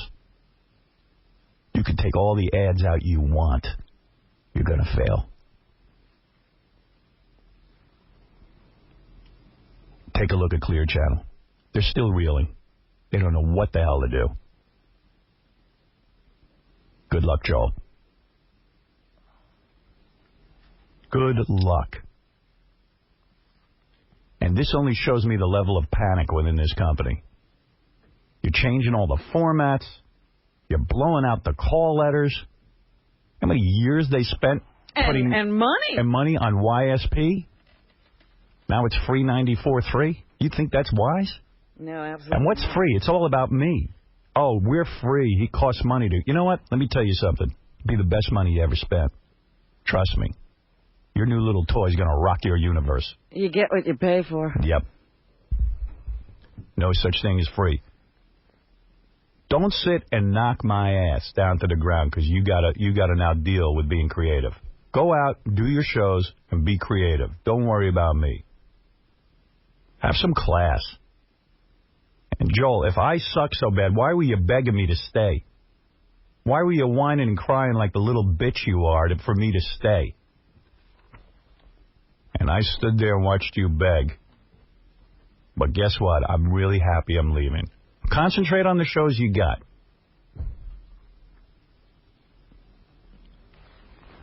What is it? I was looking at this article. It says that Clear Channel, third quarter, profits fell basically because of a weak radio division. And, Tom, don't you goddamn say a word to me. You want to take out ads, you want to cut my voice up and put me in commercials, and you want to tell me I suck, then the gloves come off. I don't want you to... I don't care. Throw me off the air. Cut your wrist. I don't care. I'll cut my wrist. There's nothing to cut, man. You don't take out an ad in the paper about how I suck. Joel got... I'm pointing it at you. But I don't care. You know what, Tom? Just take a stand. Start being a man. Maybe it's time you spoke up. It's a bunch of crap. If you cared about me, you'd say to your guy there who you're in your secret meetings with, say to him, you know what, I don't think that's right. You don't know what I don't know what you've said, but take a stand. Maybe it's time you stood up. I'm sick and tired of you coming in here, hey, it's not me. You know what? It's all of you. I've done everything I can for you guys. I've made a lot of people very wealthy here. And I got to see the attack from this clown, this Mel wannabe. Come on. Let's call a spade in 6 months. Invite me back on the air here, and we'll take a look at what happened. There's nothing free. Nothing free about this. I've had my hands tied behind my back. I've told you that for years. I've sat with you and said, Tom, I can't sit here. I have a legitimate bitch with... about editing if But I don't want to do an edited show. That's why I'm leaving. No problem. You know, so there's nothing free here. There's no freedom here. But the button was hit 9 times on me yesterday. During 1 hour. Not to mention all the other hours combined. Nothing free going on here. Don't call something free if it's not free. Truth in advertising, my friend. Have I been a gentleman to you in this company? Have I sat and met with advertisers over the years, sold product? You know, you keep loading me up with commercials. I've been a good soldier. I keep trying to make this thing entertaining so people in Los Angeles sit through 20 minutes of commercials waiting for me to come on. That's a tough trick to pull off. And now you're going to bash me for it? Come on. What are we talking about here? What are we talking about? What am I supposed to do, sit here with a smile on my face? No, I don't expect you to smile, but don't expect you to lash out like that either. I'm telling the way I feel. Take a look at that ad that I just threw across the room. I've seen the ad. What do you think of it? I don't like it. You don't like it either, right. What'd I do to these guys? I left for greener pastures from me. That's the only thing I'm guilty of. If that's something wrong, you tell me. Nothing wrong with doing that. I didn't do this to hurt Joel. Joel's got a company to run. Let him hire David Lee Roth and put him on the air, and we'll see how he does. What's it got to do with me? We have to freshen up. Well, why don't they tell the truth? If he wanted to freshen up, why didn't he get rid of me and say, I don't want to renew your contract? Why did he beg me to renew my contract if they had to freshen up? Why they got to lie? Why they got to attack me? What did I do? What did I do to Joel? I can't answer that question. All right. So what should I do? Should you go to a break? What break? What break should I go to, Tom? What goddamn break should I go to? So you can make more money? Is that the break we should go to? Goddamn breaks. Pat it with the breaks. And so all the advertisers that advertise on my show were schmucks? Is that what we're saying in that ad? No, were they idiots? No one has said that. Yeah. Well, I invite them to come with me, too.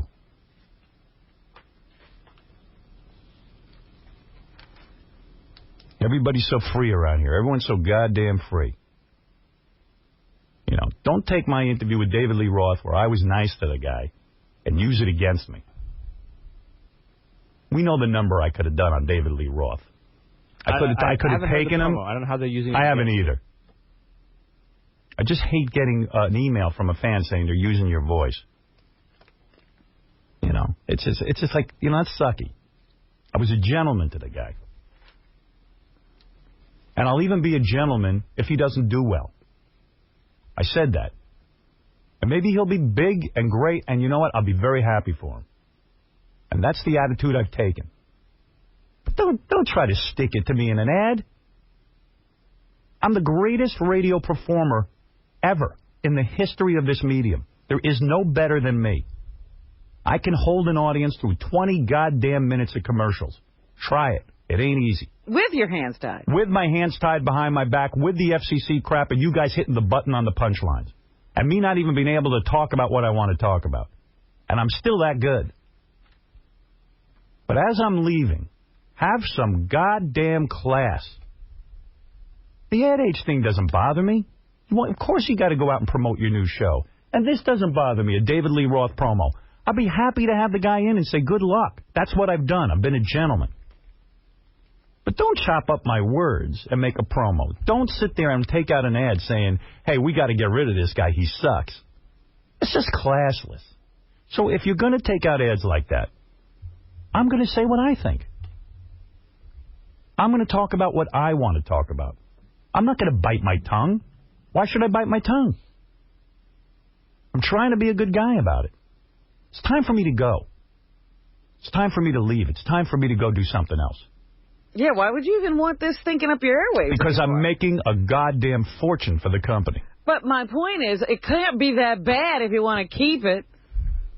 Of course they want to keep it. Listen, millions of people love this show. That's a proven fact. Everything else is up in the air. But all they can do with that ad is anger you. I know. Why did they put an ad in the paper just for you? I know. It's a compliment in a way, but it's hard for... You know what it is? I'm very tired. It's an emotional time in my career. I'm winding up here. I've put in a lot of years here. And it just kind of feels crappy. Oh, yeah. For Joel to be running around, bad-mouthing me, when I'm not doing it to him. But, yeah, I did it today. Because you're pushing me to it. And I'm a human being, too. How much did it cost him to write that letter to you? What letter? In the ad age. That cost a lot of money, that full-page ad. What, I mean, I don't know what it costs them. It's ridiculous. Promote your lineup and leave me alone. What's this Howard sucks routine? Well, why are you trying to sign me if I suck? Why are you holding on to my tapes if I suck? Give them to me. I suck. Right. It's over. It's tired. You know? Clear Channel got rid of me. We saw what happened. And I never wish this company ill. It's not a Clear Channel situation. Infinity stuck with me as best they could. Mm-hmm. The government put me in a position where I couldn't even get on any new stations. They took away my stations. But I had no beef with Infinity, but Joel wants to go to war with me. I'm not going to sit here and take it. I'm going to sit here and point out all of Joel's problems. I'm going to be doing a wave of publicity. I'll talk about I'll tell you my prediction on Joel. I've bit my tongue on it.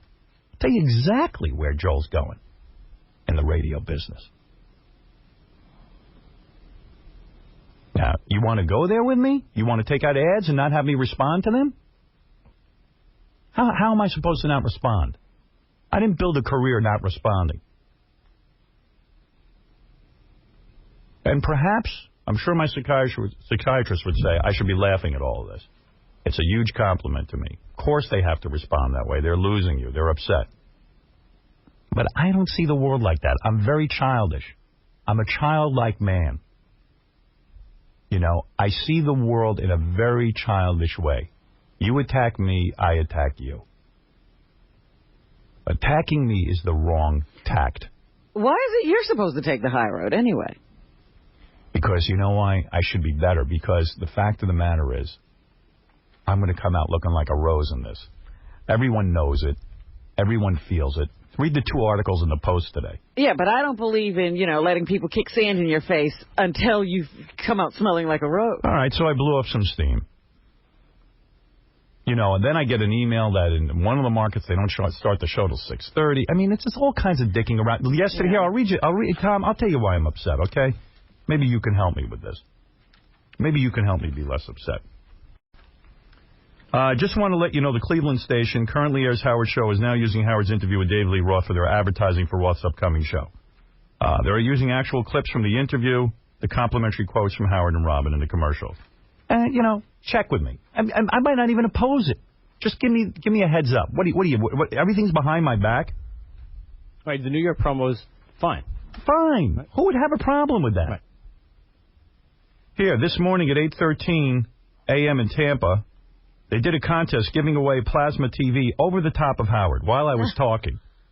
Just now at 9:45 a.m. when Howard was asking Tom about being a gentleman, they cut you off abruptly and went to spots. FYI. This is what's going on. Don't ask me to sit here and then make a clown out of me. That must sound wonderful. Yeah. Don't have me talking and then start giving plasma TVs away over my voice. The only question I'd have... You want to dick with me? Dick with me to my face. Come in here like a man. Tell Joel to come in like a man and accuse me of these things. Come in like a man. God, I'm so tired of the pussy men that run around here. Tee-hee-hee-hee-hee. Like little faggots. Get in here and talk to me man to man, mano a mano. Yes, Jeff. Or whatever your name is.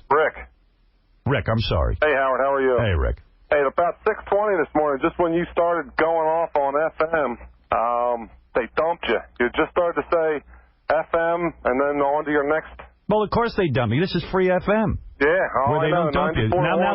Now thoughts get dumped. Love the show, Howard. I can't wait till you get to Sirius. It's going to be a lot better.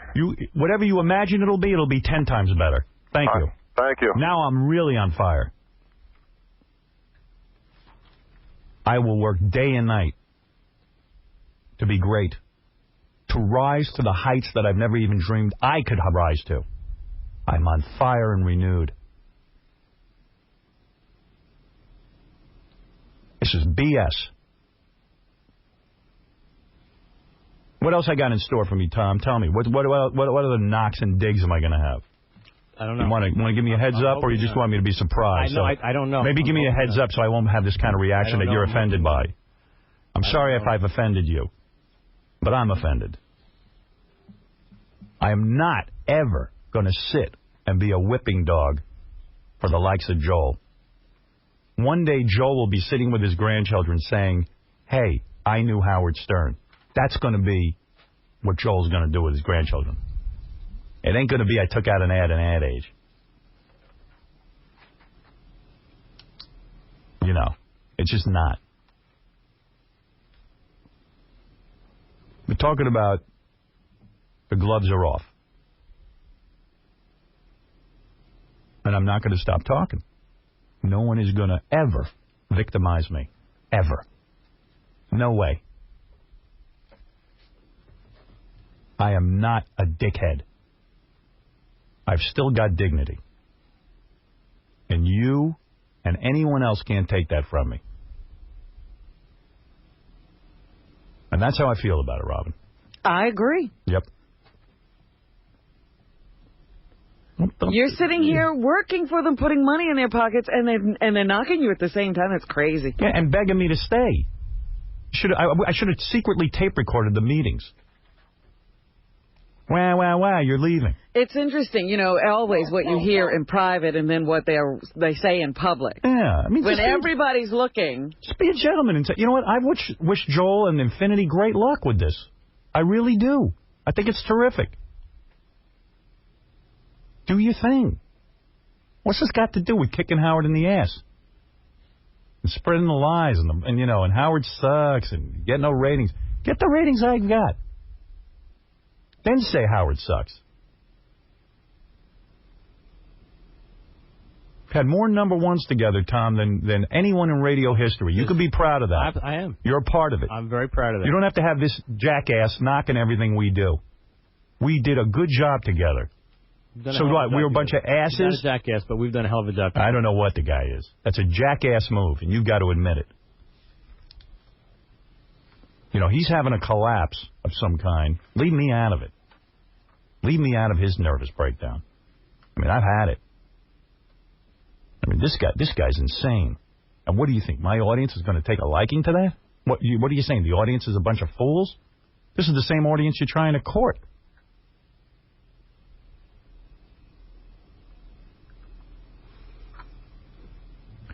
I want to see a full-page ad with an apology.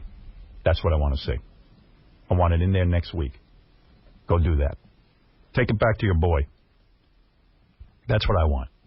A full-page ad apologizing that says, hey, I'm a jackass.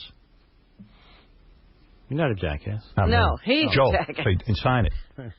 Sorry, I was trying to inject a little levity. So how should I have responded to that? How should I respond to this attack?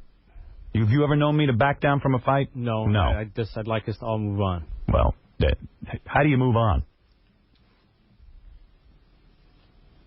All right, we're going to take a break.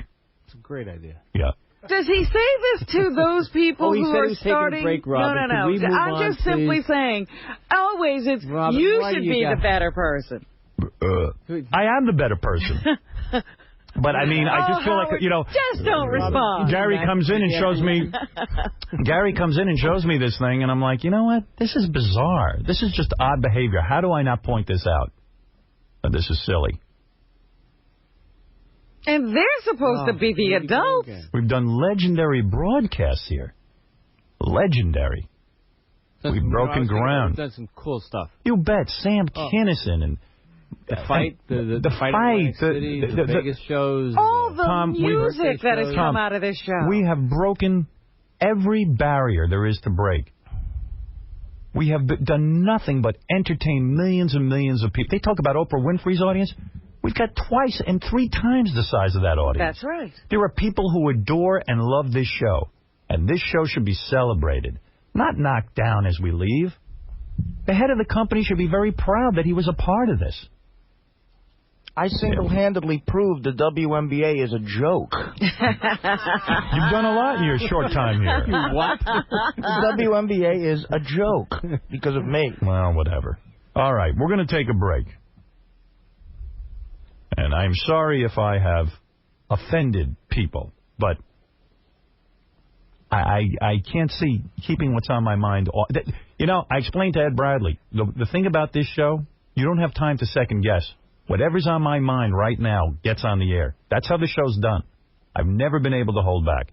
Sometimes for the wrong, you know, sometimes I wish it, you know, it didn't have to do it that way, but that's the way I am. I don't even know what I've said in the last half hour, and I'm sure I'll read about it. But, I think you will. I can tell you at that very moment, I got it off my chest, and I bet it was compelling radio, and that's all I've ever tried to do. It would be a lot safer life to do the Regis and Kelly Lee show. Yeah, to script something, then just read it. Yeah. You know, spit it back. But I've never done that. That's why millions of people love this show. Thank you. Check it out. This is Khadijah. This is Praz up in here. Yeah, y'all, this is Jay-Z chilling with Howard Stern. Howard Stern. What's up? This is 12, and we represent with Howard in the morning. Hey, yo, what's up? This is Lord Tariq. And this is Peter Guns. And we down here representing. Yo, this is Shug, and I'm representing with Howard in the morning. Blazing with Howard Stern in the morning. Howard Stern.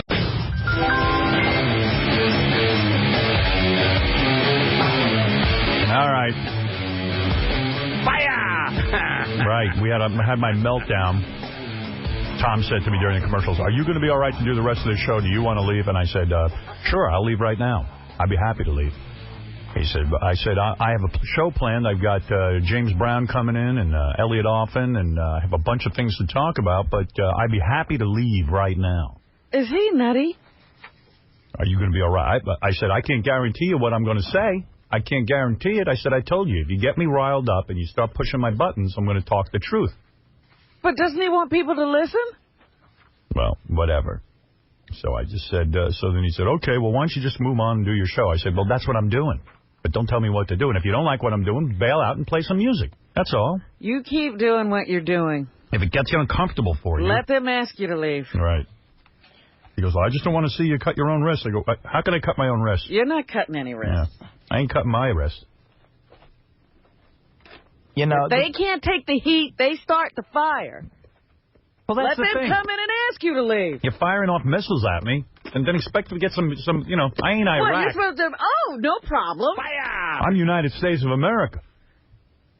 The fact is, they should have taken out every ad in Ad Age. They should have, but every ad should have said, you know, thanks, Howard. Right, that could have been the start of it. That's how companies treat people after 20 years of service. That's how most companies do. Let me say something. Well, that's an unrealistic view. The company ain't going to spend money thanking me. But the fact of the matter is, they don't have to spend money bashing me either. I mean, just leave me out of it. Do your future.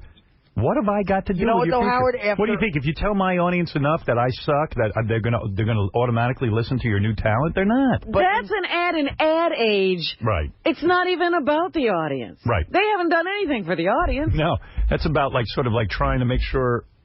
I don't even know what it is. I don't even know what that is.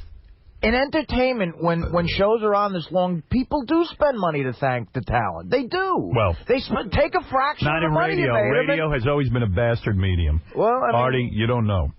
No, I know now. I know after a few years. Radio is filled with rats and it. scumbags. It always has been since my early days, starting off in all the way through Detroit to Washington to New York, everywhere. And a rat is a rat is a rat. Yeah, I mean, you can't change a rat.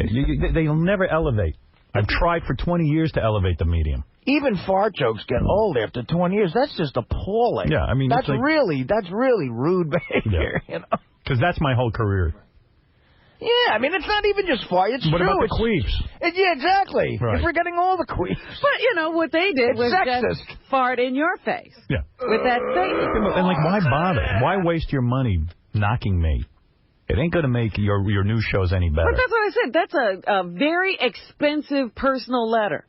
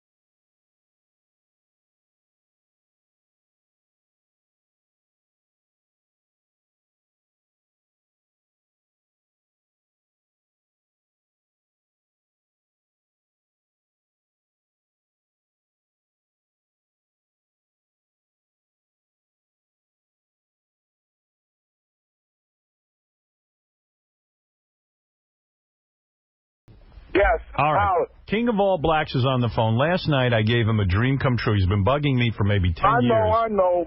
Hold it. Let me set this up. What is he carrying on about? Let me talk. I could tell from his tone. Something went wrong. No, let me talk. I didn't even say anything yet. I gave King of All Blacks his dream. I said to him, you can have a half hour Monday through Friday this week. I'll give you a week on the air. Let's hear how you do. We're in sort of a mode where we're not putting tons of programming on. I have time to experiment. It's a test phase. It's a test phase. So he was all excited about it. So I tuned in with great anticipation to see what the King would do, realizing that it's his first show. He will be nervous. Thank you. Yeah, it's not an easy task to go behind the microphone, even though... Alone, especially. In this company, they seem to think it might be easy. Right. You know. So did NBC when I left. Yeah, anybody. So did Clear Channel when I left. But anyway, so King went on, and the first thing I noticed about the King of All Blacks show is that he had a woman with him, a gentleman with him, and then 15 minutes in, another gentleman came in. And another woman. Yeah, was that true? Yeah, Two okay, women. yeah. Three women. I was having trouble following it. He's saying a white woman, a black woman. They're all gone. Now, my recommendation would be... I understand. The show was about the worst thing I ever heard. It was worse than the Double A show. Whoa, Double A show wasn't bad. Worse than Angry Black, you mean? Worse than Angry Black. Oh, Angry okay. Black at this point definitely had a better show. Wow. Yeah. Really? Yeah, and he had a horrible show. An F minus. This show... Yeah, you really hated the What Angry did Black I tell you This about show- blacks on the station? Thank God I could experiment. You know, this is an experimental phase, Right. and, you know, people are just waiting to see what's going on. So this was the worst of all. Yeah, if I had put this on, on television, it would have your TV. It would have Magic Johnson would have laughed at. Yeah, your TV would have exploded. Well, Howard, before you Hold it. Let me finish. I know, but I still Let need... me finish. Don't worry. I got rid of all of them. Don't worry. It's just going to be me and the mic and the callers. And we don't even know what happened yet. Let me finish. Learn something. Learn to listen. Okay. You're learning from a guy who's been doing this. I know, but I don't want you to abandon me. I don't want you to... Hold it. You have a week. This show that King of All Blacks did last night was what I would call unlistenable. Oh. They talked about nothing. Every time the King would start to roll, they got in the way. His people would block him up and stuff him up, as opposed to spurring him on or helping him out. They blocked him. They're gone. Now, I didn't finish. All right. So the King went on and was all over the place. He had no agenda. Well, can I say something? He actually had an agenda that he never got to. He had a great topic last night that he billboarded the whole show and never discussed. What was his topic? Interracial dating. Okay. I wanted to hear his opinion on it. He had nothing to say about it. I never got to it. Right. What the King needs to do if he's going to be successful, and I will still give him his 4 more shows.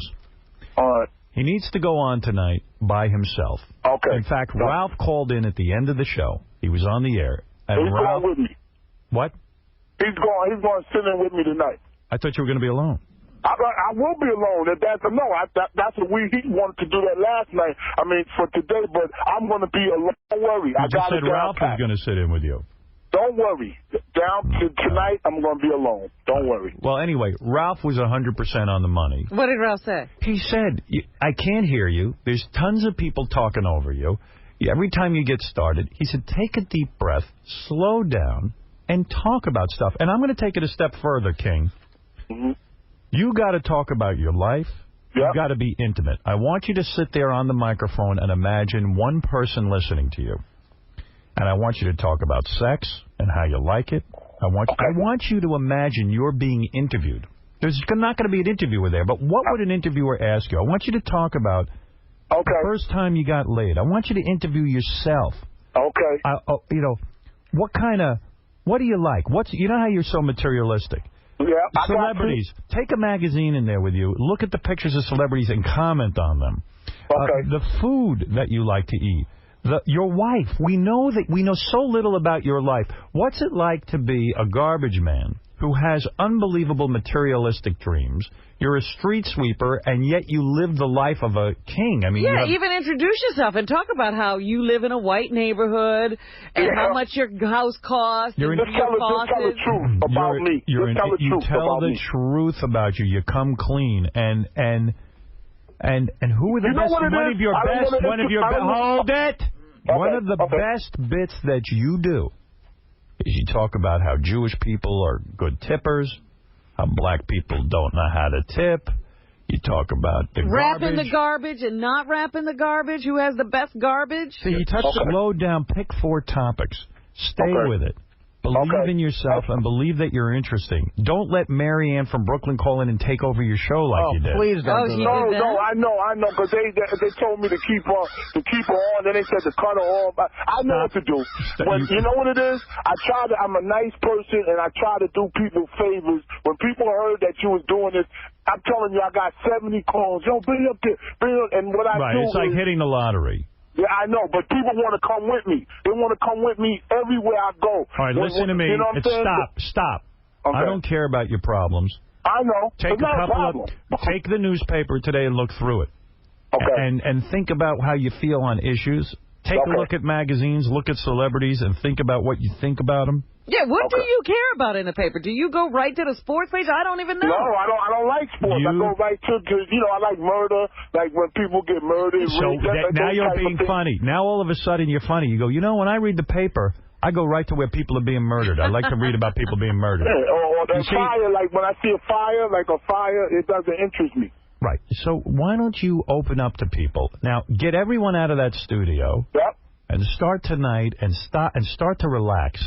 Okay. You pick up a phone call. You maybe talk to someone. If they don't interest you, hang up on them. Okay. Yep. You were as bad as radio can get. Okay. I don't want to hear that anymore. Don't get influenced by all the sycophants that want to hang on to you. Yeah, who are those people anyway? How'd they get into your life? Yo, they're crazy. But that's no problem. I already told them. They're not crazy. They're looking for an opportunity. But this is your chance to shine. That's right. Later on, maybe you bring people into the mix, but not now. You're an interesting guy. You want to hear some of the reviews from? Go ahead. It's awful. They're all over the place. Somebody else says something is wrong. It's just not working tonight. Too many people. Gary, you're killing me. Stink so far, and it's almost over. It was horrible. But some of that's jealousy, too. No. Because I like you, and I felt that way. Yeah, I was rooting for you. Snap. No, I like it. In fact, he's got a topic he wants to cover with Ralph that I love. It's not a whole show, but that's why he wants to. Just bring Ralph into that one. Tim Sabian had a great idea for me, and I'm not even going to discuss it now because I'm going to do just what he said, just what you just said. So, King, strip yourself naked, sit in front of the microphone, and talk into it, and prepare. Do some show prep. Think about what you want to talk about. Okay. You know what I mean? You got to do the king of all blacks. Let me introduce you to someone on the phone. His name is Angry Black. Hi, Angry Black. Old friend. I hear the train coming. It's coming off the track. Wait, hold on. Don't beg. Hang on. Don't beg, King. You said it to me best. Don't beg. Do your show. Don't rip me. I got a week left. You just don't worry. I got more. I got 5-6 days left. Don't worry about me. I'm on the show for 2 weeks, bro. Don't beg. Do your show. Seriously. Go ahead, talk. I'm going to talk over you. Go ahead. Wait. Hang on. Howard knows in his heart that, and even you know in your heart that I'm better than you. I know that. That's why I'm going to let the train wreck take its course. He was better than you. In 2 weeks, I'll have my 5 days, and then I will bury you. Howard is not going to put you on. You way up on the shelf. You know Right. Okay, well, I tell you what. I very seldom smile or laugh, but I'm laughing and smiling now. I love that. Your show is worse than mine. No. Hey, listen to me. Listen to me. Listen. Let me tell you something. What's worse than an F-? Hey, listen. Okay, let me ask you You're something. You're a G. Go ahead, King. Go ahead. Let me ask you something real quick. All right. If you got, I'm good on the mic tonight and tell about my life. If you get on the mic the next day and talk about your life, who do you think is more interesting? Trust me. All right, when I'm that's back what I'm on air talking in about. a week, trust me, I'm not. It's going to be just me in the studio. The way I've been trained. Can you go to Barbados and go to a house on the beach? Nigga, can you go to I've learned at the Connecticut School Can you go to Barbados? Can you go? It's a wrap. Listen. Can you go to Barbados and go to a house on the beach? No, you can't do that. Wait. Howard, where did you see my parents, Howard? Howard, where did you see my parents? Barbados. Thank you. Case closed. They're going to know all about my life tonight. In immortal words of Johnny Cash, I hear that train is coming around the bend, and it's a train wreck. You can call my friend Tommy Reynolds. It's a wrap. I got to say, Angry Black was better than King. I was shocked. Hey, but do you think he can carry a show better than me? I don't think either one of you right now could carry All a right, show. then, but who do you believe in more? Come on, tell the truth. Put this nigga out of his misery, please. Howard, listen to me. I heard the show last please night. put him out of his He misery. opened with a topic that he didn't even cover. There was too many people in there. It was a train wreck. Listen, you went with an Oprah joke that was 10 years ago. I agree with you. Why don't you agree with me? Why don't you agree? King, you shouldn't be putting them down. You were horrible. Exactly. Listen, I'm not putting him down by no show. I'm putting him down about him personally. Nigga, you can never forget about radio for a second. You could never in your I wish I could curse. You can never in your life compare yourself to me. King. Are you kidding me? I'm not comparing. I'm comparing. All right, then. You can never be better than me. I'm a made guy. I'm a graduate of Connecticut. A made guy? You live in Arkansas. All right, listen. We've got to. Your show. All right, King. Is he still on the show? King, you have. Is he still on the show, Howard? Listen to Howard. Don't talk to me. Listen to Howard. All right, well, hang on, nigga. You have 4 more shows to do. Thank you. And I would suggest you really revamp tonight. Okay. All right. Thank you, and thank you, King, and thank you, Angry Black. Robin, before you go, you did lie. You did not got you, Robin. Angry, you lied. Robin, forget about bodies. Who is better looking, Robin? Come on, Robin. Don't lie. There's no time to lie. It's about your show. No. We talked about my show. Let's talk about that, Robin. What did you say? Robin, who's the better looking black man? Faces. King of all blacks has the better Thank you. face. That's enough. Better body. Angry Black has the better body. Who's shorter? Robin, who's shorter? Robin, who got a mix? Who is shorter? Angry Black is shorter. All right, Robin, and who got a full skin? Robin, who has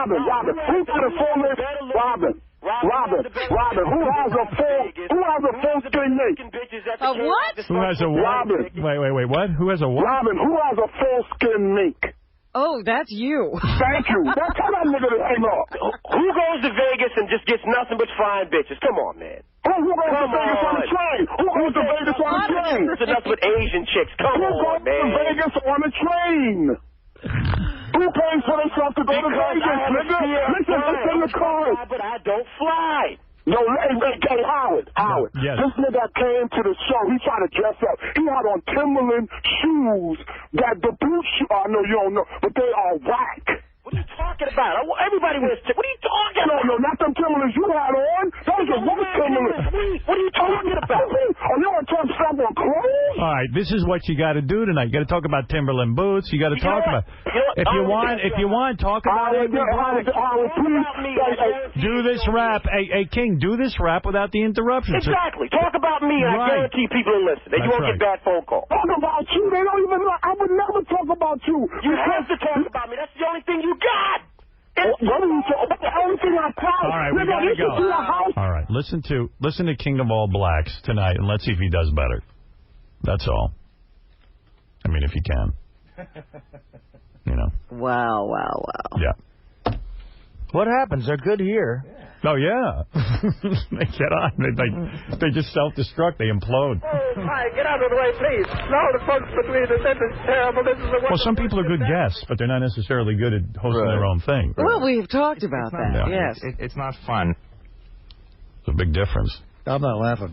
All right, I got to take a break. We got a lot of show for you. James Brown stopping by to say his farewells here, and Elliot Offen. That's right, Elliot. Elliot often says he's going to now come clean about his criminal past on his show today. What possessed him? What made him think that it was time to reveal everything? He's trying to sell videotapes. Oh. I feel nice like a sugar and spice, yeah. What could be on an Elliot Offen videotape that I'd want to see? I feel nice like a sugar and spice. So good. Oh, nice. So good. I got you. Ow. I wish I knew James Brown when I was like 14, then I wouldn't have gotten beaten up so much. You know? Yeah. I'm He still loves back you. on the Elliot Offman videotape. What does he have to sell me? You'll know in 15 minutes. Love don't do me no wrong, and I feel... All right, we'll be back right after these words.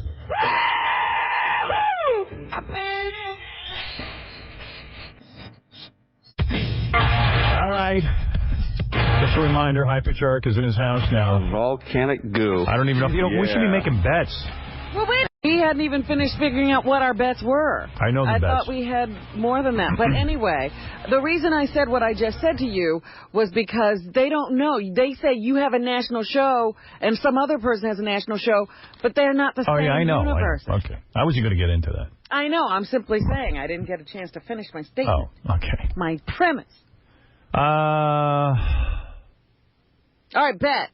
Yeah. Hey, Lisa, you're on the air. What's up? Let's take a couple Hey, calls. hi. Good morning. How you doing? Hey, Lisa. I got a question. When you guys move over to the new studio, is Robin going to be in the same type of booth that she's in now? Of course. Okay. Now, do you think it would be a good idea, like, if you put knockout gas in the booth so when she starts interrupting people or talking over people, you can hit a button and knock her out to it's time for the news?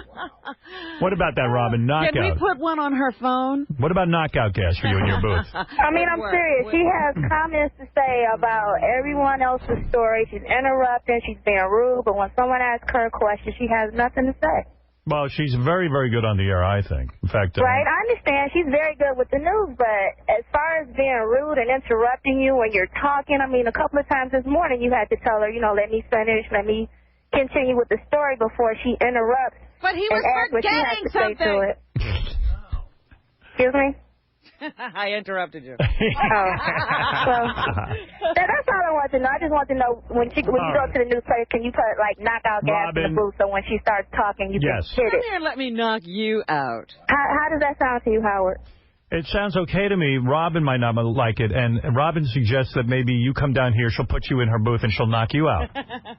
Or maybe we can put like a dunk tank in the booth, so when she starts running off at the mouth, you can throw like balls at it and knock her in the tank or something. Why don't you come down here and I'll take care of you? Howard. That's the only thing I want to comment on. You guys have a good morning. You are suggesting to put a water tank in Robin's new booth, and if I want, I can throw a brick at the little thing there, and then it'll drop her in the tank. And dunk her in the tank. I see. All right. Your suggestions. That's all I wanted, Howard. You guys have a good morning, okay?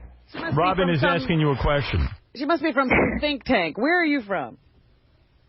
You have a good morning, Howard, okay? Do you want the water tank and the knockout gas, or just the one? Let's try the knockout gas first and see how that works. Okay. I think I'm immune. Thank you. I think I'm Thank immune. you. All right, thank you. Have a good morning. Good morning to you as well. Bye-bye.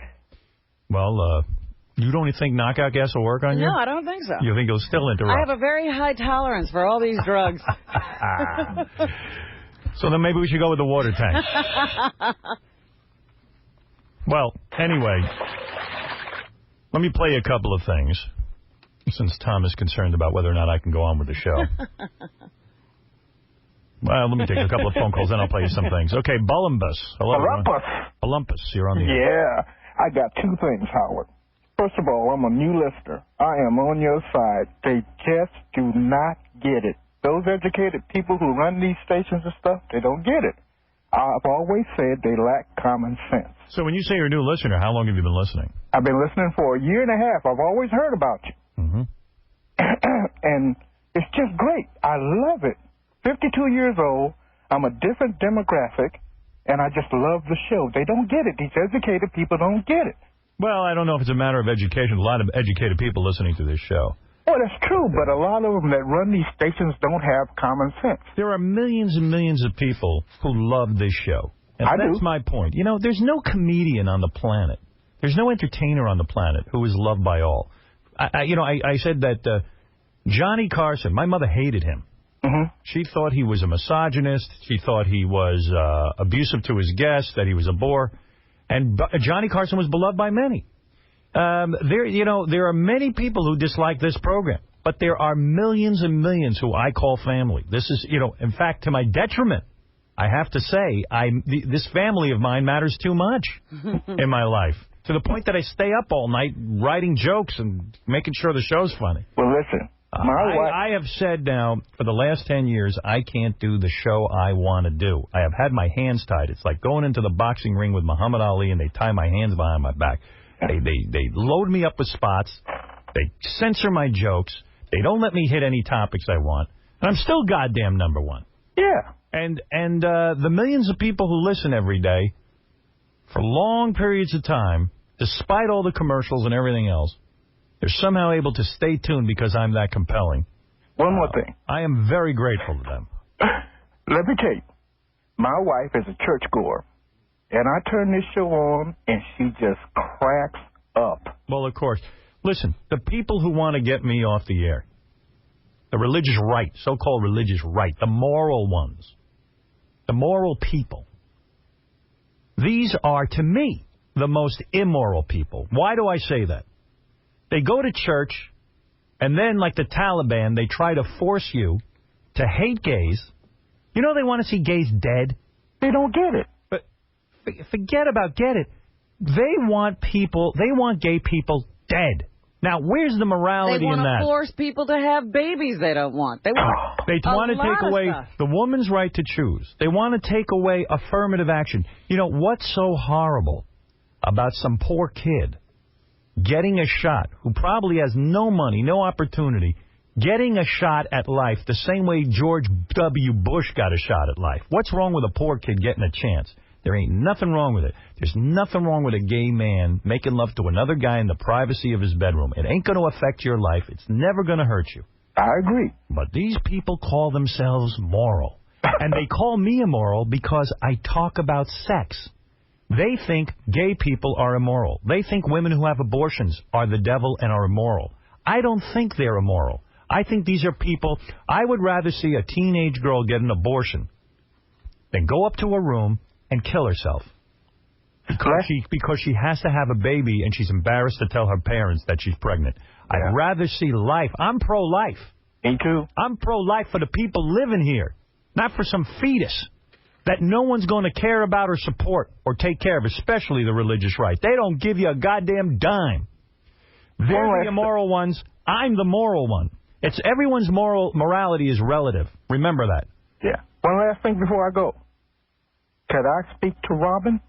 I'm listening. Robin, I so love Howard and respect him, I can't do it. So would you ask him if he has one of those secret prizes that he can throw at me? Oh, boy. I can't ask him that. All right, okay, genius. don't ask him. That's okay. You've won $500 cash, courtesy of Rob Zombie. Oh, man. My heart just stopped. You sure you're straight? I got All right. I'm married, got 3 kids. The Devil's Reject on DVD featuring a 2-disc director's cut and making of documentary available everywhere November 8th. Right, stop. Keep up the good work. All right, brother. Hold on for your prize. Okay. All right, hold on. Where the white women at? Hey, where are the white women at? The great Cleavon Little. That's right. Excuse me while I whip this out. Yes, Billy, go ahead. You're on the air.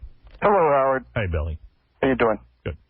I wanted to ask you, are you going to be replaying any of the shows on the weekends that you might play during the week? Yes, I think this weekend we will, especially the one with my parents. And you know what? I just realized my parents have agreed to do a couple more shows. I should have had them do it this Wednesday night, but I don't think Tim arranged for it. Yeah, I didn't give him the go-ahead. But, Tim, we can get that in the works. Oh, great. And, Howard, I hate to get off on this. We're doing a new show. It's going to start in a couple of days. What's that? It's a chick's going to put you to sleep every night. This is a really hot chick. She's going to do fun. Oh, what? How great is that? I found her right here on this show. Remember the girl who did the tapes? Oh, yeah. The one with the really hot voice. And supposed to be really good looking. Really good looking. I'll put pictures of her on the web. That's the one who's always getting interrupted in the shower? Yeah, Heidi Cortez. Yeah, this is her. She's going to be putting you to bed. I'm trying to get her on the phone. It's a little early for her, but this is the chick I'm talking about who's going to be putting you to bed every night. Listen to this. These are the kinds of programs I'm into. Hey, this is Heidi. I have a really fabulous idea. Oh, that her. Give me one of her sex tapes, dude. Is this a sex tape? Didn't sound like it. It sounded pretty... Maybe she It's mine and my boyfriend's anniversary, and when he picks up the pizza, I want there to be a note inside the pizza box. Okay. So I was wondering if you could write down the note for me. Okay, what, you want me to come up with something original? No, I have exactly what I want. Okay, let me get a piece of paper. Okay. Okay, go ahead, huh? Last night was fabulous. Last night was fabulous. I've only seen that in the movies. I've only seen that in the movies. And when you grabbed my throat... Say that again now? And when you grabbed my throat... And when you grabbed my throat... Until I got dizzy... Until I got dizzy... Thank you, Sean. Okay, ready? Between that and the DNA in my hair. Between that... Uh-huh. And the DNA in my hair. And the DNA in my hair. I got plenty of leftovers to remember you by. I got plenty of leftovers to remember you by. Oh, you sound hot. Will you read it back to me? Last night was fabulous. I've only seen that in the movies. And when you grabbed my throat until I got dizzy, between that and the DNA in my hair, I've got plenty of leftovers to remember. Oh, thank you, Sean. Will you put Love Heidi on there? Love Heidi. Are you coming to, Yeah, no, I will be down there first to pay for it, and then he's going to come in and pick it up. You make sure you ask for me. Are you black? Yes. Ooh, I love black men. Really? Okay. Do you have a big... Yes, I do. Okay, are you right now? Is that hot? Do you think that he'll like that? Yeah, he'll love that. Is he black or white? He's white. Oh, okay. And I'm white. I'm half white, half Spanish. Oh, no wonder. I'm a horny little slut. Will you call me a horny slut? You little horny slut. I can't wait to see you, though. Oh, I do look good. I got big 34D boobs. So why don't you come on down here, then? Well, I will be coming down there in like 45 minutes. And I'm definitely asking for All right. And you have a big right? Will you just call me a white horny bitch, then? Okay, you white horny bitch. Oh, that's so hot. Is your purple? Wow. Oh, my goodness. That's the chick who's going to be putting the dudes to sleep at night, every night. And what, now, will they be theme-based nights, Howard? Like, Monday you'll have maybe Lesbo night, Tuesday? Yeah, well, it's funny you say that. The way it's going to work is she's going to come on and tell a story, one of her hot stories. Then she's going to open up the phones and talk to 2 or 3, either guys or girls. And then from time to time, when she really gets turned on by a guy or a girl, we'll have them down live in the studio. And they can do, they can look at her and stuff, because she's really hot when she does it and she touches herself. And then we'll even have celebrities come in from time to time and do it with her live in the studio. Oh. And you'll be able to go to sleep. It'll be designed so that for bedtime. So all the fans will probably be going to sleep at around the same time. Well, it's funny because it's going to be designed around my bedtime. I'm going to listen to it about probably 7:30 at night. 7:30? Oh, no. Yeah, so, but you can listen to it and tape it. So basically you have to do that before Monday Night Football. Yeah. So I just realized I'm putting it on at my bedtime. Oh, no. Nobody else's bedtime. But so what? Whenever the broadcast day ends, she goes on last and she puts everyone to sleep. Okay. And since our broadcast day ends around 7:30, right now, that's when it'll go on. I can't wait, Howard. 29 days. Can you put me on hold? Yeah. So Howard's in Atlanta. Yeah. Does she make up the stories herself? Yeah. Ah. She's super hot. Come on in and mow that fuzz. Where'd you get that? When did he say that? When did he say mow that fuzz? Hey, Howard, is she into, like, if I call in and say, can you put my name in a story? That's what I was thinking. Yes, you can. Like, she'll say, good night. Be awesome. Like, she'll, Jason. Okay, sucker. These will be up in 10 minutes. Yeah, those are the pictures of her. She's super hot, too. That's the sick thing. Look at her. Yeah, she is. Jason, put this right up on howardstern.com. Yeah. Now, will that be on direct, or what is it, direct TV? What is not direct TV? On demand? Yes, I will eventually put that on demand. When we on demand. Yeah, we're starting up this month. So while I'm producing these radio programs, too, they'll be on demand as well. Yeah. God. You're a genius, Howard. You don't even so know the half you of could it. get your favorite story. I mean, they'll be cataloged by the story she told, right? Now, will you be listening to these bedtime stories, Robin? Me? Yeah. No. She likes the lesbo ones. Yeah, I mean, Heidi's going to definitely be part of our new lineup. Uh-huh. The half-hour, hey, guys, pull your pants down and let's go to sleep show. Except it has a much more intriguing title. Right. All right, so bedtime story. I want to get this on as soon as possible because I don't know about you, but I'm having a hard time getting to sleep. No, I don't have that trouble. See, that's what makes radio great. When like a show like that, you can lay in bed and go, I'm alone, I'm with the radio, it's intimate, and now I can get to sleep. Radio is now helpful to you. Right. It's a full service. It can even get you off. That's important. All right, brother. All right, will you put me on hold, Howard? Yes. Thank you. Yeah, that's our Atlanta friend. So Dennis Rodman talked about me on the Donnie Deutsch show the other night. And I thought Dennis had some nice things to say. Here we go. A couple of people in your book that you speak very highly of, Jay Leno and Howard Stern. Tell me about your relationship with Mr. Stern. We love Stern on the show. Well, Stern has revolutionized the broadcast business as far as radio. I mean, he has took it to another level when he came out. People couldn't understand what he was doing back in the day, but now he's like, don't talk about Rush Limbaugh. Talk about Howard Stern. Okay, Howard Stern is like, he could talk. He talk a lot of crap about you, but he's so affectionate as far as like the way he talks and the way he is, and people love him, and they see that he's a part of them. He could talk. He could be dirty. He could be raunchy, but he could be soft and nice and everything like that. And people just adore him and just attract to him. Yeah, I don't want to blow his cover, but if you meet Stern publicly out of his show, he could not be more of a sweeter gentleman. Yeah, he's a cool. I always call him he's a cool Jew. Is that what you say, Dennis? Yeah. I never heard him say that. Me neither. He must say it to us behind my back. But I thought that was nice. He must meet a lot of uncool Jews. Yeah, there's a ton of them.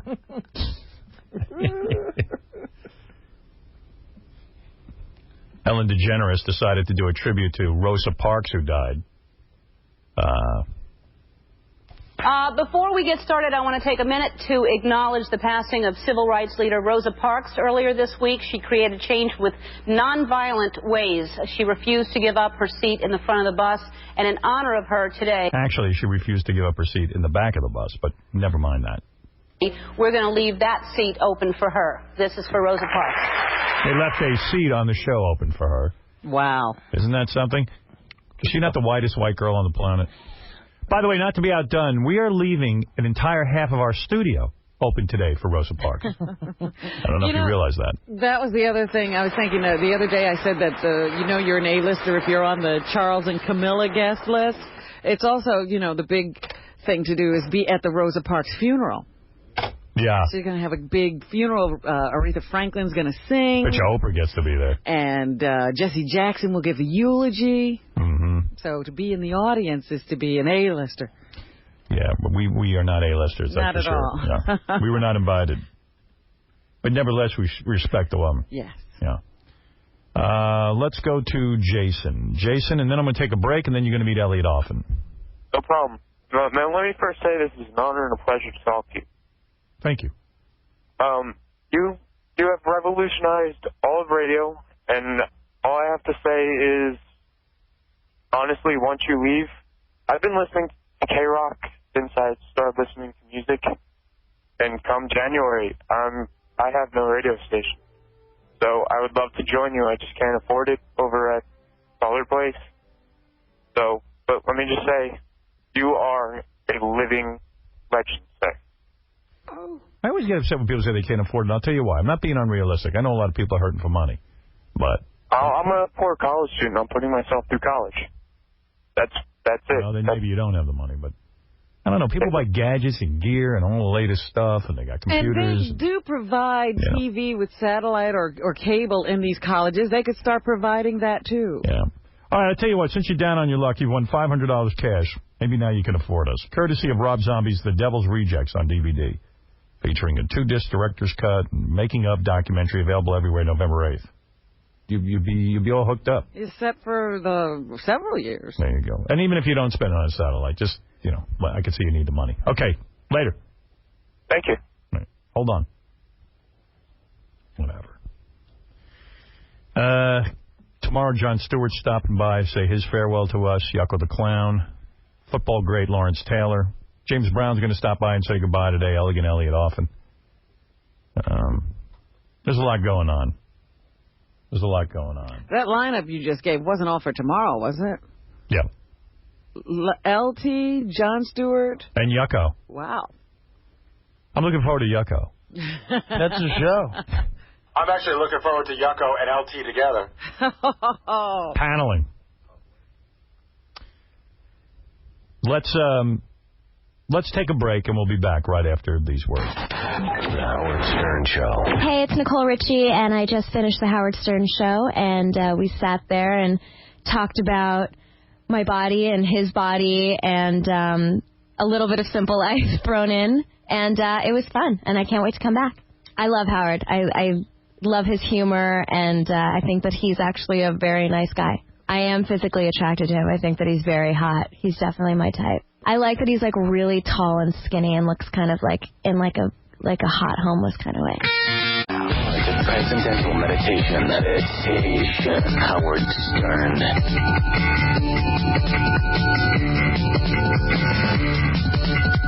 Yeah.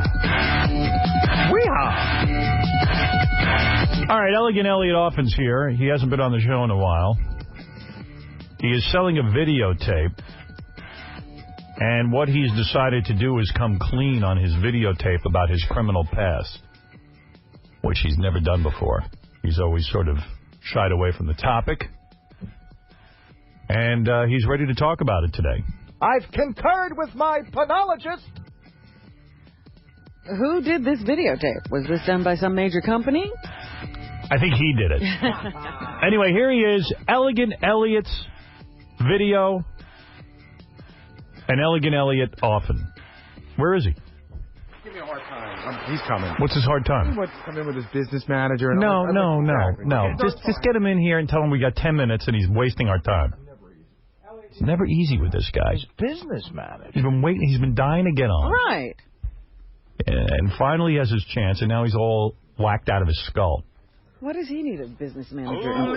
Hey, Elliot. How you doing?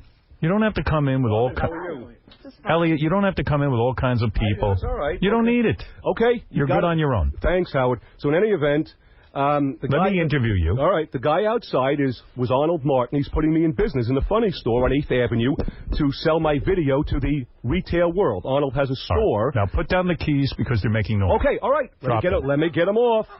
Right. Let me get them off.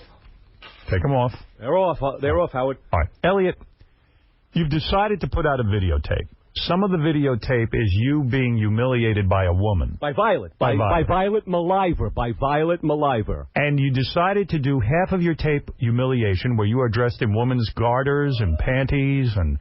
the regular girls, frilly, lace, nylon, G-string, lingerie, the same way that Elegant Elliot Often is in front of the world with my act of defiance, arrogance, and intransigence that I'm going through the whole world to get what I want. All right, so you are dressed as a woman on the tape, and this very pretty woman, Violet. Thank you. Violet Maliver. She spanks you. She humiliates you. How does she humiliate you? Well, she has humiliated me on the tape. So that in what way does she humiliate I'm showing you. Picture's better than 1,000 of my work. No, we can't see the pictures on radio, so tell us about the picture. So on the picture here, we have one, for example, where Violet has Elegant pinned up. Pinned up severely, right? All right, say nipples. Pinned up, right? You can't say the T word. Say nipples. Oh, nipples. Breast nipples, right? Right, all right. Then we have another picture here. The ultimate dehumanization, humiliation, and degradation. You like those words, right? Tell me about the picture. Right? Yeah. Where Violet has a... We're going to get in trouble. They're going to bleep you. Can I say it for you, because otherwise I won't get on the air. She violates you in a place where most men aren't violated. By the way, this is why I can't do my show here anymore. I think it's funny what you're saying. They just bleep it every minute. And I just want to tell you something. I think it's horrendous, horrific, unconscionable, ungodly, and unconstitutional. Hello, right? That they're trying to stop you. All right, let's the keep it about you. Let's keep it about you. All right. You have tapes because and you stuff. don't have much time. Right, all right. Yeah, we can only take so much. Then we have another one, right? All right, be careful in the explanation so we can get it on the air. All right. We have another one here where Violet Maliver has, again, degraded and dehumanized and feminized Elegant Elliot Offen by roping up. Okay. All right. All right. So she takes your testes and ties them up with the rope. Right. Tied them up tight. Why put this on a tape, Elliot? Well, who's the market? Who wants to see you dehumanized? Right. So the market is this here. The market is for all of the sexually repressed, sexually oppressed, sexually inhibited, sexually defective, sexually dead people out there.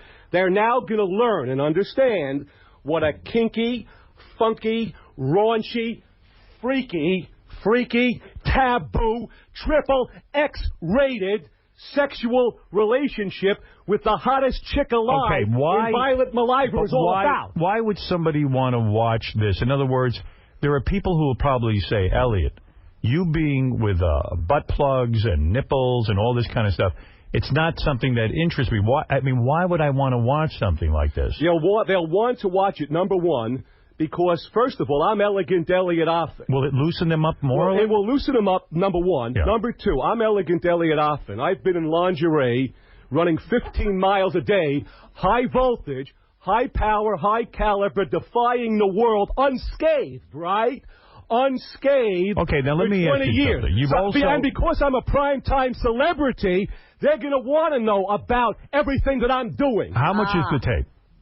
The tape is in gangster talk, a double sawbuck, which means $20 a pop, and they can buy it in the Funny Store at 693 8th Avenue, where Arnold Martin has put me in business as of today. Okay. As of today. Now, you decided on the other half of this tape. Yes, sir. That you were going to come clean about your criminal past. Yes, I did, Howard. You're going to be humiliated by a beautiful woman. Yes, I did. And then on the other half of the tape, you decided to talk about why you were in jail all those years. I finally decided to unveil. Why were you in jail? I was in prison. Prison, right? And first in jail, and by the way, I was in the toughest joint, gangster talk for Slammer, known in the country. Not Alcatraz, not Sing Sing, the main unit of Rikers Island, right? Right, the main unit, okay.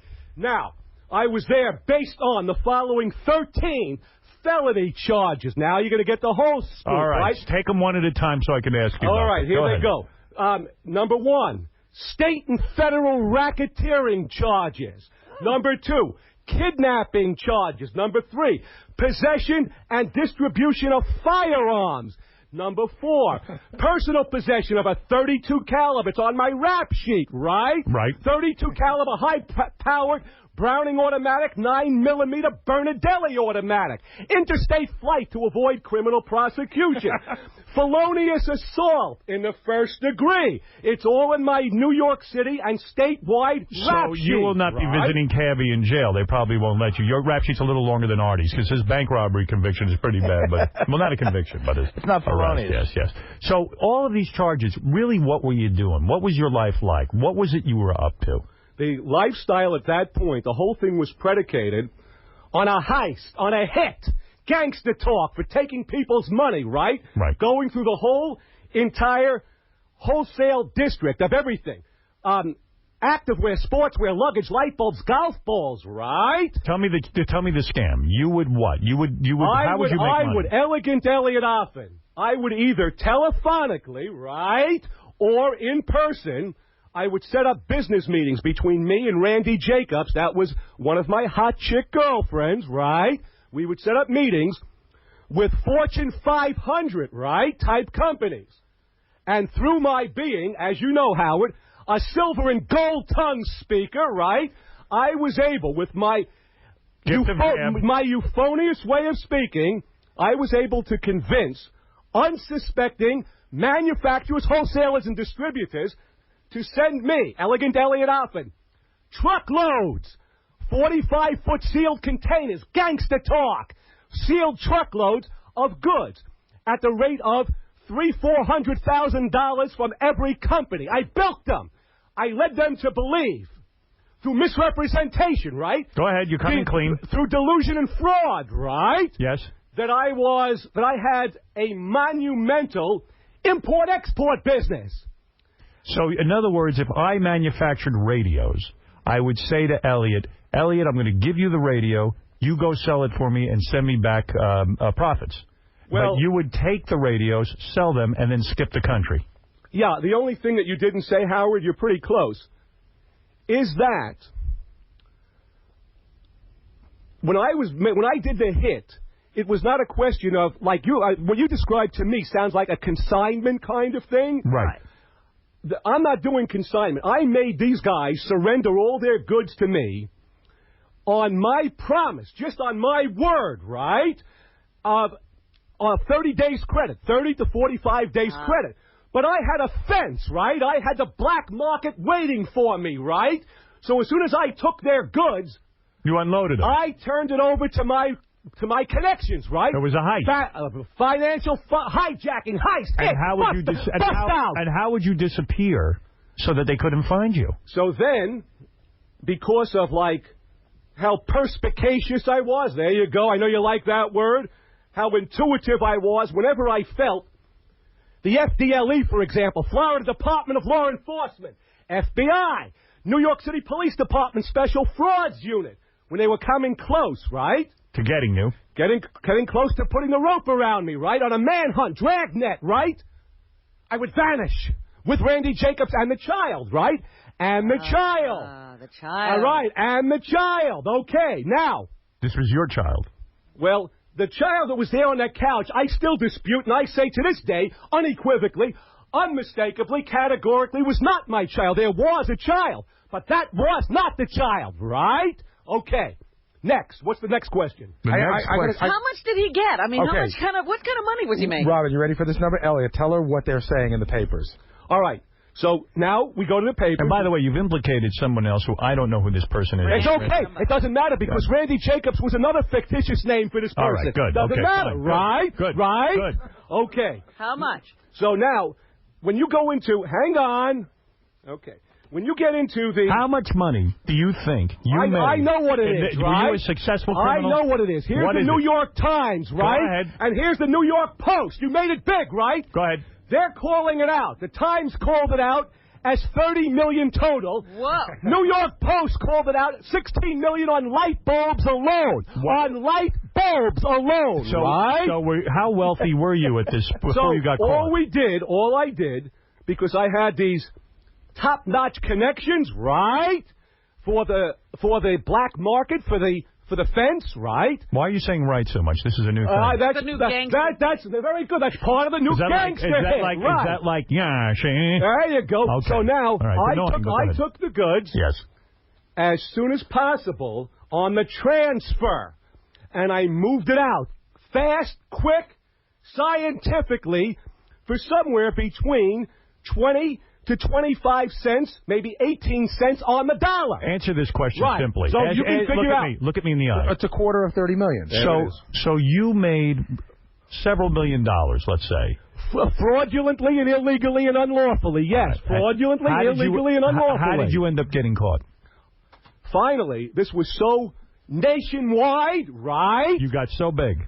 In every paper, a dragnet all over the country, right? Right. Finally. You worked alone, no accomplices? With Randy Jacobs. That's it, just one girl. With Randy Jacobs. That was a very integral part of the deal. All right. Okay. Fake name, so I have no problem with that. No Go ahead, problem. yes. Next, finally, it was so outlandish, so outrageous, so egregious, so mind-boggling, so mind-blowing, so mind-staggering, right? So mind-bending. Did you get cocky? So, no, what happened was John Kelly, Lieutenant John Kelly, NYPD, who described Elegant Elliot Offen as the most disciplined individual I've ever seen in 25 years of my police experience. What was the reason you got caught? So here he is. So John Kelly put an anti-crime, right, a stakeout cop, at every phone booth in New York City, west side and east side, from the river to 86th, right?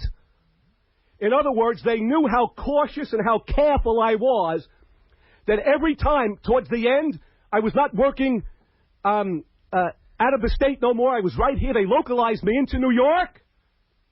They figured out that I was going to hit one of these payphones. So they had a cop. They took like 50 different anti-crime unit cops from NYPD Special Fraud. Verify it yourself. They had the phones tapped. Not only tapped and a trap. So in other words, once I made the call, within 15 seconds... They picked you up. They got it. How many years did you spend in prison? A total between Rikers Island and extradition to Florida, 3 years. 3 years. Only 3 years for 3 all years. that? Now, but wait a second. Hold on, please. Good question, Robin. It probably would have been 23, but I had somebody representing me. It's fine, no problem. He's okay. Jay Goldberg. Jay Goldberg represents Donald Trump, right? Jay Goldberg represents Beth Meyerson, right? Jay Goldberg was my Uncle Murray Offen's lawyer who took All right, so was he a good lawyer and helped you get out? the best of the world in criminal defense. So because of him, I spent 3 years, not 23 years, behind bars, right? And did you repent? Did you then give up a life of crime, or did you come out and start? Were you rehabilitated? So since the hit, since the bust out, since the 13 felony convictions, as you know, Howard, the criminal life of embezzling, either by phone or in person or both, cheating, deceiving. All right, what happened? Did you give up? That's gone, right? Gone. Okay, right. All right. So how does he make a living now? Selling a videotape. And he hasn't sold any. He gives out health advice. Excuse me, Robin. I haven't sold them yet because we're making the hit today, right? Did you sock away money? Did you sock away money from all of your life of crime? Is that how you were able to live? Well, one thing is, to this day, I've been getting calls. When I say to this day, like within the last few months, I constantly get investigatory phone calls where the government is still thinking, because I'm living like the life of the rich and famous with the $250,000 of blings and living in the Mondrian, right, and living in the crib that you filmed, the government keeps interrogating me, which I'm not happy about, that they think... Well, how do you get money? Excuse me. Just stop. Okay. How do you get money? Well, I'm going to tell you right now. Quickly. So, but they think that I'm using my heist money, that I had it buried in all different safe deposit boxes. That's what I think. Okay, so I tell them no, that Howard promoted a manuscript where I have the proof, all the checks of the $10, of countless tens of thousands of $10 checks that have supported me over the past 5 years since I've been with Stern. You're telling me that 25,000 people bought your diet advice? I can tell you it's probably more than that, but I have to give you the count and bring all the canceled All right, checks. okay, Captain Jenks, you're on the air. You're on with Elegant Elliot Offen, who's selling his videotape. It's available in adult bookstores in Manhattan this Sunday, and to order Elliot's video, go to elegantelliot.com starting November 13th. And one more thing, I'm sorry, Hal. It's 212-980-6666. If they want the video, they can contact me direct. Right. Okay. All right. Jenks, go ahead. Hey, Elliot, how you doing? Fine, thank you. How are you? Good. Last night, before I went to bed, when I got on my knees and I prayed to the Lord Jesus Christ, I prayed that you die in a horrible car crash. Well, I'm wishing the same back for you, and it just goes to show you. You freakazoid. You're a freakazoid. Listen, shut up before I punch you right out. If you're in the studio, I punch you right out. If you're in the studio, I punch you out, right? If you're in the studio, I punch you out. I knock you out. I take your head off, right? I cut your eyes off and come in the studio. Come in the studio. It's easy to be tough on the phone, right? Did you have to fight? It's easy to be tough on the phone, right? Right? Elliot, look at me. Did you have to fight in prison? Did you get hurt or did you get raped? Well, you see, I'm unscathed. There were many. Be honest. Hello? You see, I'm unscathed, right? Right. But there were many difficult, tough fights. Yeah, you're in prison. Right. Right? People want your money. Did they want anyone everything. try to rape you sexually? I'm being honest. Yeah, and I'm being honest to anybody who tried, was left bloodied, me bloodied, them bloodied. You can handle yourself.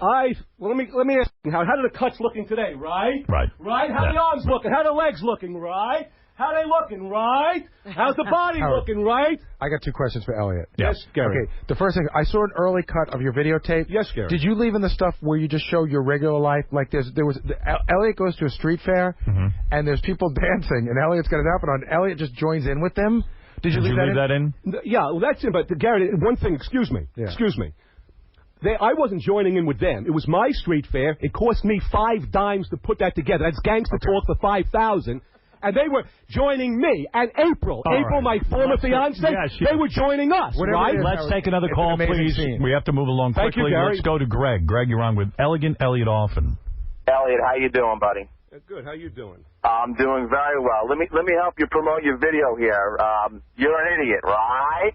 No, you want to do the right like Elegant Elliot Offen. Again, I want to repeat what I said to the prior. Let's hear his point. Let's hear his point. All right, let's hear your point, Mongoloid. By his genitals. Anthropoid. This guy should be hung by his genitals. You know, I listen to your show every day, and I'm ready to turn the station. This guy makes my stomach churn. You're not ready to turn the station. You're a pathological, psychopathic, neurological liar. Go ahead, Ralph. You're on the air. Anybody who got taken by... Right? Oh, my God. Go ahead, Ralph. God, he's annoying. Anyone who got taken by this guy deserves it. I mean, can you imagine sitting down in a room with him, a businessman, and falling for that? How could anybody fall for that? I would imagine... They could have fallen for it because America is like you. Brain dead, brain deficient, and brain defective. Listen, just like you who can't...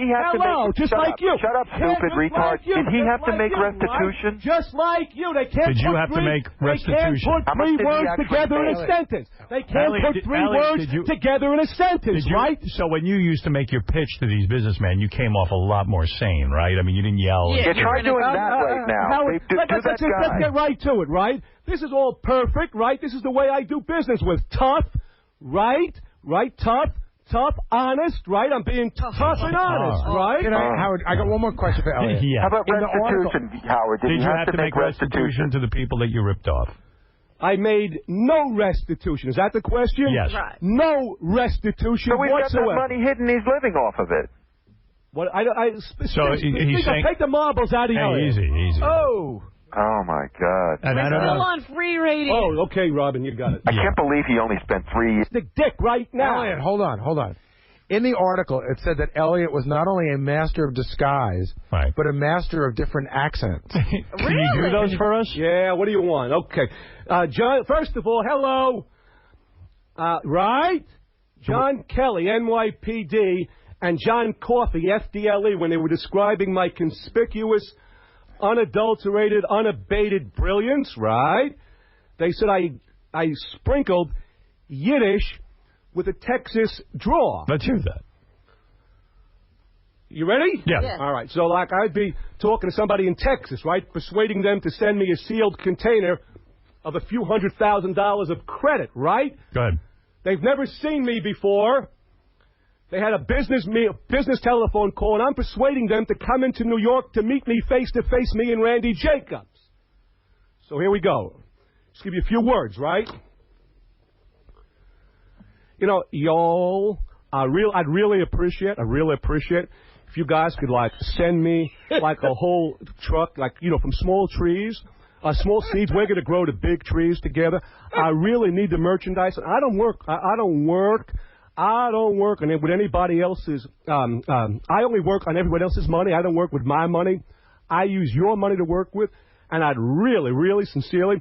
I know we're going to have a great business relationship. Y'all, if you can send me like a whole truckload of merchandise. We don't accept orders less than a couple of $100,000. Well, there you go. So you were a master criminal, and there's no doubt about it. Now, does Elliot ever think to write this out as a story and sell it to the movie? This is what his video is. This is what the first 13 minutes of the video is about, with Dr. B.G., my narrator, describing how I busted out America for $30 million. Let's go to Lewis. Let's give him the last word with you. Elegant Elliot Offen is here promoting a tape. I'll tell you how to get it. You ever get that right? It's Offen. Offen, sir. Yes, go ahead. What's up, Howard? Yeah, hey, man. Elliot, I got a question for you. What's the question? And be concise, be succinct, be exact, now listen, be precise. I'm from Kew Gardens Hills, so I saw your antics plenty of times with your little skirt. Well, and you're going to see it some more, right? And if you let him ask his question. Let him ask. Take it down a notch, Elliot. Take it down a notch. Go ahead. Listen, Elliot, you have a brother named Lloyd. If you make so much money, why is he a dirty, smelly, homeless bum in the neighborhood? I live in the management. You're talking about yourself, right, scum? You're talking about yourself, right, scum? I live in the Elliot, do you have a brother named Mondrian. Lloyd? I live in the Mondrian, right, scum? You have a brother named right, Lloyd, scum? I live in the Mondrian, right, scum? I don't know anything about any brothers. I'm only talking about myself, right, Do you slime? have a brother? Right, slime? Right, swine? Elliot, do you have a brother? Let's not go into my brothers. Okay. I'm talking about I myself, have one right, question swine? for Right, slime? All right, one quick question, and then I got to end this. Elliot, do you always wear women's clothing? He's not now. Well, you see, I'm not now, right? Right? But you say you're not doing these scams anymore. Right. So most of the time... Hey, don't do the upward. That's right. Anyway, I won't, because I'm going to go. I figure that I'm this rough and tough.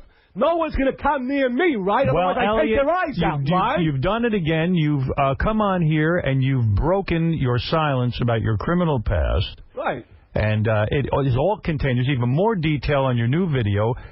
Elliot's and the video. name of the video is Violet Dehumanizes Elegant Elliot Offen 212-980-6666, right? And, yes, and it'll be available in adult bookstores in Manhattan this Sunday. And, of course, to order Elliot's video, you can go to elegantelliot.com starting November 13th. Elliot, thank you. And starting today, yes. You can go to the Funny Store at 693 8th Avenue, where I will be signing the video and giving autographs on the video at $20 a piece for the video of 59 minutes. And we will be back right after these words. Joey Ramone wrote, I want to be sedated. So whoever thought he really was. Hi, Gary. It's Joey Ramone. Will you pick up the phone? Will you wake that off your name there? What comes to my name there? I want to speak to...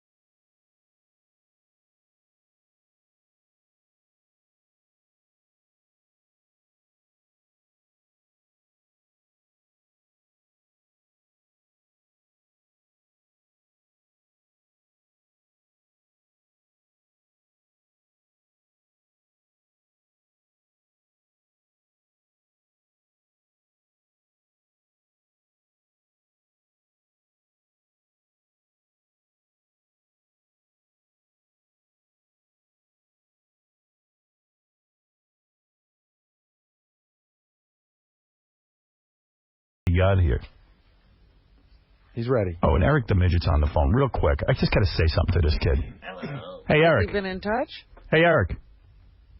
Hello. All right. Hey, I want to play a quick message from Eric the Midget to me, yelling at me that I got on my voicemail. Listen to this. Hey, retard. Oh, wait a minute. I mean, Howard Stern. You know what? I'm getting so damn sick of being left on hold to get an answer to something that should have been answered a month ago. Have you gotten a hold of Simon Cowell or not? God, pick up my mind, you big-nosed, retarded bastard. I want to know if you've gotten a hold of Simon Cowell to set up the date with either Carrie Underwood or Kelly Clarkson. Oh, my goodness. So, please get me on the air. Can I tell you? This next week. Hey, Eric. Do you understand what that means? That means from either Monday to next Friday, one of those days, I better be on the air with you. Or what? Disrespectful piece of crap. All right? Bye for now, big-nosed bastard. Big-nosed bastard, disrespectful piece of crap. Any other names you want to call me? And then get something from him? Hello? Well, you know, when someone tells me in a conversation to call them back in a week, they give me a... Eric, first of all, I can't hear you. Your phone is so poor. Yes. You're like in a mud bog. Whatever that is. I said, when I talked to you on September the 19th, you said to call you back in a week and you'd give me an update. It's been more than a month. All right, listen to me. Number one, if you ask a favor of someone, you don't call them names. You want me to do the impossible and set you up with Kelly Clarkson and Carrie Underwood from American Idol. Not only have I gotten you backstage at American Idol, not only did I get you in a room with Carrie Underwood where you proceeded to blow it and not get a date, but I've been nice enough to say to you that I'm going to try and contact Simon Cowell and get you a date, which is more than anyone else has done for you in your miserable life. And just because you call into me doesn't mean I can always get to your call. A little bit has been going on. I don't know if you've noticed. I'm so mad at you now that I'm going to tell you something that is going to crush you. I arranged for Simon Cowell to be here Monday in person to try to make your dreams come true. And just because you're an impatient troll and you call me names and you're mean to me, I'm not asking him. Because you're really obnoxious. Now, what do you think of that? Oh, I'm sorry, but... Oh. So you all I do is favors for you, and you blast me and call me names. How do you think I'd feel? I got Simon Cowell coming in here. I told you I was working on it. But you're so goddamn impatient. And as soon as you don't get your way, you right away... You big-nosed, jerk, retard, troll. And what were you going to do if he didn't pick up this week? Yeah, what was he or else? Yeah, what's he or else? What are you going to do to me? Nothing. I don't know. Right. What, are you going to call again? And, Eric, we only confirmed Simon 2 days ago. We've been working on it. Give people a chance. It's not, the industry doesn't snap to just because you want a date. I know. Why don't you be grateful for once?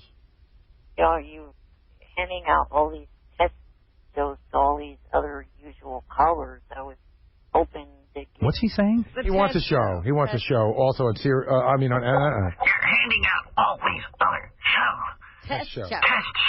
And he wants everything. One day he wants me to do the impossible, get him a date. Hey, by the way, you left out the part where you got him a role on American Dreams. I mean, the guy's like so creepy. With Daphne Zuniga. I know. But all he does is call you names. Big nose. And Jason and I were saying we've probably given him around $4 or $5 grand in the last year. Bastard! You didn't pick up the phone. I'm doing a show. I can't always pick up your calls. We got Daphne Zanuga, who's, high in mercury, has a lot of problems. Do you hear yourself? Shame on you. Who's doing anything for you? Yeah, really, who else pays attention to you the way we do? Gives you money, sends you on trips, hooks you up. Yeah, Eric. Yeah, Eric. Answer that, why don't you? Hello? I'm here. Oh, nothing to say now. You apologize to me right now. I'm sorry. All right. Wait a minute, that wasn't as eloquent as good as you're going to get. You know what, Howard? His ranting on his voicemail. All right, look. Wait. If you're going to give him something, well, you should get something in return. Eric, would you, if we fly you in, will you come and be part of the Whack Pack Conclave? Oh, please, leave him out of that. But I would really... Why don't you thank Howard for all that he's done for you, admit that you're the stupid idiot, and apologize that way? I mean, has anyone been as nice to you as I have? Honestly. Other than your own family. Well, on the set of American Dreams. Yeah, but who put you on there? How did you get there? How'd you get to American Dreams? If they're so nice, get back there again without Howard.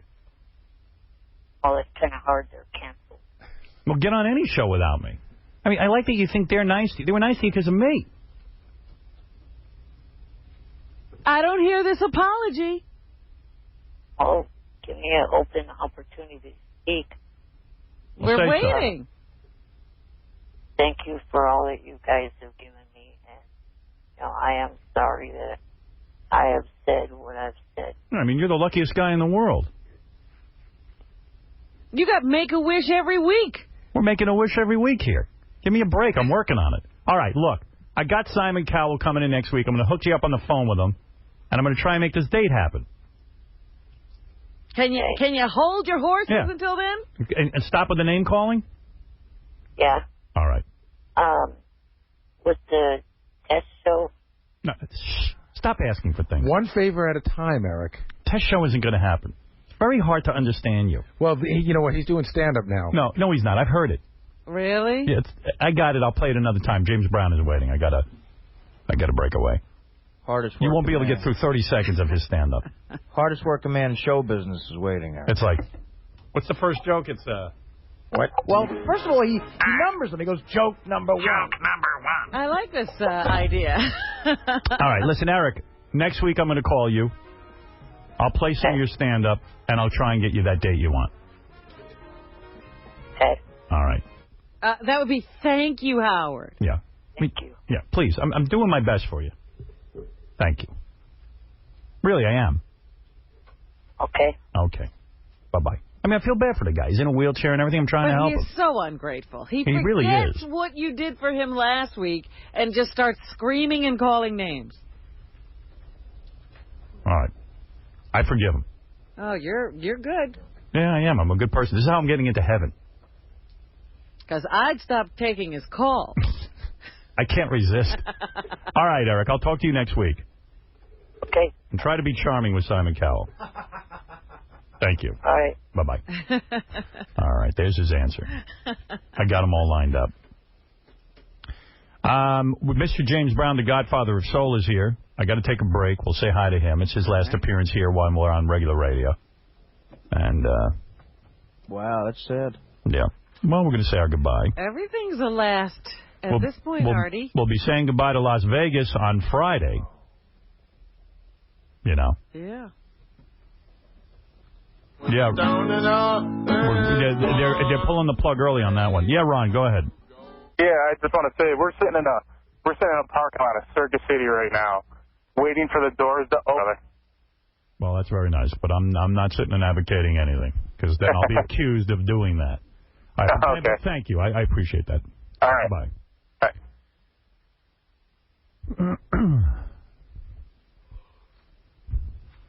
All right. I'm looking forward to seeing James Brown. He's a good guy. Yeah. Love James as a guest. All right, we'll be back right after these. My very special guest on Night Network tonight is somebody you're unlikely to have heard of here in the UK. In America, however, Howard Stern has earned the title of King of the so-called shock jocks. They are a no-holds-barred breed of disc jockeys, of whom we have no equivalent in Britain. For only 1 week, and 1 week only, Howard here has been doing his show live from the studio here in London to radio stations in New York and Philadelphia. That's right. Either the best DJ in the world, or the most offensive, or maybe both. Howard Stern, welcome. Sit with him while he's trying to do his business. I'm going to play you some tape of this.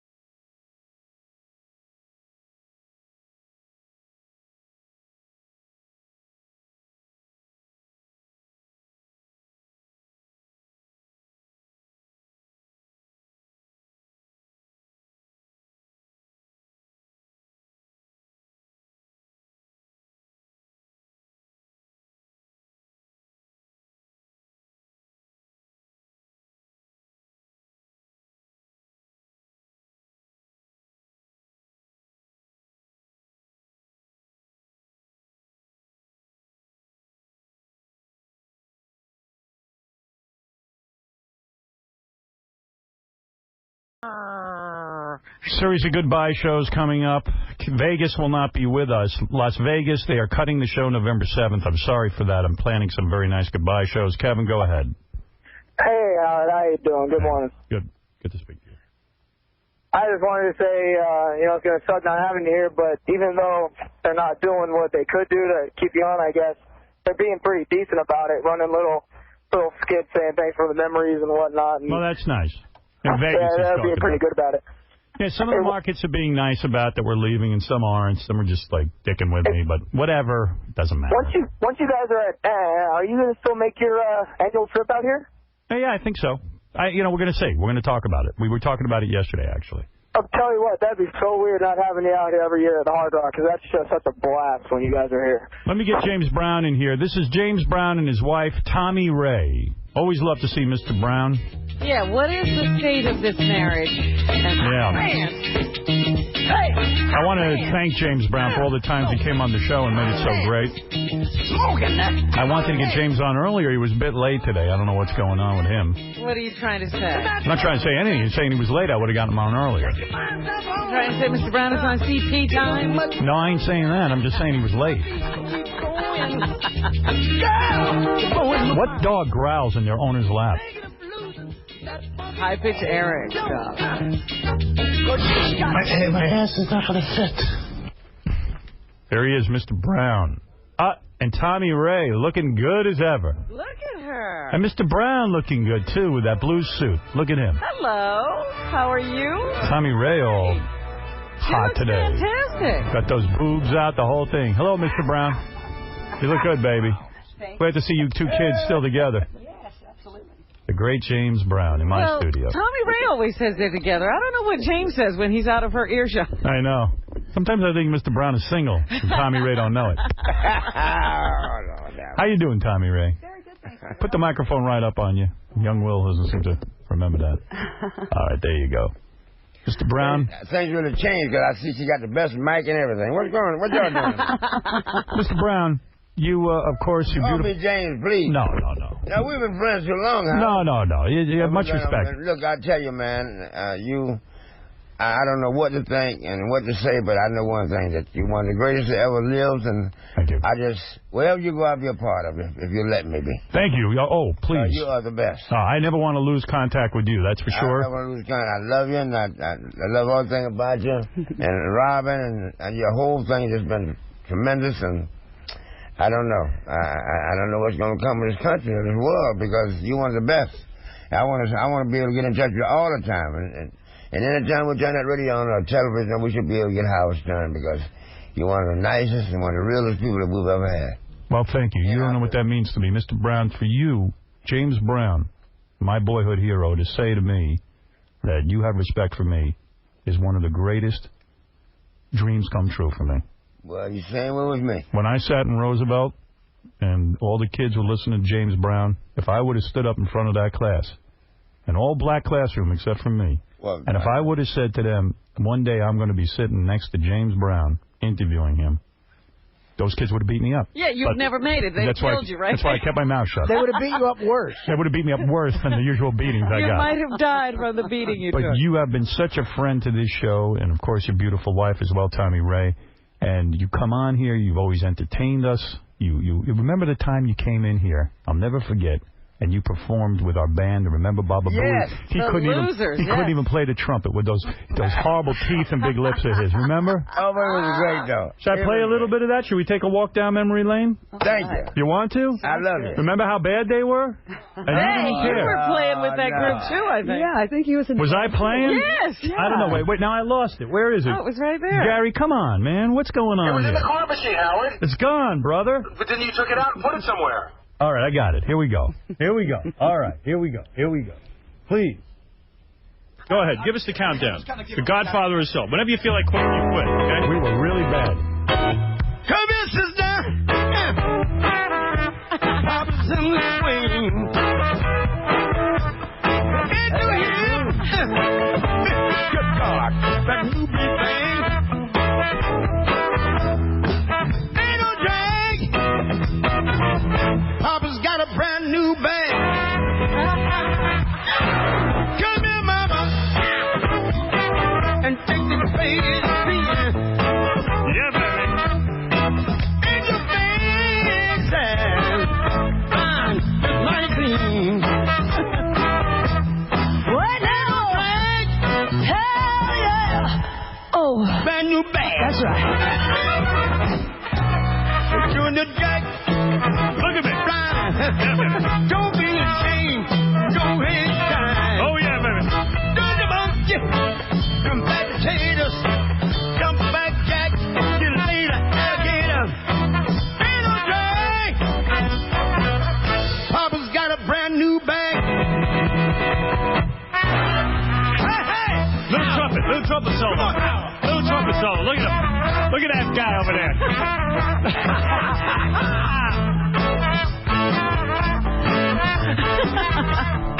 Everybody, this is fantastic. We got to go on the road. Papa's got a brand new bag.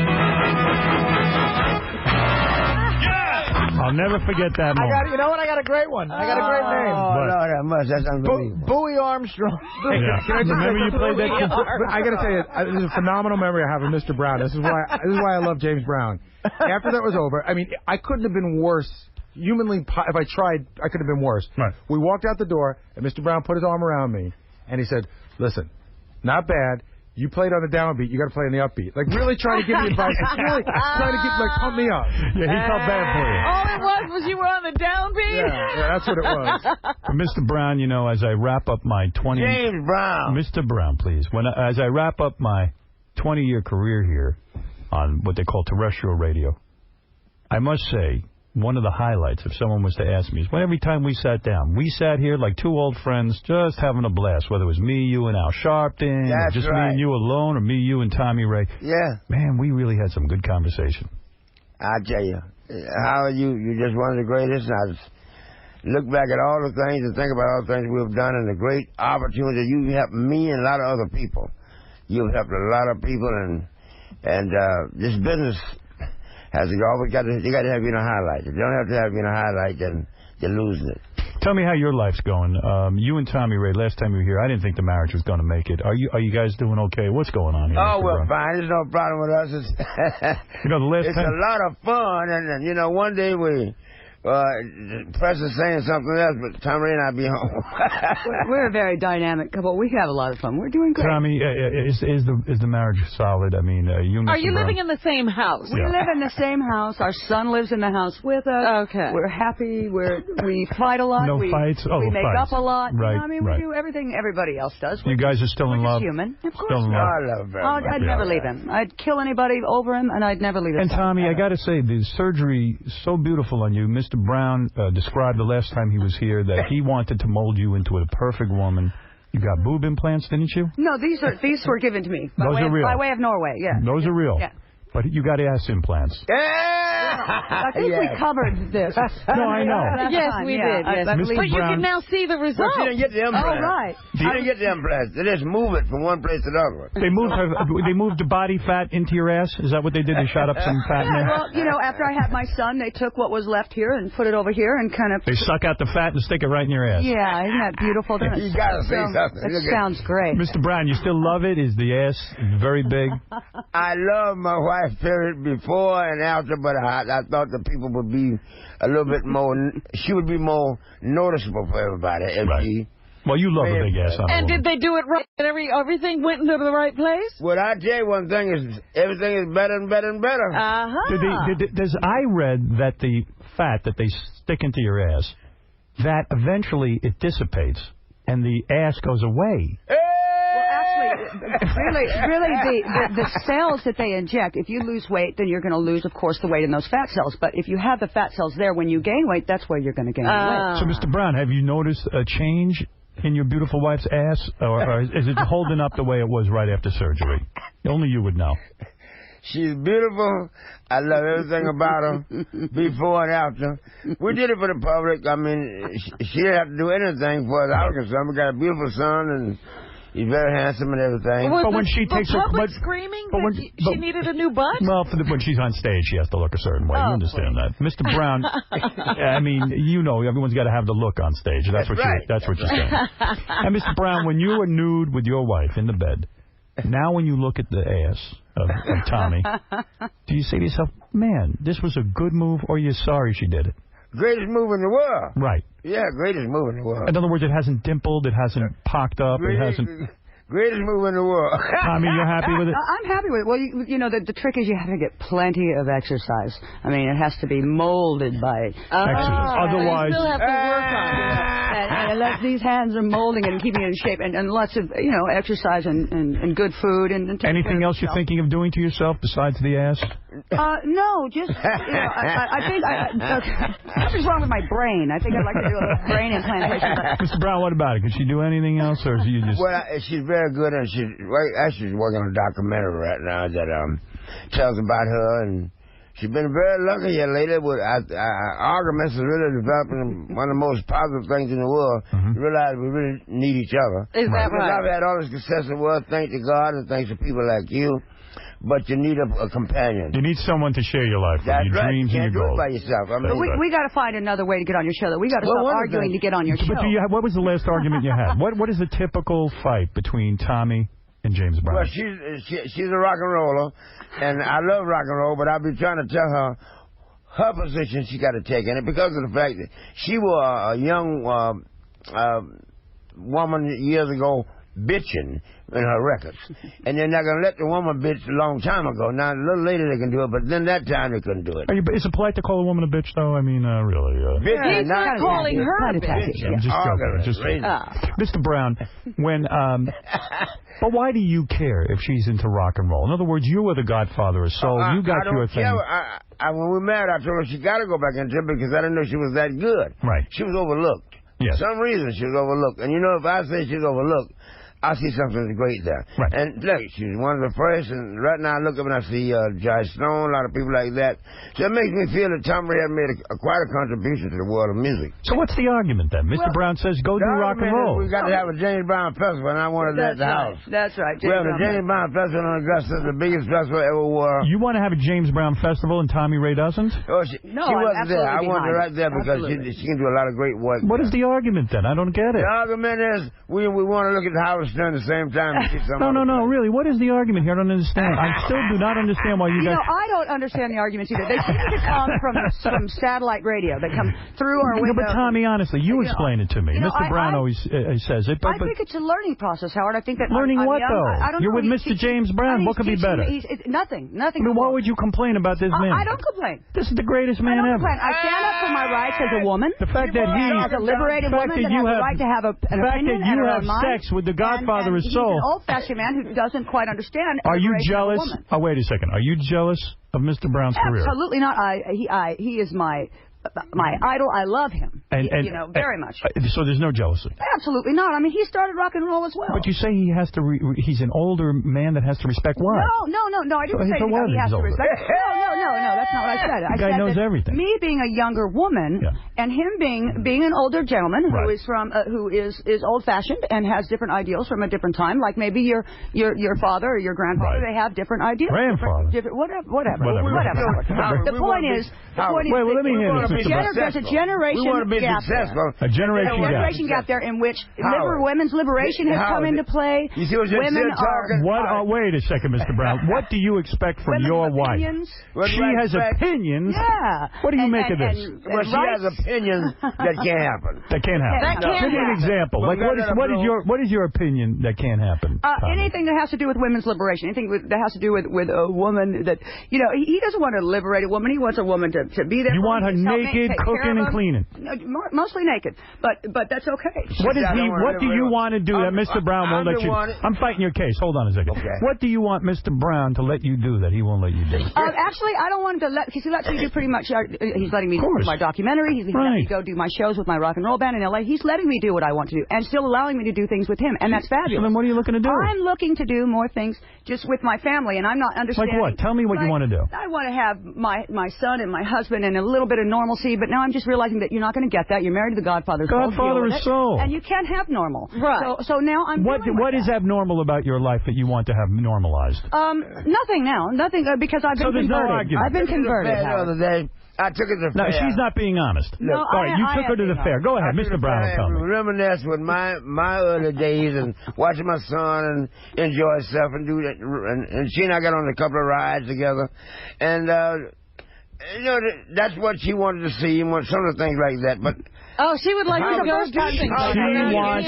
She wants more time with you going to a fair. You're going to sit and ride on a carousel with her and reminisce about. You don't have time for that. That's right. She doesn't know that. She don't get that. 4 years is the first date out with Tommy, her son. This is James Brown. Yeah, I understand that, and I'm not complaining about it. You can't be at a carousel. I understand. He's James Brown. I understand. Imagine he gets photographed on one of them wooden horses. What the hell's he going to look like? No, I mean, you know how much fun he had. Do you know how much fun he had? Did you have fun or did you just do it? Not sitting in a room doing business and stressing and taking care of everybody and everybody's lives and paying everybody's bills. He had a blast. Did you have fun on the carousel? He finally went and did something. Tell the truth. You didn't have fun.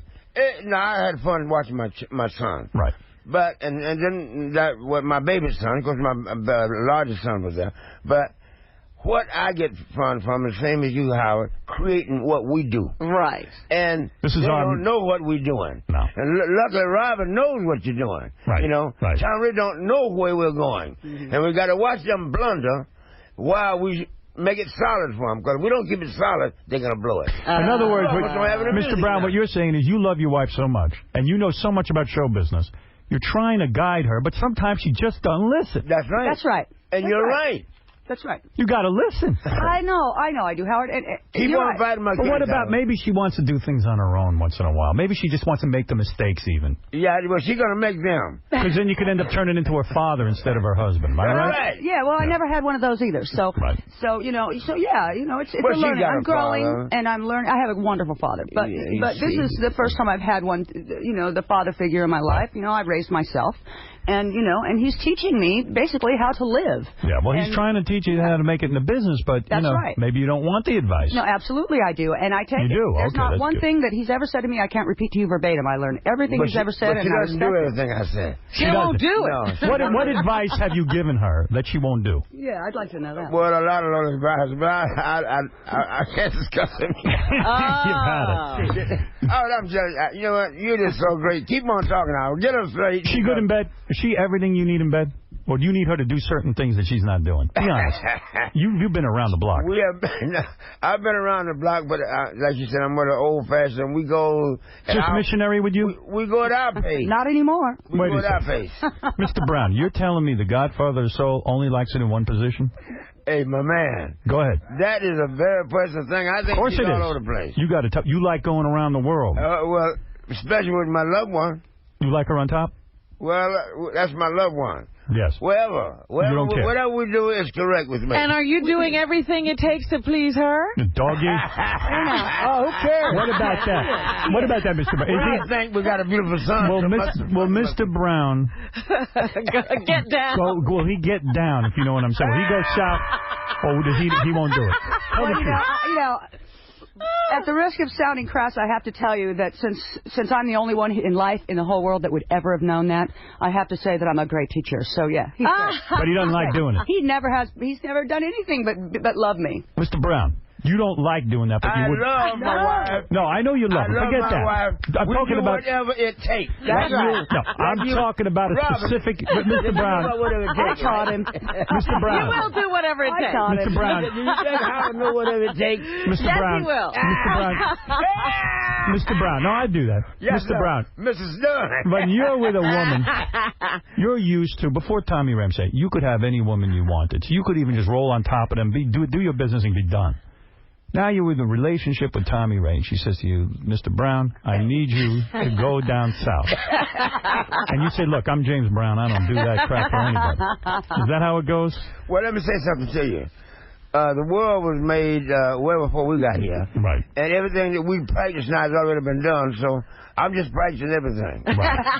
So you're very satisfied, and you have no complaints in the bedroom? I have no complaints. No. Is there anything... The only complaint I have is that, baby, can I sometimes get out of here for a minute? How many times a day does Mr. Brown require sexual activity? Oh, Lord have mercy. Are you I told serious? You probably wouldn't believe it. I don't believe it. What is it? Probably 2 times a day? That's right. I wouldn't believe it, right? No, How many times? I'm talking maybe 3 times a night. That's true. 2 or 3 times a day. Are you lying? Every day. If I take a day off, that's where the arguments come from. Swear to God on your children. Swear to God, my right hand to God. If I take a day off, that's usually where the fights come from. Mr. Brown.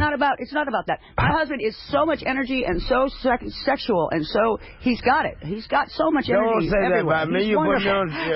wonderful. You 2 love or 3 times sex. a night. I'm a hard one. When you wrote Sex Machine, that's what you were talking about, right? He says it's a jukebox, but we know better than clean that. song. Wow. It's I got mine. Don't worry about his. So she's kind of living out that point, you know. You still want it 3 times a day. Sir, I must applaud I'm you. a man. I guess we want... Absolutely. All of us. I guess we want love making all the time, but we know we got to go to work. Sure. Yeah. Well, we do have to take care of a child in between there and make meals in between there and get a little rest, and then that's where Robin, it's difficult. are you shocked by what we've learned here? Yes, I am. I am too. 3 times a day. Yes, that's amazing. You're an amazing woman. So if this is the Godfather, I must be Superwoman. No, but she's making me a real macho, dynamic, you know. Real and no Viagra, nothing like that. Well, you know, Viagra is something that's very important for everybody. Wait a minute. Howard, yeah. Can I get one of your Viagra's? You got one? I don't take that stuff, but I only do it once a year. Well, Mr. Brown is featured on the upcoming album Hurricane Relief, coming together now, available in stores in mid-November. That's a big project for you. Yes, it is. Helping people. You always help people throughout the world.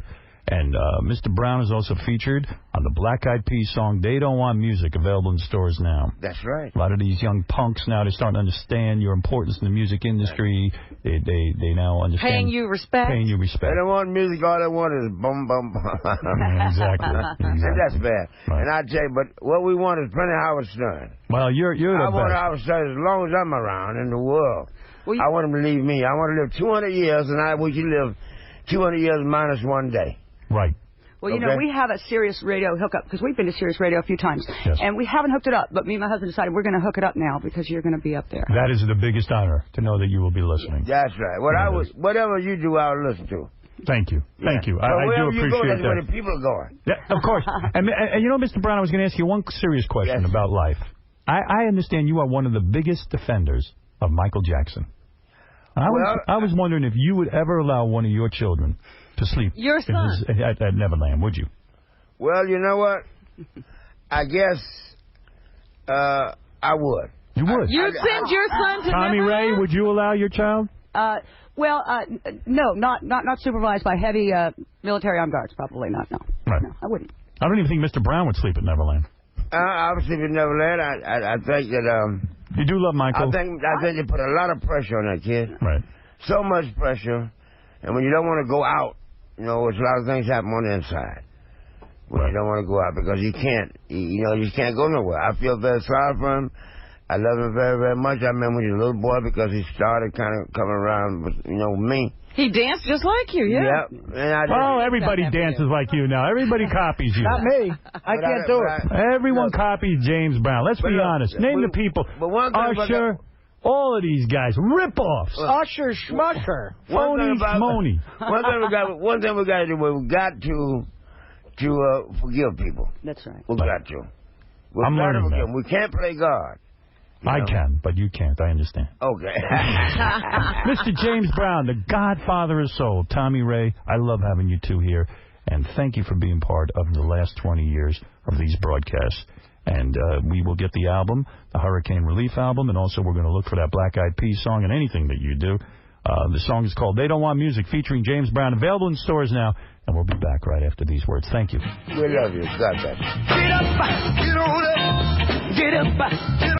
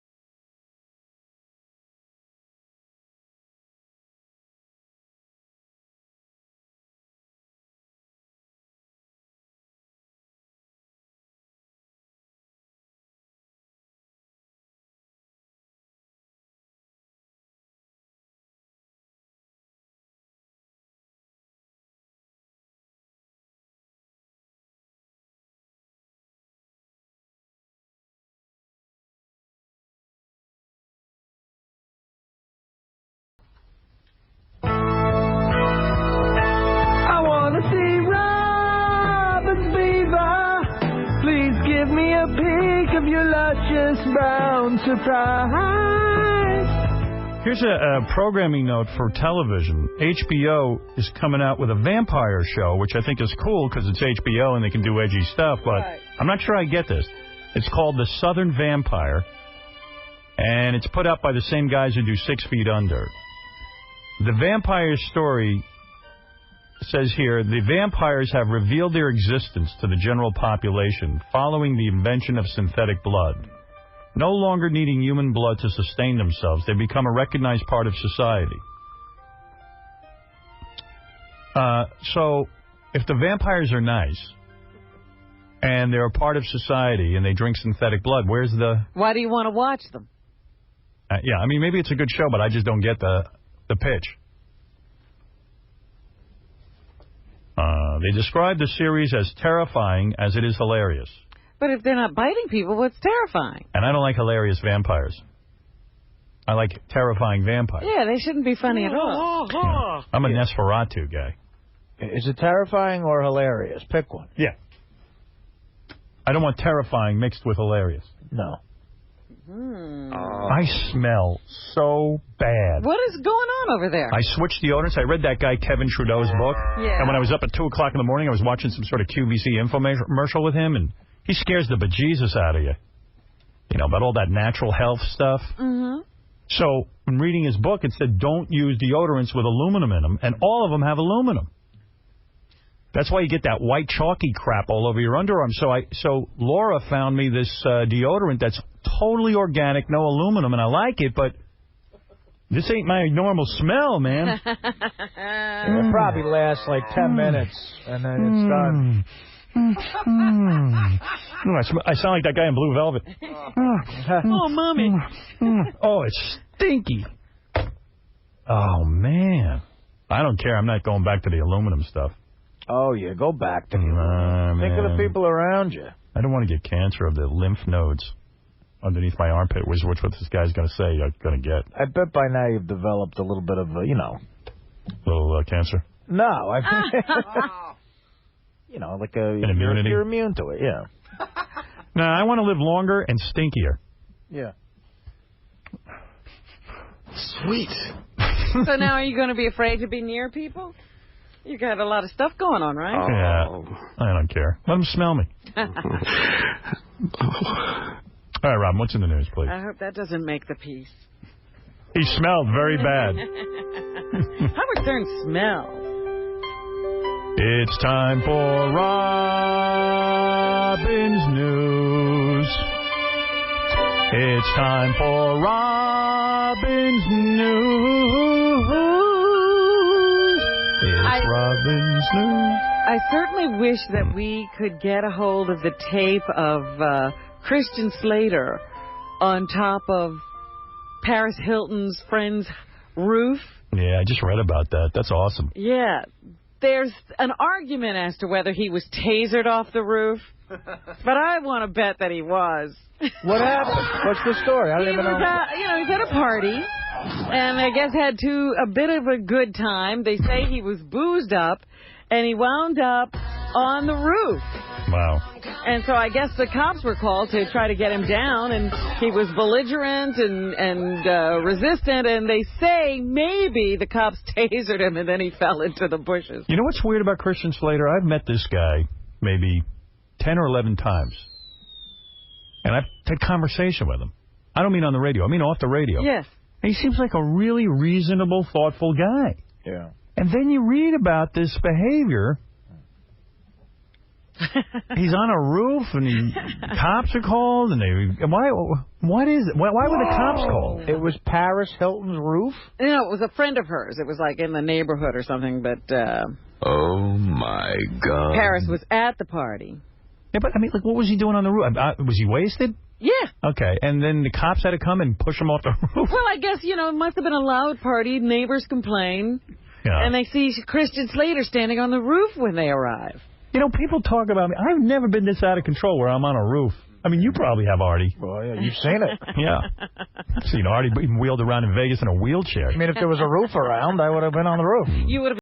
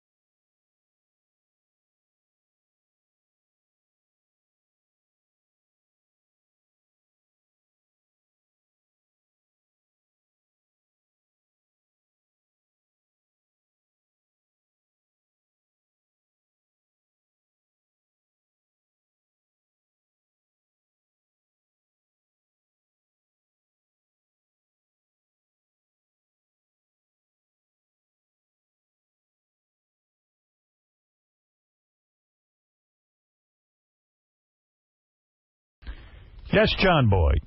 Yo! Hey, man, I was wondering if you could do me a favor and play that awesome phone call with the two retards calling Daniel Carver where Gary keeps screaming, troublemaking niggers! Yeah, Gary's got that whole racist thing going. Man, it's pretty cool. And then Yucko did that other call to him. I mean... Yeah, I got a whole... You know what? How about if I do that tomorrow morning? First thing. Oh, that'd be fine. All right, because I'm running out of time. It's a suite of calls. It'll take me like 5 minutes to get through it. Cool. And I even have a new Yucko one. Oh, nice. All right. Thanks, bro. Right. All right, Robin, sorry. Back to news. And there's another article that's kind of disturbing in the paper today. It's the one that details Woody Allen's interview in Vanity Fair. Woody Allen's whacked out of his friggin' skull. He says he has no regrets about his life and actually cherishes the moment that his former lover, Mia Farrow, discovered secret nude photos he had taken of her adopted 21-year-old daughter. He cherishes that moment. Yes, he says it was one of the great pieces of luck in his life that she found them, and it changed his life. It was a turning point for him. And his life is for the better for it, according to him. He admits that because of their extreme age difference, however, that his relationship with his wife, Suni, is more one of a paternal feeling. Here's a email, Robin. Wait a minute, I got to tell you some more. Yes. He regrets that he doesn't get to see his 3 kids with Mia. And he says he spent lots of money over the years trying to change that custody arrangement, but they don't want to see him. And he hasn't seen them since he took Suni and married her. He also says that aging is the worst thing possible. Despite what anybody says, getting older is a drag. Aging is terrible. It's just all bad news. You deteriorate physically and die. He added, I've gained no wisdom, no insight, no mellowing. I would make all the same mistakes again today. So Woody Allen managing to live 70 years and learn nothing. And all that psychotherapy, he doesn't learn anything either. Yeah. You know, it's like weird. Still depressed and nothing's better.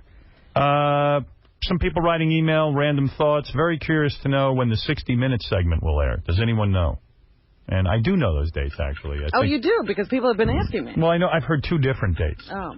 One in November, like last week in November, first week in December, something like that. Says, I looked on a few websites, including CBS, couldn't find any kind of information regarding a date. Like everyone else on the face of the earth who cherishes their freedoms, I'm eagerly awaiting to see the credible national news magazine show that will give Howard the respect that he has earned. Well, I don't know about that. I don't know anybody's going to give me any respect, but we'll see. Well, how were the questions yesterday? You didn't really characterize them. I think the questions were fine. I don't think I was... I don't know. I just don't think I was sort of in the mood. I'm doing another interview at We'll Sit Down, which I'm glad about, because I really think, like, I went home and thought about the interview, and I said, gee, I feel this way about that and that way about that, and like, I feel like I could have said some things that I didn't. Except the weird part was, I almost cried. And that's the one thing I don't want to do on a 60 Minutes piece, because like, I'm excited about, like, maybe getting out there that I had this tremendous career. What in the world would it do to you to cry? It was about you. And, like, Gary and the gang. Oh, jeez. I know, I got weird. And all of a sudden I said, uh-oh. Unfortunately for me. Now, that's good. You know, because I've never seen anybody cry about the people they work with on these shows. That'll be pretty funny. Yeah, it was really weird. And thank God I didn't let it go. Because he said to me, Ed Bradley goes, you are clearly emotional about them. And I said, yeah, I guess so. What, your voice didn't crack? You weren't talking in the middle of it or anything? No. I was able to talk, but you could see they convinced me to take my sunglasses off, which I'm sorry I did, because then you wouldn't have seen that. But I did well up a little. I did. Just a look. You have to have the look. Enough that Ed Bradley saw it. Well, I'll tell you, goodness. You know that's going to make the piece. Oh, yeah, I know. Well, maybe it won't. No, that's going to make the piece, unless you do a full-out cry. The devil himself does have emotion. Yeah, the only way to avoid that making the piece is for you to completely bawl this time. Yeah, to really break down. Yeah, right. Although he is a scumbag, I kind of get defensive in these things. Like, you know, I just, like, everything sounds like an attack to me for some reason. And, you know, maybe because you've been attacked a lot? Yeah, I guess. I don't know. But it's like, to me, I just want to say, man, it's been a party. I mean, we've had the wildest experiences in here. And, you know, I just want to say, F you, the religious right and all that crap. I mean, they're the most immoral people. The people who are causing all the problems about my morality are the most immoral people on the planet, in my opinion. It's the great irony of How many of them have been carted off and actually charged with something while we've been sitting here? Yeah, but I mean, like the moral majority, or whatever you want to call them, the religious right, their three biggest agendas are killing gay people, basically, stopping affirmative action, in other words, giving poor people a break in life, giving them a second chance, and the third thing they're against is abortion, which is a woman's right to choose. I mean, they'd rather see a teenage girl go kill herself because she doesn't want to tell her parents she's pregnant. They'd rather see that than have her abort a baby. They'd rather see a child born with nobody wanting it, growing up in the slums, and being an orphan. Yeah, consigning it to a life of misery and deprivation. And those are the people who care if we weigh a bowel movement. They're completely freaked out by that. Yeah, well, their other big bugaboo is pornography. I've asked these religious right people, I've said to them, hey, you know, like, you probably have gay people in your family. Would you like to kill them? Was that your solution? Well, Adam and Eve, not Adam and Steve. And then they say, no. This is reality, dude. These are nice people who are just trying to live their life. What do you want to do? You want to kill them? Is that what you want to do? What do you want? You want to make them so embarrassed by their sexuality that they go underground and just marry women and then, you know, and have miserable lives. And ruin your daughters. Families. Yeah. I mean, what is your goal in life? You're a goddamn Taliban. And how they don't see that is insane, alarming. Yeah, because they'd scream, "Oh yeah, those people want to force religion on people." Well, what do you want to do? Well, meanwhile, I didn't say any of that. So. Oh, you didn't? No. You didn't get into. No, I just was like, I don't know. I go, what do you want from me? I mean, I don't know. I just was like in a weird mood. Well, you know, you're opening up a whole other can of worms with that discussion anyway. Well, that's where they seem to want to go, which depressed me. I wanted to talk about some other stuff. That's what I wanted to know. Was it about you or was it about the reaction to you? Oh, I smell so bad. Reaction to me. I smell so bad. Good Lord, why don't you get some real deodorant? No, I did. I don't want the aluminum. I don't want to die. Dude, how embarrassing. You die from aluminum. Go to a hardware store and just rub aluminum all over you. My deodorant's killing me. Anything else, Robin? Or better that people say, yeah, he was a nice guy, but he really smells. Yeah, he really doesn't care about hygiene. So you've gotten to the point, though, where you're sort of the boss, so no one will ever tell you smell anyway, so it doesn't matter. No, I'm telling you, I smell. They say after I'm telling you, I stink. I stink so bad right Maybe now. Beth will tell you. Oh, I got to go back to my old aluminum deodorant. I can't believe I'm embarrassed. It wasn't bothering you. Oh my! You can't walk around stinking. Oh, I stink. God damn it, I stink. Oh, I'm so sorry. I'm so ashamed, and I've got this huge long day. And you don't have any real deodorant with you. Oh, I'm just vile. And strangely loving it. Oh, I love my stench. Anything else, Robin? Yes, we do have a new nominee for the Supreme Court, and we're just getting to know him, much as we did with John Roberts when he was first nominated. This guy's name is Samuel Alito.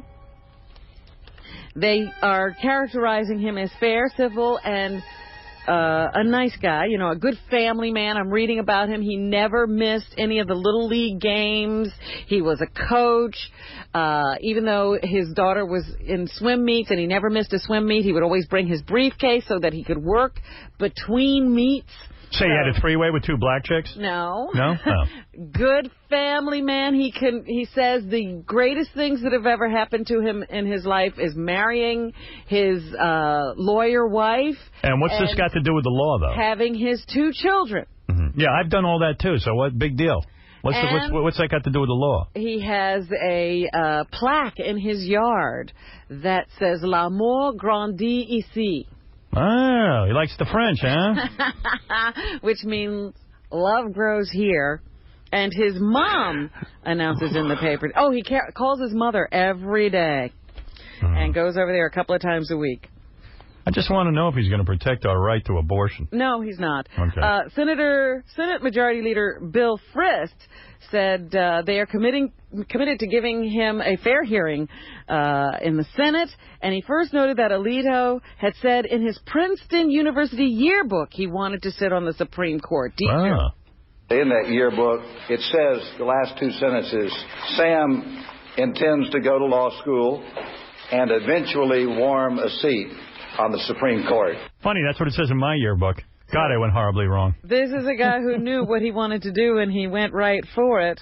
Senator Arlen Specter, who is the head of the Judiciary Committee, says Alito will not put his own opinions into his decisions. That's the he got from speaking to him. D3. He has worked hard to follow the press. Do you believe that? How does anybody not put their own opinions into a decision? That's like saying you're not a human being. Right. Presidents of the Supreme Court, and there is a lot more to the issue of a woman's right to choose than I may feel about it personally. See, I'd rather vote for the guy who has a yearbook that says, I want to have sex with Pam Anderson. That's my goal in life. I don't think we have any justices who put that in their yearbook. It seems more normal for a kid to write that. Constitutional law expert Ron Carlson is predicting a monstrous battle and a testy Senate hearing for this guy. Here is Carlson, who says the Alito nomination will precipitate a filibuster. D4. Now, as far as the Senate is concerned, a monstrous battle is ahead, because this is a brilliant conservative in the Scalia mold.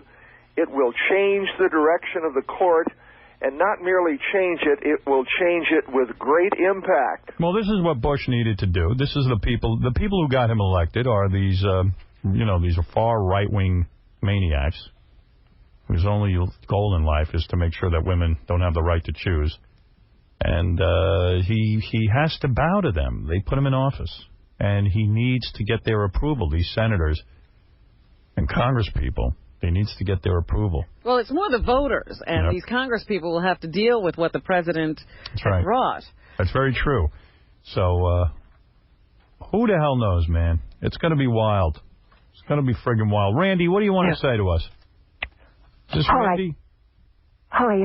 If Howard was a vampire, what would you call him? I don't know. Count Nostradamus or Count Nosferatu? No, it'd be Nostradamus. Nostradamus, yes. You would know that. Thank you. Nostradamus wasn't a vampire. Was he? No. He was like a predictor. He was a predictor of things. What a whacked out maniac. Or Nosferatu was the other one? Yeah. By the way, she was holding on for 17 hours. Just to do that? If Howard was a vampire, what would he be called? Nosferatu. I don't even think you got it right. We say goodbye to Las Vegas November 7th, Robin. I think that's this Friday or something. I don't know. But we will somehow acknowledge that on that day. Robin, what else is in the news? Roadside bombs have killed 7 American troops over the past 2 days in Iraq. The military's announcement of the deaths yesterday made October the bloodiest month for Americans since January. 6 soldiers were killed by 2 roadside bombs near Baghdad yesterday. A Marine was killed Sunday by a similar device near Fallujah.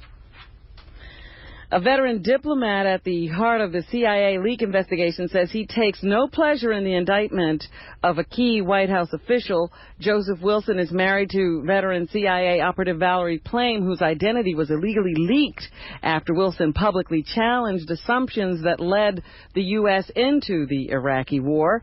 He's a retired diplomat who worked in the administrations of President Bush and President Clinton, and he has responded to Republican critics. Here's Joe Wilson, D5. Now, if the Republican Party wants to believe that leaking the identity of clandestine officers or violating the national security of this country is okay, then that's their problem. All-time dumbest move next to Watergate. A president was so full of power, nothing to fear. He was going to be in Iraq and get his dream. And they sat there and set this guy and his wife up. It was an all-time dumb move, and it will go down history after this is all over. And I think there's a big fallout coming from this. Well, you know, basically possible impeachments. What he's saying is there's no defense of it. You can't sit there and say it's okay. You can't. To out CIA agents. It's treason. That's it. Goodbye. Treason. Do you think the president will heed the calls to ask Karl Rove to resign? Karl Rove, for the good of the country, should resign right now, yes. But I don't think that he will. That's his guy. That's like me asking Fred to resign. In fact, I think I will ask Fred to resign. I'll resign before. How about resigning, Fred? Okay, you got it. Carrie may be getting some company in jail. Ronald Isley. Do you know that name? One of the Isley brothers? That's right. Ah. One of the soul-singing Isley brothers. I love it. What's that song they do? I don't know. Who's that? It's your thing. It's your thing. Do what you want to do. I think I have that in the I can't machine. stop you now. No, do. It's your thing is C1. It's your thing. These guys are great. It's your thing. Do what you want to do. I can't tell you who to sock it to. Do what you want to do. Baby, I can't tell ya who to sock it to. Yeah. Say cheese. That guy's going to go over big in prison. Well, he was convicted yesterday of tax evasion to the tune of $3 million. I'm sorry to hear that. He's 64 years old and faces up to 26 years in federal prison. Ain't nothing worse than being an old con. Really, when he is sentenced on January 9th. Come on over here, you old man. What's that? Used to be what? One of the Isley brothers. Come here, you're my bitch now. Oh, it's going to suck. Yeah, that is. Yeah, that's brutal. Hey-o. He's been charged or was convicted of stashing money in shell companies and a vast web of bank accounts to evade taxes, according to the feds. One of the other songs you might remember is Who's That Lady? C2. Who's that lady? Yeah. My thing is to sock it to you. I love black. Coming at you, WBLS. Inner City Broadcasting, the Black Experience. Got a little music for you going way back, Isley Brothers. I'm Bon Hopper, ladies and gentlemen. WBLS. Inner City Broadcasting. The Black Experience. Who's that lady? Who's that lady? Who's that lady? Oh, sexy lady. Fine lady. Woo, that lady. Wow, that's them too. They had a couple of hits. Oh, they had quite a few. Heidi, baby. Yes. Hey, honey. How are you? Honey, I got to talk to you. I got a great idea for you. What's that? You know I'm moving from this kind of radio to a new kind of radio, right? Yes, I know that. Okay, I got a great idea. I want to pitch you on a show because you're like one of the sexiest, hottest broads I know. Oh, thank you so much, Howard. I want to do a half-hour show every night of the week at 7:30 when we sign off. You put the guys in my audience to sleep. You come on. It's bedtime with Heidi. You come in the studio. You tell a dirty story.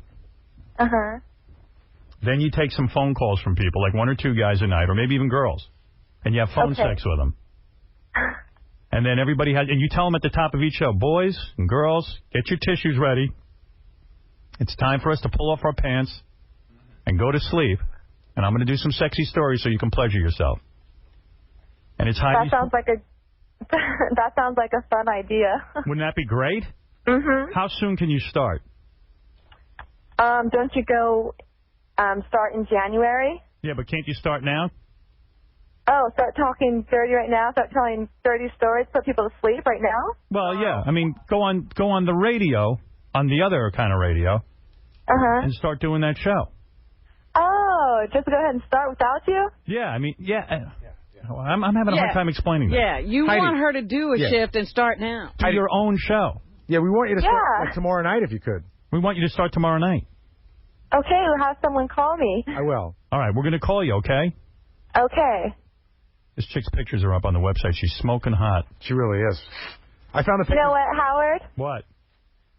I wanted your autograph, and I sent you an SASE, and I sent it to you to sign a photo for me, and it was like 5 months ago, and you never sent it back. It'll be done. Okay, thank you, because that would mean a lot to me, because I love you so much. What are you wearing right now? Actually, I just got out of the shower, so I'm wearing absolutely nothing. This chick is so hot, isn't she? She's smoking. And she has a great voice, and she knows how to tell dirty stories so great. And the other thing is, I actually saw her, take care of business right on the floor in here. That was very hot. Well, yeah, and like during your show, can you like take care of business and stuff with us every night? Yeah. That's what I was going to ask. Can you start tomorrow night? Yes.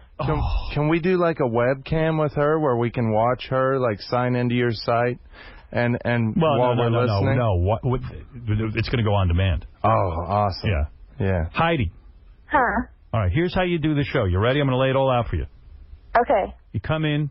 You describe that it's your show. You're here to help everyone get to sleep. You tell them to get the box of tissues ready. Give them a second to get their clothes off. Then you describe what you're wearing. Then you describe what you're doing to yourself. All right? Uh-huh. You get totally naked or whatever. You describe it. You get guys all excited. Then you describe a scenario of what we're doing to you, okay? Then you take your first or second, you take 1 or 2 phone calls in the half hour, and you have phone sex with different guys and girls. If you ever hear a guy that you really like or a girl you really like, you invite him down to the studio for the next night to watch you do it live and to interact with you. So where am I broadcasting from? That's what I got to work on. I got to see if we either have to get you to New York for a little while or see if we can get some lines over to your house. Okay. I got a quick suggestion. Can we put a microphone on her talking and a microphone down low? Yes. So we can hear what's going on? Of course. Richard really needs to be the producer of this segment. I would well, do you it can't up. now. Yeah. You're still an employee here. Is that Richard? Yeah, what's up, Heidi? Hi, Richard. He's such a little perv. Oh, man. You are so hot. We were looking at your pictures on the website. She did a layout for Playboy, too. I know. Amazing. Heidi, you are so perfect for this, okay? Thank you. You're in the shower now? No, I just got out of the shower. I'm totally nude? Completely naked, yeah. And I'm actually standing in my window because I'm on my cell phone, so I'm trying to get good reception. So I'm standing in my window naked. Describe how horny you are. Are you dripping? Yeah, describe how hot you are. Describe your body. Well, I'm 5'7", 119. I have 34D boobs, long brown hair, big brown eyes. And you go both ways, right? No, I'm straight. Yeah, but I want you to, when you do your show. Oh. Yeah, like, sometimes. Heidi, could you do phone sex with a chick? Just for the sake of the show. I never have before. I'm sure I could. Good. Sounds like it would be fun. Oh, baby, your show's going to be huge. Gary? You know what, Howard? Yeah. I was just I just did another job for Playboy on Friday, and we just did ringtones. So it's moans for your phones, and we just recorded those on Friday. Yeah, you can promote all that crap you want on your own show. Okay. All right? This would be nationwide. Okay. Sounds like a good idea. All right, hold on. Okay. Heidi, I'll call you in about a half an hour or so. Yeah, I'm try and get it on by tomorrow night. I want to listen to it. I'm working. All right, thanks, Heidi. Okay, I love you, Howard. Bye, Robin. Bye, guys. Bye, Heidi. And Gary, tell Doug Hurwitz to put that in the channel guide and get pictures and make a channel guide thing.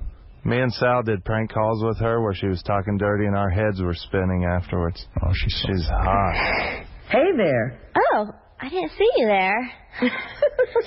I'm all wet 'cause I just got out of the shower. Sorry, I'm not wearing any clothes. No problem. Just got this towel around me. Oh, okay. My long brown hair is... Yeah, you got to make a guest appearance. Yeah, You're you good guys with work. Reprise this. You guys work well together. You do, absolutely. Soaped. Yes, it is. God. Was that okay with you? Yes, You want me to go over to the bed? I guess so. Just take off the towel. I hope you don't mind, but I've been telling everyone you're my sister. Oh, God. Do you mind I slide your body up and down me while it's all wet? Are you sure? Oh, yeah. Oh, what a turn on you are. Thank you. Oh, I think it's time for you to get undressed as well. You don't know how right you are. Yeah, take off that pants. Oh, yeah. Oh, yeah. Oh. Oh, God. Oh, you got excited pretty fast, didn't you? Yes. You're so naughty. Thank you. Oh. Go for it, Robin. Yeah. Yeah. Robin! Oh, my gosh. Oh, God. Yeah. Faster. Faster, Robin. Take total control of my body. Hey, total control, Robin. Yeah. Yeah, Robin.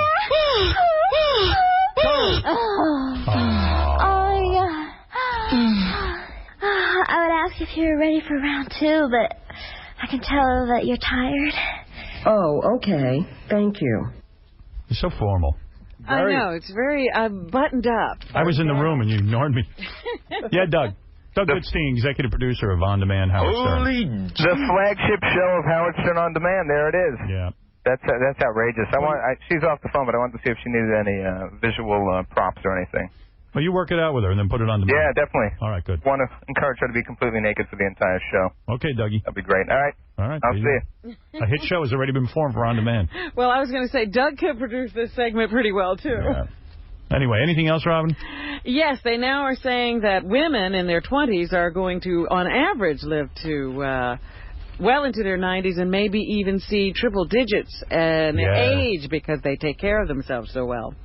They're much better at it than men. They say women go to see doctors regularly. They have healthier eating habits. They can better handle stress. They have a more positive outlook on life. They remain active longer than men. You know, once they retire, they get into courses and they do activities. Men just sort of sit around and aren't social. They are more able to cope with the loss of a spouse. And hormones may even protect them against heart disease. So there you go. Women are going to live longer and longer and longer. How about Tissue Time with Heidi Cortez? There you go. Tissue time. Okay. I like that. You like it? Yeah. All right. Tissue Time it is. Kathy Lee is going to get to talk to Kelly. Kathy Lee's working for The Insider. Oh, that won't be annoying. Yeah, that'll probably be like an ass kiss fest. Oh, my God. The two of them. She has 2 special interviews lined up for The Insider this month, Regis Philbin and Kelly Ripa. Boy, Kathy Lee can't move on, can she? Well, she tried, and she figured nobody wants her to. Yeah. So she's going to talk to Regis and Kelly, so you'll actually get to see Kathy Lee and Kelly together. Nicolette Sheridan, one of the desperate housewives, she was running around with her young fiancé, being photographed everywhere. Well, they have split up. And they split up because she was cheating on him with somebody else. Hey. And he found out about it. That chick looks like a moose in bed, I swear to God. She must like be...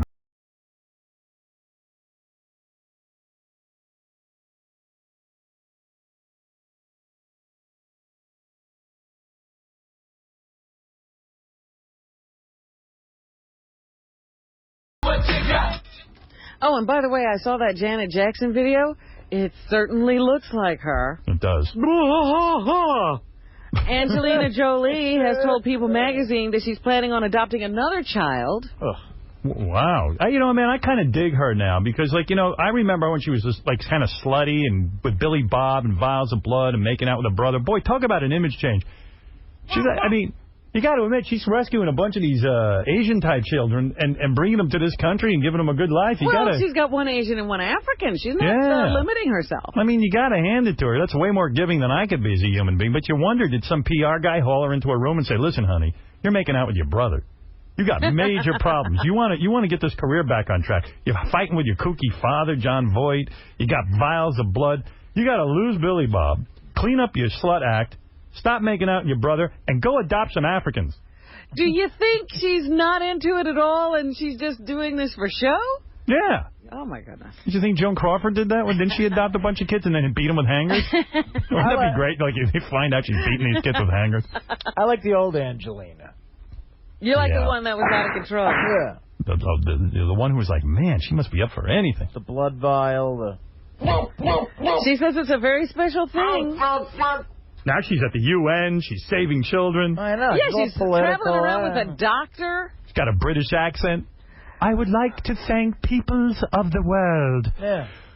We must save the world's peoples.